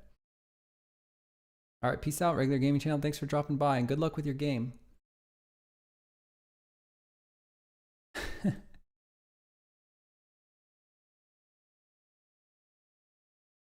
Heck yeah, heck yeah. Emil says, there are very popular text-based games if art is not really your thing. Definitely, definitely. You know, and sometimes I mentioned not having art is like just delivering someone the plot points of a story. Sometimes your story is so good that that actually can be exciting to read. But I think we'd all agree that most text games, if you got a really great text adventure, it'd probably sell more if you could sort of dress it up in a more visual aesthetic that adds a little bit to the tone. Although, hey, I mean, just like who was saying it? Someone was it Accusart? I think Accusart, yeah, was saying the human imagination is really powerful. It's maybe even better, well, certainly better than kinds of things that we can render for you. Maybe text adventures can capitalize a little more on that. Kind of a different medium, though, I guess.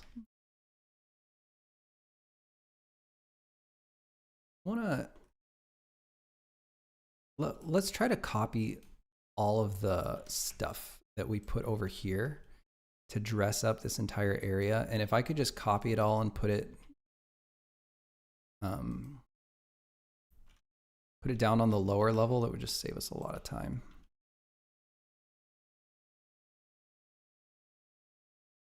Those rocks are clipping. No, they're good. Brandon's books are like candy to me. I haven't read that.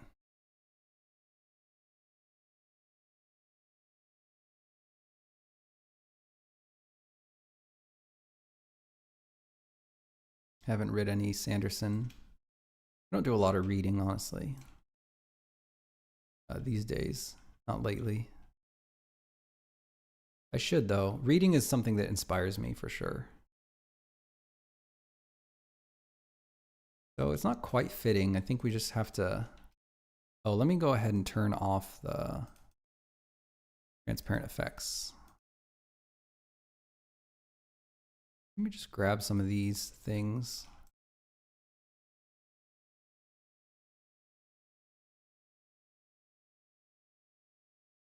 And just move them forward a little bit.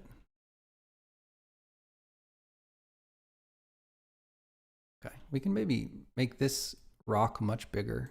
I wonder how that's looking. Let's go ahead and bring down our viz cam so we can see what we're doing here. All we care about is the player perspective. Let's look. Emil says, his world building is interesting to me, though I usually prefer purple prose like Patrick Rothfuss's work. I've never heard the term purple prose. Full term? That like sort of more, less down to business and a bit more flowery, a bit more embellished, a bit more poetic.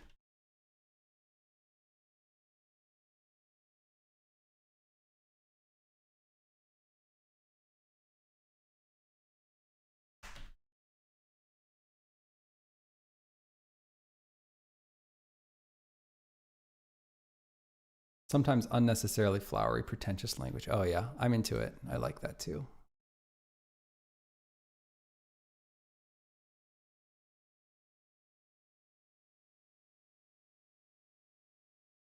Kind of surprised at how stark the blackness is back there.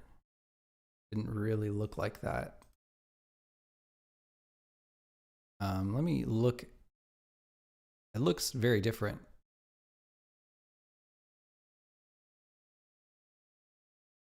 In the prefab view here. Let me scale down some of these.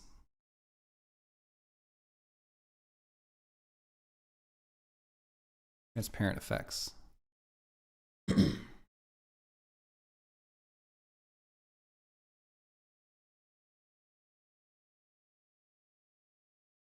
wonder if it's like people who are more artsy, like the more flowery stuff.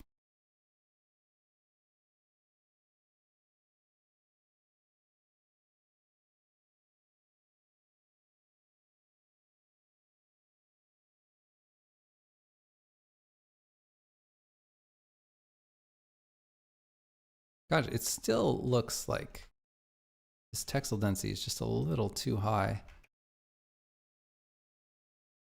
Lower it a little bit. There we go. I think, well, okay, now it's maybe a little too low. Let's scale it up. It doesn't even matter. I'm just going to change it again next time I have to unwrap this thing.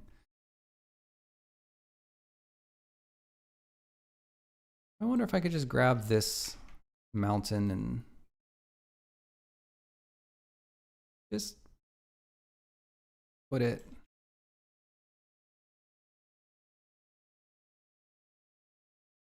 back here, pretty much the whole way down, all the way to the end. Scooped it again, rotate it, something like that.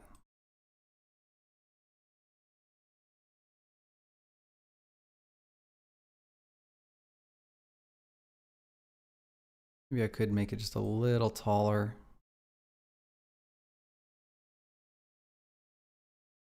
Oops. Okay, let's save this prefab.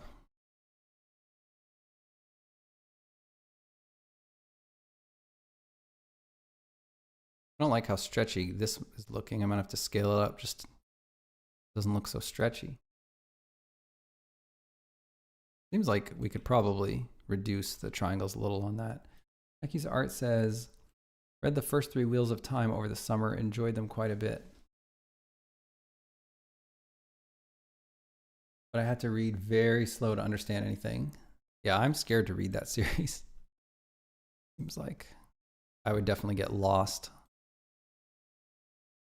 But I admire the epicness of it.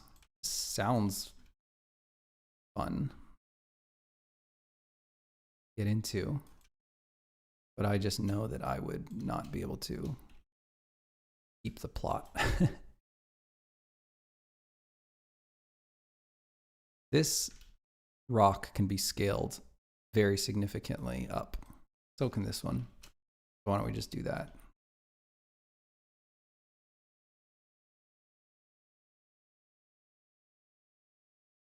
And then got this.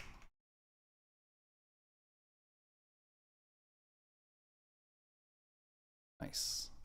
Okay, let's see how that looks.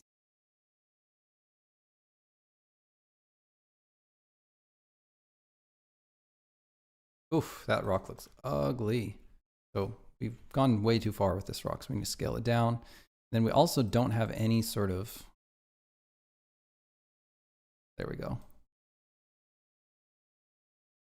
darkening. I'm gonna darken that. Again, fixing the silhouette, the ground.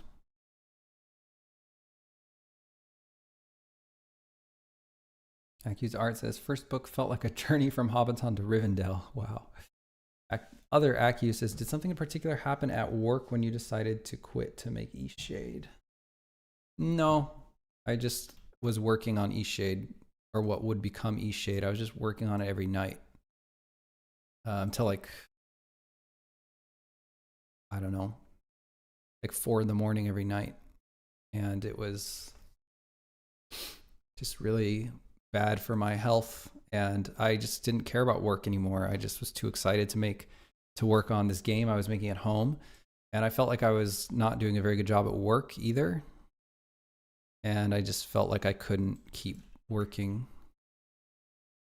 I was just too excited to try to make Eastshade. And I was just ready to spend all my money trying to make it. I was also making really good progress. Like, I could just tell. It was like, I was making so much progress that it just felt like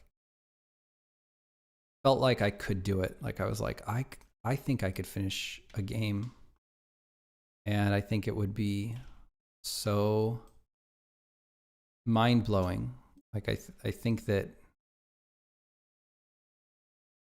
I just had a lot of confidence in myself that if I had enough time, I actually thought I could do it in 2 years, but I, for one, didn't do it myself. My wife came on board about 2 years in full time, 2 or 3 years in, and it also took me 5 years, not 2 years. So that was the kind of delusion. Like, I was somewhat delusional, but not fully delusional. Just maybe the Goldilocks amount of delusion.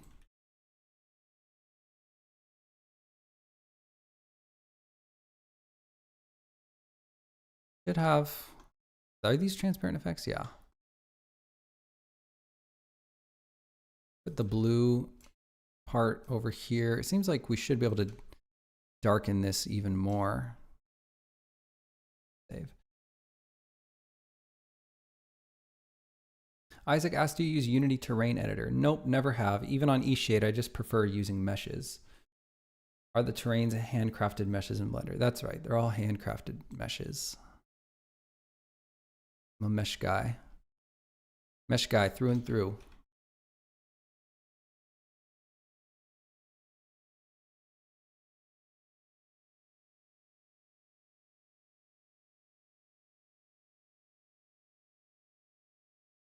I think that using handcrafted meshes in Blender doesn't really work for studios who like to do a lot of their level design in Engine, but that's just never been us. We build grand gardens, so like every single area of the game has to be really pretty and carefully made.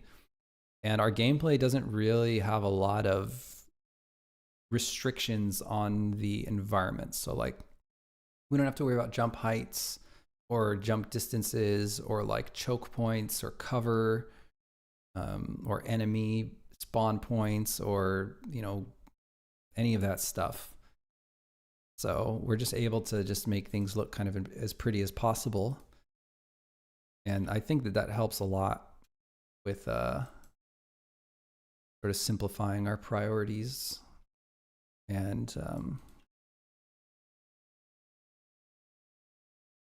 you know, just using Blender to make our terrain meshes.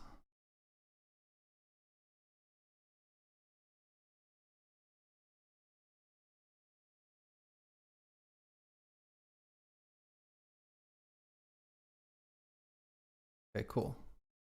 Well, I'm excited to see how that looks, because that is already kind of fleshed out. Now I think we could build think we could take the portal here. I wonder if we could just put a on the ground. Just want to make a more clear divide as to where exactly the portal is. Hopefully that will feel more like feel more obvious, sort of where the player's going to teleport. And then I think we can put one like right here.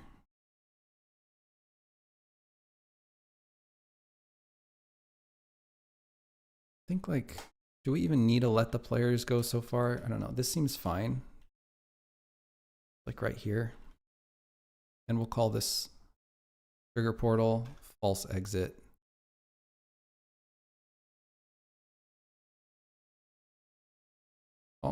I'll actually call this trigger portal false exit and trigger portal true exit. You know what? Why false and true? They're just going to be trigger portal exit 1 and trigger portal exit 2.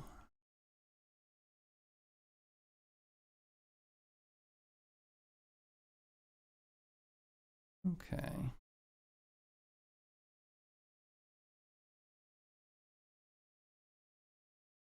Awesome. All right. Now I should be able to test that pretty soon. So this is like all rocks. Do I even want to put stalactites and stalagmites down here? Take a save and look through the viz cam.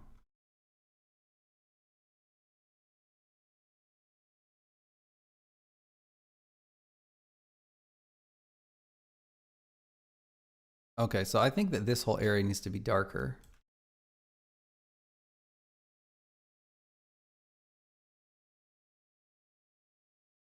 I'll just grab like this shadow. And I think that this, first of all, this light, just delete it. Just let it get completely black over there. And then we'll just shadow this entire area over this blackness.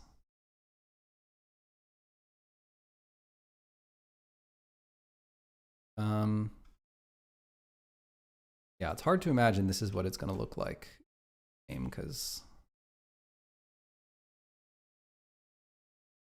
it looks pretty black over here.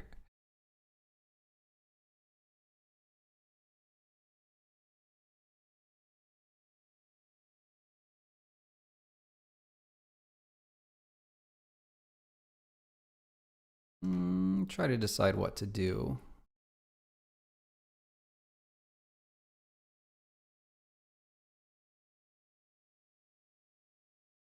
Wonder if the actual water itself is maybe has more geometry than it needs.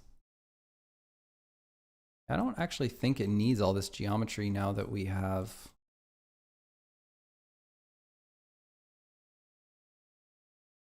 Because it's not, the edge is not being defined anymore, I'm pretty sure we can decimate this. So what? Oops. We have, oh, you know what? It's 1,200 triangles. Who gives a crap? I'm not going to decimate that. That's stupid. The real money is to decimate these stalactites and stalagmites a little bit. And I do think we have to do it. I do think we have to do it. Let's go stalag.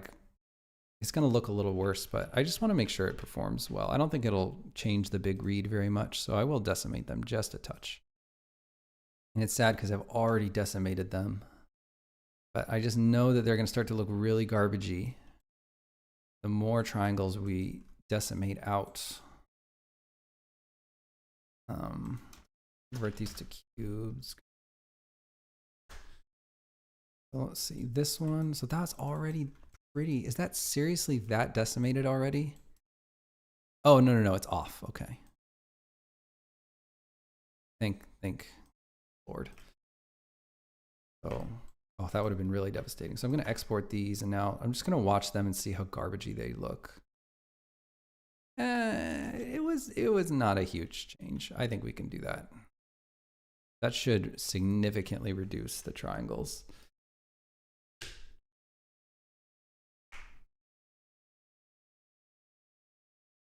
Oh yeah, let's turn off the viz cam. I always forget to do that. Not forget to do it this time. Save. off the cave.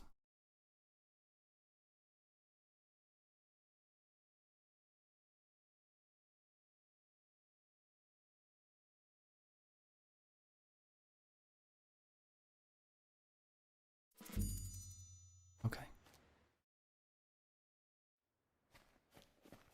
This part looks great. I give this part like a 6.5 out of 10, which is shippable for me.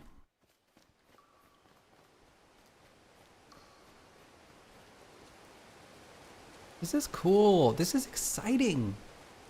This is really exciting. I think players will be excited to find this. I do. I think when they discover it, it's going to be like one of those moments where just like, this is what I'm talking about, right? Just the context of the game. You're in the dark forest. You're exploring deeper and deeper. And you find this weird cave and you're just going through and you find this waterfall. I think people, and there's nothing else up to this point like this. It's not like they've, reaching another cave or something. It's like the only thing like this. All these fireflies and stuff. I think people are going to be excited. This looks pretty junky. People are going to try to, they're going to try to test the limits, unfortunately. The map. Naughty players. So for this, we need to redefine the collision wall. This thing needs collision for sure. Because right now, look, not good. And then it gets completely dark over here. You can't see anything. All this work we did, it's really funny because you can't see any of it. But I don't really care. It's fine. I don't need to see it. Maybe it's kind of nice to have a really like sort of plain, empty part of the cave. We need some darkness here. Don't like that silhouette edge. Oh, we're floating on nothing right here. I don't like that. Push that in. Okay, it sort of got brighter for a second. That was weird. Isaac says, when the witch is in the water, the white water line on her dress looks a bit weird. Yes, it does. I agree, but I cannot fix it. This is one of those decisions where the cost involved in fixing it is so astronomically high that it's, even though it doesn't look good, you just sort of, just one thing that doesn't look good. And you just the way the game is. I don't like this little notch right here. I think that sort of kills the believability of the waterfall. I'm just going to expand that terrain a tiny bit right there.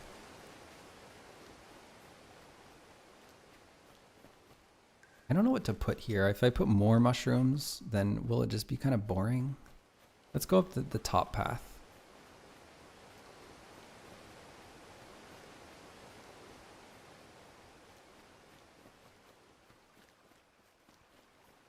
This looks good. And I love, look, all these mushrooms, they bobble out of the way. Also, our triangle count stays pretty respectable now that we optimize the stalagmites a little bit. We are getting up to 1,000 batches, which is pretty rare in Songs of Glimmerwick. I think that there's just too many little mushrooms. I think we would need the mushrooms to be combined together.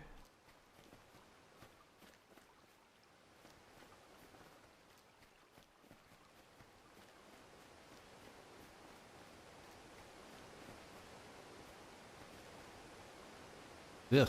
What happened to the, I think we removed the darkener right there, because that looks like a pretty nasty silhouette.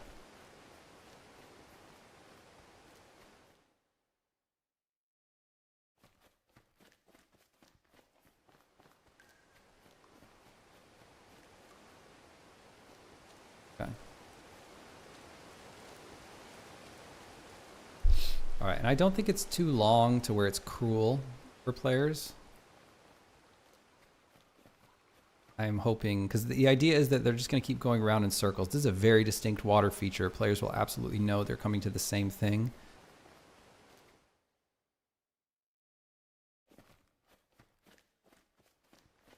And then they're going to turn around. I think it's going to be a great quest. I think it's a cool, weird setup with a really cool new environment.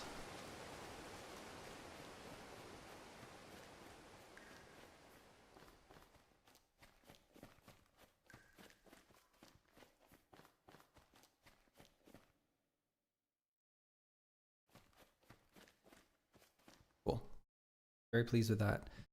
Folks, I think I'm gonna call that a stream.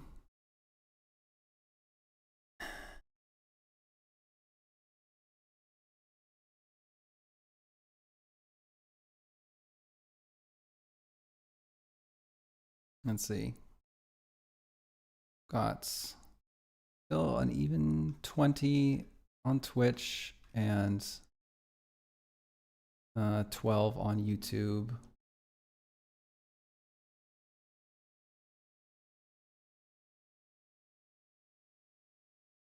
Wonder if I should do a little bit more review guessing game. Do more review guessing game. Do just a. Let's close out with a little bit more review guessing game.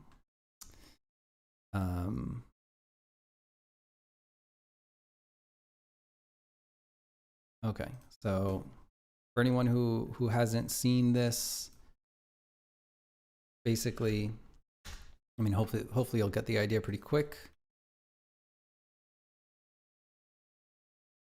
But basically, I'm guessing how much money each game made, just based on the marketing material on the Steam page here. Control, obviously a pretty popular game. I've heard of it. I don't. Than usual. Wow, production value is completely bananas. I'm pretty sure it's like almost a linear. Again, I don't know anything about how much it sold, but I think it's like one of those like Rise, Son of Rome's games where you just go through. Maybe I'm completely wrong. Got a bunch of awards. Maybe I'm confusing it with another game. Well, anyhow, based on the genre that it is,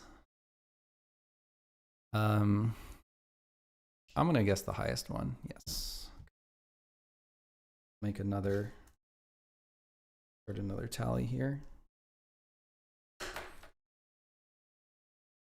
Okay. All right, let's see here. What do we got? We have, okay, sexual content. I'm gonna skip it. I just don't, like I said, I don't know anything about porn games. All right, let's watch a little of this. It's obviously very much a platformer, 2024.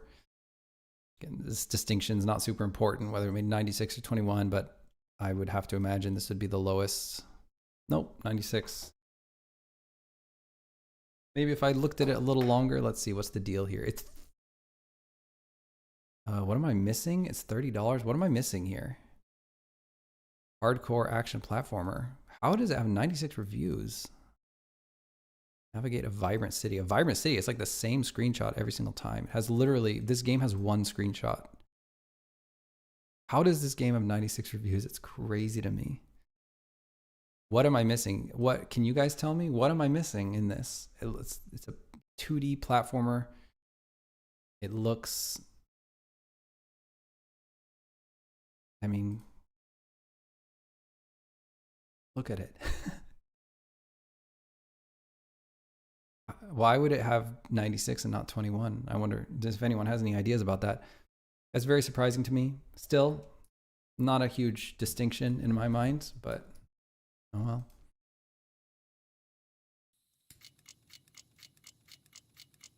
well. This game has a really beautiful capsule. Very slick color palette. Very energetic trailer. But it's super abstract. To use Jonas Tyroller's sort of rubric, talking about what kind of fantasy this game fulfills. As far as I can tell, it fulfills really no fantasy at all for anyone. I can't say, oh, I fantasize about jumping around in a super abstract land with a bunch of abstract boxes. I don't think 3D platformers do particularly well, but it does have very slick marketing material.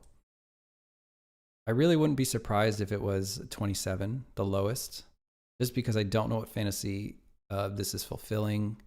very arcadey looking. But it is so slick that like there's an artist here. There's like someone with a good artist eye. Got that unreal looking haze. I'm gonna go 127. Oh, I should give myself like -5 for that. Guys, I got destroyed on that one. Wow. Look at that. This is an example of why, you know, Steam really is.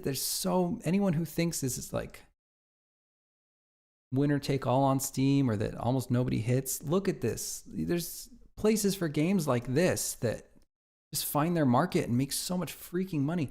I always say this, but people are often surprised at how good a game can look and how little money it can make. And for me, it's the opposite. I'm always surprised at how big a market there actually is on Steam and how many freaking people buy games, because this is crazy. 15,000 is nuts. It's really cheap. That's something I didn't look at. I didn't even look at the price. I'm an idiot. But still, I'm blown away by this. I feel like I should give myself like -5 points because I was really wrong about that. Really, really wrong. Came out in 2015. Oh, Fluffy Zombie. That's it. I did not look at the date. I'm an idiot. I was just so confident about the lack of the fantasy being fulfilled. It was too arcadey. If I had looked at the date and I looked at the price, I would still not have guessed 16,000, tell you that much. I probably would have upped my answer to 636. That's about the farthest I would have go. So I think I would be wrong on every level. But still, very impressive. I'm sure you guys would agree. That one was very surprising. Refunked got popular with YouTubers for a while. Wow, okay. The more you know. Cool. I'm glad that game found a market. This one has dinosaurs in it, so immediately gonna increase my review count. Also, 2018. Things were easier back then. Also, there's just more time to accumulate sales and reviews. The trailer is garbage. Like, this is not even a trailer. It's just straight gameplay. I don't know. Be like hunting this dinosaur or something. I don't really know. The capsule is unimaginable, really. I mean, this looks like a full-size logo that was literally just vertically scaled. But it's 2018. It does look like it has a lot of features in the game. People like this stuff. Like, you know, when I'm talking about sizing up games, and I really mean it, the game can look not very good. I don't think this game looks very good, personally. Maybe it sort of speaks to like a game brio sort of nostalgia for like the Gothic 3 era or something. But in terms of like art level, I don't think this game looks very good. I think the UIs are really, really, really ugly. I think the capsule is absolutely unimaginably, unacceptably atrocious. It is early access. It's been early access for almost a decade now. This one's a hard one. I just think with the scope of this game, how many features it looks like it has, I just cannot imagine this game is in the 19 category or the 89 category. I think enough people will be like, look at how many features this game has. I'm going to go high. I'm going to be bold.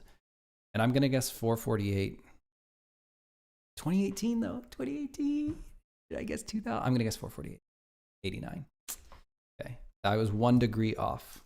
So I'm going to give myself a half point. Camille says, I was thinking it was 27. That would not surprise me if it had been 27. Hey, Mitzi, welcome, welcome. I'm playing Jonas Tyroller's revenue guessing game on Steam where it hides the review counts, and I have to guess with nothing but screenshots, release date, and price and trailer what the game made out of these 6 options.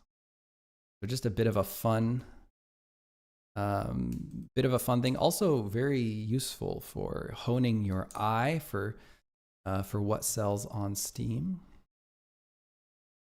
So let's look a little bit of this trailer. It came out in 2018, sort of that weird time where it was easier to make money on Steam. The trailer's goofy, really goofy. It's so goofy that like it's intentionally goofy, right? It's like they had a shtick they were going for, so it shows some sort of intent. It shows some sort of like eye for the greater product. Like they're going for a certain aesthetic. The game is kind of an absurdist zombie, just complete mayhem thing. It's an extension for Chrome, the browser. You can check it out if you want to head over to Jonas Tyroller's channel. I'll link it. You should check out his YouTube channel. The link for it is in the description. If anyone wants to check out this tool. Here's a link to his channel. It's pretty fun though, and I think it's really good for if you want to make games for a living and you want to sell games. It's very useful to like just work on this, you know, just try to size up Steam pages and try to understand what sells on Steam. This is a really interesting one. I feel like the game is so goofy. This is multiplayer. It's not 0. There's no way it's 0. The next one is 86. I mean, it does look pretty. I'm gonna go with 86. Oh, okay. I was really wrong. I was more than 1 degree wrong. I'm doing really bad right now. 0 points. I should, you know, especially with the price point. I don't know. I don't regret my decision. I don't look back at the Steam page and say, you know, I should have upped it. Nope. I stick to my guns. I think that was the right answer for this kind of game. Okay, what do we got? Really, this is this capsule and like, what are we showing here? What did I just see? Look at the UI. It's atrocious. They're showing, oh, I thought these were prices, but they're different puzzles. I can't imagine this has much of a market on Steam. I just can't. But look, this scares me. Seeing how many bundles it has means that to set up all, oh, it's free to play. Guys, it's free to play. I'm sorry. I said I'd skip free to play games. I don't know anything about them. What is something like this move on free to play? 1,000? All right, I got it right. But I'm not going to give myself the point because I said that that I would not count free to play. Jonas is the snail guy. Yes. Snail guy. A Neo Scavenger. It has a live action trailer. Pneumonia riddle. I was torn apart by dogmen while I slept in a shed. But look, this time, huh? I'll never see a plastic bag the same way I did before. Kingdom for a plastic bag. Better tools for the job. All right, look. I get how things are looking here, but at least I felt invincible. You got voice actors going over a live action trailer. It's a little interesting. This one is really hard for me. This is the kind of game that could be very surprising. It came out in 2014, completely different era, almost in the golden age. Almost in 2012 is when basically if you even got on Steam, you were basically guaranteed to make a bunch of money. It's only single player. They have another game. It's pretty ugly, but it looks deep. Like it looks like there's a lot of stuff going on in this game, and they clearly put a lot of thought into that trailer. Not 31, I know that. 172 might even be a little low. For 2014, I even think 862 might be low. I think we might be looking at the 4,000. Okay, looking at the price, it's $15. This one's gonna sneak attack me. I think that this one is gonna. I'm just saying right now. I think I might be surprised. by the a really surprise high one. Again, this is confusing. The production value is not high enough to be at 21,000, but I think it might have snuck in there. But let's go 4,000. Yes, yes, yes, yes, yes, yes, yes. Oh, I feel like I'm on Who Wants to Be a Millionaire or something. Oh, heck yeah. Feels good. Okay. All right. Alone in the Dark has no trailer. It came out in 2013. It has what looked like fixed camera, Resident Evil sort of game. It was pretty inexpensive. It almost looks like a port from like an older game or something. I think this game would have found a market. It's pretty inexpensive. And because it came out in 2013, I'm going to go with a little bit higher. This would be surprising if it went that far. But just because of the release date of 2013, we're almost in the era of free money. If you can just get on Steam, I'm going to go with this. Okay, 525. Got it wrong. I think I was only 1 degree off, right? Yeah, so I'll give myself the half. Go next. Assassin's Creed 2. All right, so this is clearly our top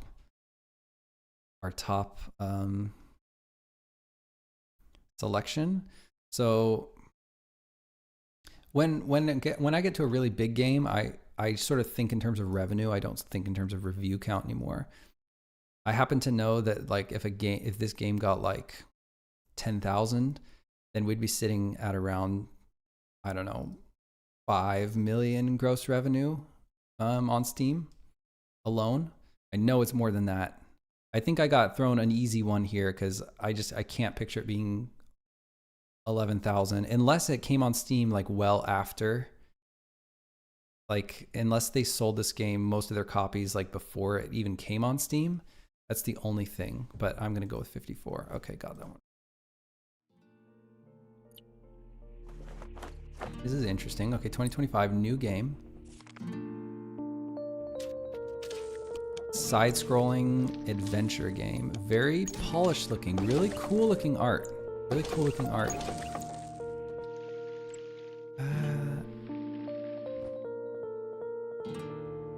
Oh, there's even a farming sim aspect. It's pretty cool. Very polished art. The animation is very nice. I think the environments are probably not going to be exciting to that many people. But I'm getting some tone. That's the thing. That's the biggest thing, I think. The difference between like a high-level craftsmanship game and a low-level craftsmanship game, tone is impossible to generate when you do not have the ponies. You don't have the craftsmanship. It's so hard to make it like feel, it's so hard to feel a voice, you know? So hard to feel like a tone. It's so hard to get any of that from like one of these low-level craftsmanship games. Definitely getting some narrative tone coming through. That's high-level stuff. Jonas Tyroller, hello. Welcome, welcome. No way. This is the real deal. The man himself right there, Jonas Tyroller. So I was telling folks, you know, the author of this tool, I just linked to your channel, Jonas. We are doing it live. Doing good with the last couple games. Doing okay. This one's hard for me because it's like, it's 2D. It's, you know, it's kind of side-scroller-y, but I know it's more of a, you know, it has these other elements that do better, like management and farming. It would be sad if it was 69, but I don't think it's out of the question. I'm going to go with 345. Okay. All right. So I'm playing a slightly different version of the game where I give myself a half point if I guess the closest degree. It's going to vastly inflate my score. But when I score myself, I'm going to do both scores when I don't give any points for being 1 degree wrong. But I think given the point of the game, I think being 1 degree wrong is good because it's better than being 2 degrees wrong. It means you're learning. All right, so I'm gonna give myself the cheesy cheater half point. I was 1 degree off, right? Yeah, okay. All right. Monolisk. Okay, I will watch a little bit more. It's kind of loud. Let me turn it down. Okay, to use one of Jonas Tyroller's favorite metrics, the sound design in the trailer, I mean, separate from the music, is very high level.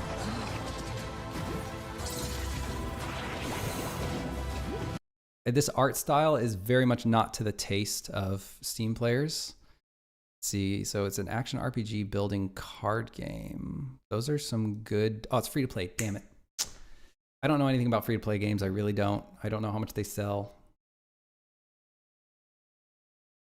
I have no idea. I'm not scoring myself on free to play games. I just don't know anything about them. What does a game like this do?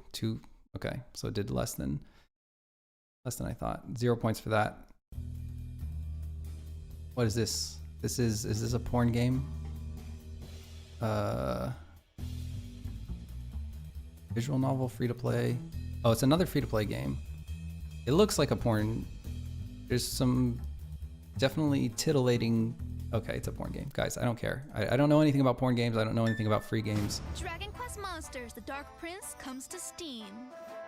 It's interesting. Join Psaro to become a monster wrangler. So we've got the Dragon Quest IP. To take on a legion of fearsome foes. Befriend a menagerie of monsters and combine them to synthesize. But it's not Dragon powerful Quest. Allies. I mean, it's not like a canonical Dragon Quest. I've never heard of this. Your own unique party of What does a game like this do? So I think 17,000 would be surprising. I think that's definitely high.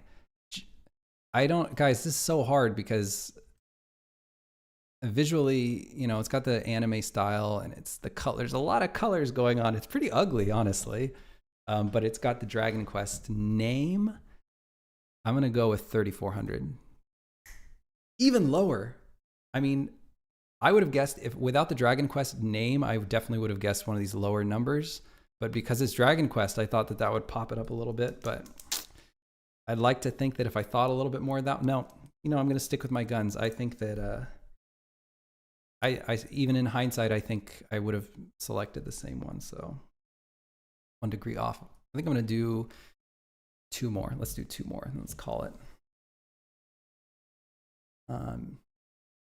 Mitzi says, all this game's money would have come from the soundtrack. It can't be high at all. Okay. So these kind of super like arcadey, abstract, very low, almost bottom of the barrel production value art-wise. You know, there's not a lot of Steam things. Shoot 'em up, not a strong genre. 2019, so that's going to inflate its numbers a little bit. This was an easier time. It's a very low price point. It's either 1 or 44. I would be surprised if it was 219. I can't imagine anybody's looking for a game like this. Shoot 'em up. So,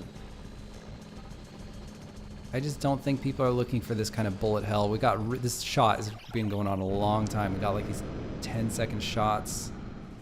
Why are we in portrait mode? Why do we have the? Is it because it's a mobile port? This distinction doesn't matter whether it made no money or slightly more than no money. I'm gonna go with the 1. Okay. At least I get the full point there. This is the last one I'm gonna do. Ooh, what do we have here? Rome wasn't built. The 2024, $40. I always forget to look at the price. Get that. Built on peace. Nor will it survive on peace. Expeditions of Rome. So we got RPG. We fight so others won't have to. Wow. Obviously very high production value. The Senate stood for the virtues of Rome. We do need a new Rome though. Unshackled by the limitations of our ancient system. It's a very high quality voiceover. Cheesy but high production value title slide. Okay. And what is it? Is it like a Total War kind of game? Okay. It looks like a total, but it's not a Total War game. There's a bunch of them. This one's hard. Okay, it came out in 2022, so pretty high price point. It's not going to make as much money as a sort of Total War game. 23,000 would be a lot. It's either going to be 5,000 or 23,000. This would be bananas. There's no way it made that much money. It's going to be one. This one's so hard. The production value is really there. I'm going to go with 4,600. Yes. We should end on a good note. I was born of death. Okay, let me catch up with chat, and then I think I'll call it a stream. Camille says, people have probably already done this, but I wonder the results if you scraped all the data and put it through a linear regression model which factors year or price. I'll be right back, folks. I'll be right back. 1 second.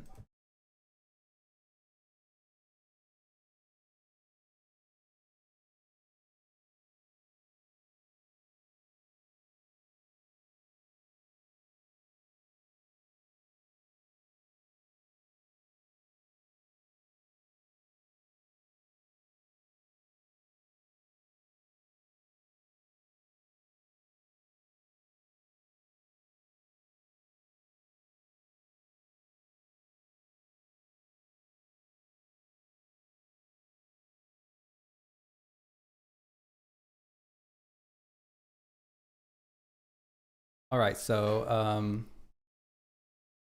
Camille Novak is saying, yeah, I thought about that too. And you know, someone could do it where instead of, well, how would you account for? It's like you would have to replace these buttons with like a revenue in first year buttons or something like that. And then if it's a really old game, then it would just, you wouldn't be able to get that data though. It'd be really hard. You'd have to use some kind of extrapolation based on a sort of average sales curve. And it would sort of muddy up the waters a little bit because there'd be a lot of math going on that is like predictive math. But I think for the point of the game, which if you think about the purpose of the game, it's either to hone your eye for what is selling on Steam or to test yourself to see how well you understand what sells on Steam. And if you look at those two, that's sort of like, you know, purpose of the game, I think it already does it perfectly. I think the more sort of complicated we make it, it might just sort of, you know, it might not really help the core purpose of the game, which I think is already working so well. Yeah, it's a really fun game. Thank you, Jonas, again for making this thing and giving it to everyone if you're still around. It's really fun. And I'm doing this on stream, and I'll probably try to make a YouTube video out of it. But since I streamed it, then nobody can say, oh, well, you're a lot, you know, you cut out all the ones where you missed or whatever, because people will be able to go watch the stream. So, all right. I think we should catch up with chats.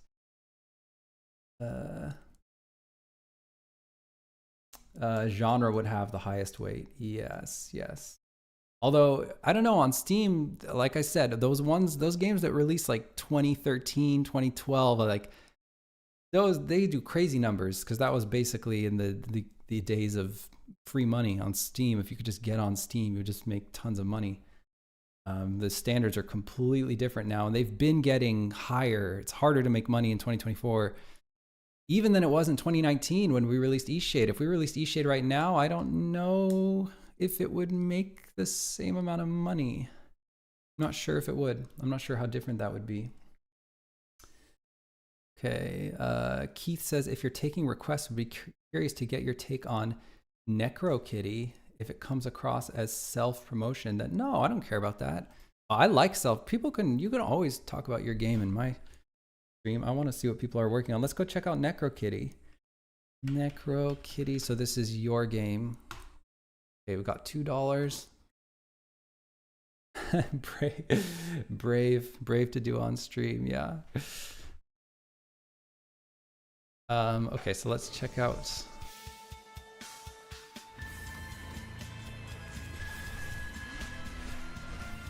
The style is really cool. It's quite different. The animation is cool too.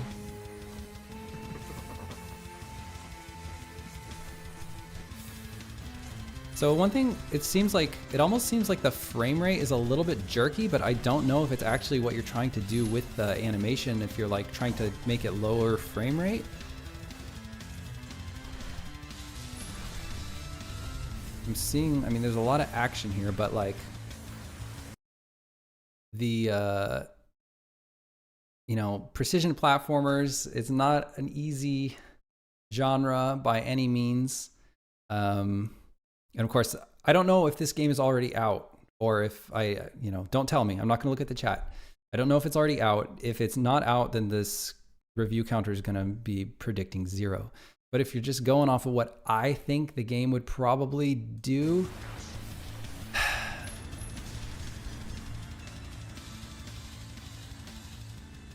yeah, I just think that the genre is so unbelievably hard. There's not like I wouldn't say there's like a huge narrative hook, you know, it's just like pure down to business platformer, sort of gives a more arcadey feel to it, which doesn't, in my opinion, do very well on Steam. To use Jonas Tyroller's rubric, which is to consider the fantasy that the game's offering. There's not really a clear fantasy the game's offering. I mean, it's a platformer. It's not like, you know, people, I guess you could say like a power fantasy to have like, you know, be really fast and cool and stuff like that, but it's not a super strong fantasy. I just don't think people are looking for a game like this on Steam. So I would definitely guess the low end. I actually would probably guess for this. Oh, it's already out. It's already out, so it wasn't 0. Okay, well, I thought it was going to be an upcoming game, but I always say this, but I definitely congratulate you for completing a game. That's amazing, and this one looks pretty cool. So you should definitely be proud of yourself about that. Sorry it didn't break into the higher revenue net levels. 2D platformers are absolutely brutal. Okay. All right. Okay, I think I'm going to call that a stream. I want to thank everyone for hanging out with me. And sorry it was a little different today. I know I lost a lot of folks. People just want to see me make video games. I saw the viewers go lower and lower when I play this game, but it's been fun to play. Nevertheless, Jonas, if you're still around, thanks for dropping by the stream. Appreciate that. And okay, let's see. 78 units sold. Gotcha. Made exactly $100. Well, congratulations on making any money at all on Steam. It's good stuff. Okay. All right, folks, I'm going to call it a stream. I want to thank everyone for hanging out, and hopefully I'll catch some of y'all next time. All right, peace out.